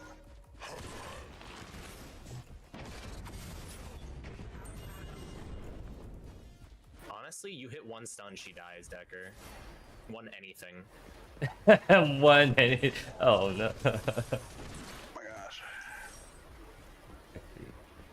You got this! I believe in you! Oh my gosh, that was so stressful. Alright, Fangtooth? Yeah. Think We two things is. T1, I just noticed. That's probably going to play real quick. Wait, they're trying to fight us on here, by the way. I'm here. Wait, we can kill them, honestly. I'm looking at Kira first. Oh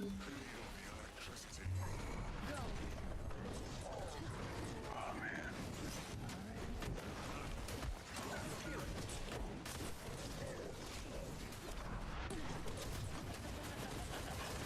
Bolt in 3? 2? Oh. I mean, they're all low. I think we should have done straight Bane 2s, but they were hovering, so we kind of almost have to fight that.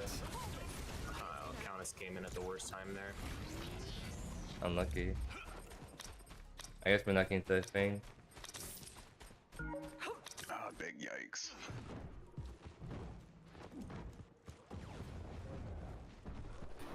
Three of them are pretty low. I think Drongo might be able to just clean up. What counts for HP, so not really. It's an issue. Yeah. And the Wukong is leaving. Wait, Deku, you're just why are you having them kill Fainted faster? What are you doing? You're doing nothing by having them do Fainted faster. But Cause they're gonna get it either way. I mean, you can't actually look for stuns, right? You don't. Okay. Oh, that's what I'm trying to do. And in the meantime, I was shooting. Wait, Wukong is so greedy. What the heck? Shoot away that way.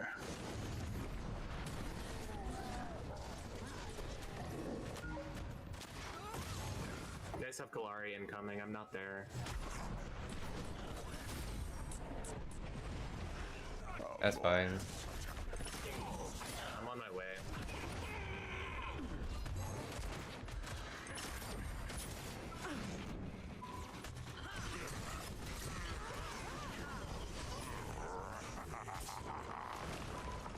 Do you have Dang, lead she's start? so annoying. Any chance you can do big farm? Big farm on that? Yeah, we can. Or if anything, we can start it. If they come in, then we can clean still. Yeah. I gotta go back, get my item. Getting Marshall. Can we all come to this? I need this for the heals. All the patch notes out for next patch? Yeah, we just did the patch review on that.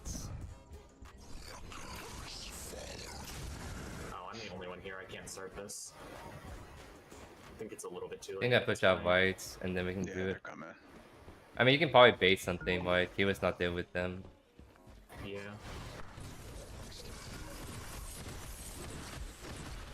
I'm doing a lot of damage. I'm just dying really fast against the very bursty comp, so I have to be careful.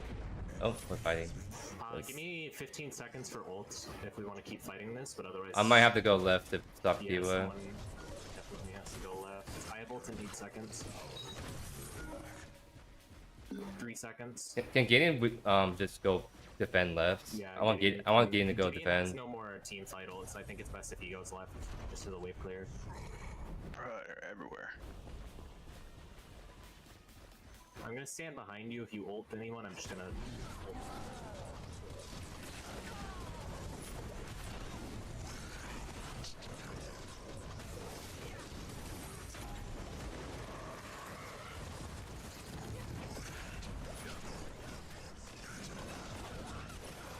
Good work. Thank you. Wait, Gideon.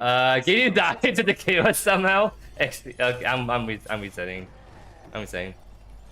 XD. That's like. I don't know if we can do prime off that with Gideon dead. Oh, Oh. Darker. Oh no, I'm on my way. You're getting run I'm down. good. Oh my You god. can't kill me. All the Gideon had to do was to clear wave and somehow still guide to the oh no. So, Spirit of Amir Magnify is actually like healing me so much off my camps. That's good. No, you're good. The 5 notes, I did a breakdown of it. It's gonna go up tomorrow Anti-heal for those that on. miss it. Harsh, I should say. If anyone wants that blue buff, they can have it. I already have theirs. I'll take blue shoot, why not? You might take forever to grab it though. I want to be at prime ASAP because I think they might be ripping it. There's nobody on the map.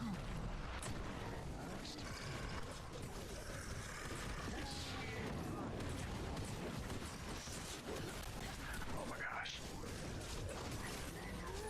Good kill. Don't die. Oh my god. They had just too much burst damage. It's like I can't really I do just got, anything. blown up I'm by doing so much damage, but as soon as I get counts ult, I just lose all my health and bars. Wukong. I really have to get a salvation Yeah, online, really is something else. but I had to go Tainted Blade first to deal with the healing they have. Are they on it? Probably. Drongo, we need you like near Fangtooth if you're not catching waves. Or not Fangtooth, Orb. So like salvation, Yeah, I can kind of. That's when I can face tank, and I really want salvation third for that reason, but I just can't. I'm going to right in hib. Wait, what? I saw Gideon trying to portal something. Yeah, I saw that too. Unlucky. Y'all my favorite kills the beach full. Bond, obviously, Wukong offlane. I'm mainly offlaners, so it's most of my favorite heroes are offlaners, really. Going for it. Respect. Going for it.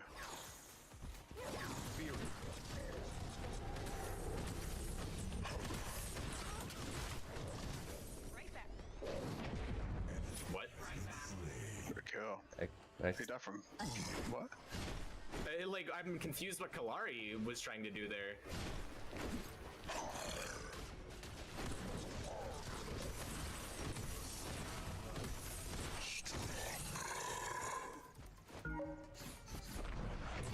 You see, what's crazy is if she's not double buffed, I just completely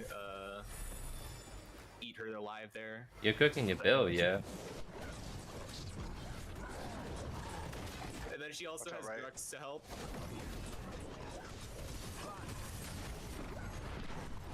No way.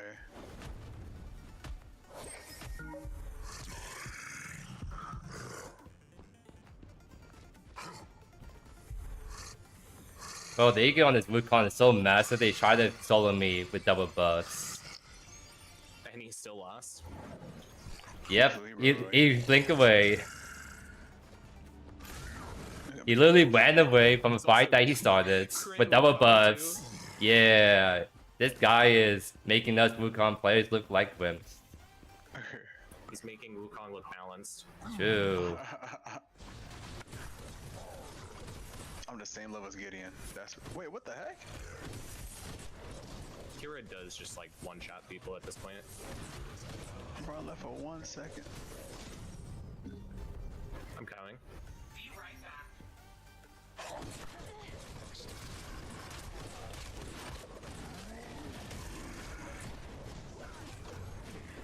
No! I almost got it. It just literally 5 people right there. If I have to solo, I kill her easily. So I try to see if I can actually do it, but she is just kind of skilled. Oh, you're dumb. Oh, you're dumb. Oh, you're dumb, bro. What an idiot. Yeah, but you're by yourself. Yeah, that's true. I'm there by myself. Kira just does so much damage right now. I mean, yeah, he's getting nerfed with very slight slap on the wrist nerfs, by the way. Oh, and they're all back to full health. It'd be like this. GG. GG's. GG's. Honestly, that build kind of slaps on Chimera. The only thing is, like, I think you almost have to always go Salvation there. Because, like, you guys saw, the Wukong is trying to ego me so hard right there. With double buffs on the quick build. And we still, like, just slap him across the face. And he had to go running away. Like, I think the build is really good. It just takes so long to get online. It's the thing. Because, like, when I was doing this build... When I was doing that build on Glux, right? Like, it feels like I was doing damage right when I get Skysplitter. But for Chimera, I kind of feel like I wasn't doing enough damage until I got Stonebreaker. But even then, it's kind of like... If I'm playing offlane, I'm just going to play Glux over Chimera like 9 out of 10 times every day, right? Like, that's kind of the issue I was having with Chimera ever since the... What do you call? Like the changes that he got from like the version 1.4. It kind of feels like his damage is kind of falling off pretty hard early game. And the thing is, Chimera is supposed to be an early game champion. And his early game just got way worse compared to all these other heroes. Early game are just much stronger. Granted, I'm playing him in the role that he's not supposed to be well suited for. But like, still, it's like his... if I'm going Skysplitter first on Chimera, I'm expecting a lot more damage to come out of him, but I really was not feeling it, if I'm being honest. Like, I guess the only thing you probably want to do Chimera over Glux is the CC immunity, and I guess just sticking on the people with your right click, but... I don't know. I need to think about if I want to actually do a Chimera video, because... Like... When I try to cook fights, I usually at least have a hero on the hero that's actually can be viable on level. Like when I did One Mid, for example, like with that mage burst build, that felt good. Like I feel like I can actually reliably kill people, snowball, all that stuff. But like when I'm trying to do like come in offlane on what's supposed to be like a really high damage sustained build, I mean I wasn't really feeling it at all, and I don't want to like play a hero or a build offlane where literally it's like if you want to do that, just play Glux. It's kind of like where I'm feeling at the moment on that. Because like you have to work a lot harder to do well in lane, but even if you work harder and you do well, it kind of feels like you're still just handicapped just because just Chimera offlane just sort of just doesn't work that great, and most of the time. He loses the short trades really easily. He doesn't have escape, right? It's like if I can do like Skysplitter and I can just start deleting people really fast, then I can still see it work. But I wasn't doing that on this pick. What's the issue? Oh yeah, sorry, lesbian. That was my last game probably. So I'm gonna just leave from that. So I definitely I'm gonna revisit. In the future, just like right now with the meta's at, I just kind of feels kind of rough to do that offlane for my liking, so I'll probably keep that in mind for when Chimera gets like kind of buffed in the future. So that's probably my last one for today. But I might chat for a couple more minutes and I'll head off. Because I'm trying to like get my video set up for next week. So doing the service one, we got the Kwang book. So we technically have the 3 videos I wanted anyways. So for like the Sunday, Monday, Tuesday. So and I was thinking about live streaming on Tuesday anyways with the new patch and all that good stuff. So I'll probably do like a what do you call? I'll do the live stream and then Sunday, Monday, Tuesday, Wednesday. So I'll probably have like maybe a Wednesday video based on my live stream games that day. Maybe like Wukong honestly, because gonna probably play a lot of Wukong since I haven't found excuse. Then I'll have like that Friday to also go live again and get some more builds out to you guys.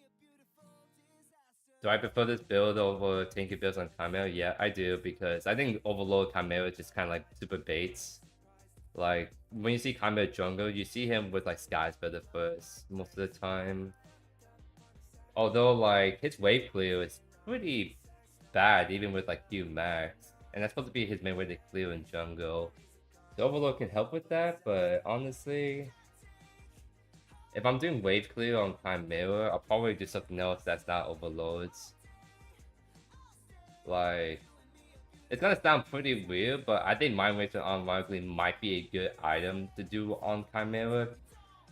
If you want like better wave clear and more like raw stats, I think Mind Waves is actually. I think Mind Waves right now is just an insane item. If right heroes can use it well, I think Chimera can use Mind Waves decently enough to where I can see why a reason to use that over Overlord. But again, you don't need cleave. That's just the idea I kind of have in my head. It's kind of gonna be meta. She's like top meta right now. Like her and Wukong are literally banned every single ranked game. For next patch, try to wait and see how her notes balance it out. But honestly, it doesn't seem super massive. So she's probably gonna still get played a lot. Maybe people still ban her, but I think she's still really strong offlane. It's just I think her mid and jungle roles are gonna be much weaker because she was always kind of average in those roles, and the nerf does make it rougher on her in those roles. So I think she's gonna be more swiftly offlane. Did I the new Punch skin? Of course I did. That skin was sick. That was my favorite kill tip for each block. I already answered that one. So yeah, I mean it was a decent test. I mean when we got going with the Stonebreaker Skies for the first 2 items, we were doing a lot of damage. The only issue though is kind of like in comparison to Glux has like that burst healing that has, so he able to sustain better. He has the CC too. That's another thing people don't realize on Chimera is like, since he kind of lacks that CC, like it's kind of easier to burst down the Chimera than the Glux, even though Chimera has some CC immunity like cleanse. Because like the thing, like if you do like Glux for example, like you can stun people and still actively hit them for the most part. Chimera is like you commit to a stun ultimate and then you only have a short window to hit them before they can react to you, right? So like the build definitely works on Bolus and Glux, who has the CC, some like sustained damage mitigation, but for Chimera in particular, he doesn't have the like consistent CC and he doesn't have the sustained damage mitigate to actually get away with using that build. So I think that's the reason I think if I'm doing Chimera offlane, I have to figure out a better way to build him out. Maybe I'll actually do something kind of funny and do like Mind Wasted Aug, which sounds kind of scuffed, but honestly, I think playing Chimera into like more of a semi-burst character was like, because it's on B, can do a lot of damage, like 180 increases based on missing health, 100% scaling. Like, I think playing him more as like a assassin bruiser, like kind of max, like kind of like having a Mind Wasted Aug, kind of going for a lot of raw physical power to make his arm be hit really hard and having that initial hit from Aug, like kind of like Darius in a sense, like having like that Mind Wasted Aug build, but so that, but literally slap down Chimera, and I think that can surprisingly do decently well. But I have that's something for another day. So next time I play Chimera offlane, we can try that out. But it's gonna be a bit since we're all gonna be focusing on the other heroes being touched on this patch. But yeah, that's gonna be it for me. Hope you guys enjoy the live stream. Thank you guys for stopping by. If you're not already, consider subscribing to the channel so don't miss a single beat by yours truly. Definitely let me know down in the comments what heroes, what builds you want me to showcase, because I sometimes get some really funny builds that end up being great benefits from you guys. So definitely keep that coming on. Again, we're gonna be playing the live stream next Tuesday on the patch, just trying to grind out some games, see what's all the hype is about the patch, and then probably live stream again Friday, make it double whammy that week because why not, and then go from there. But yeah, that's it for me. Have a great rest of the day, guys. I'll see you around. Peace.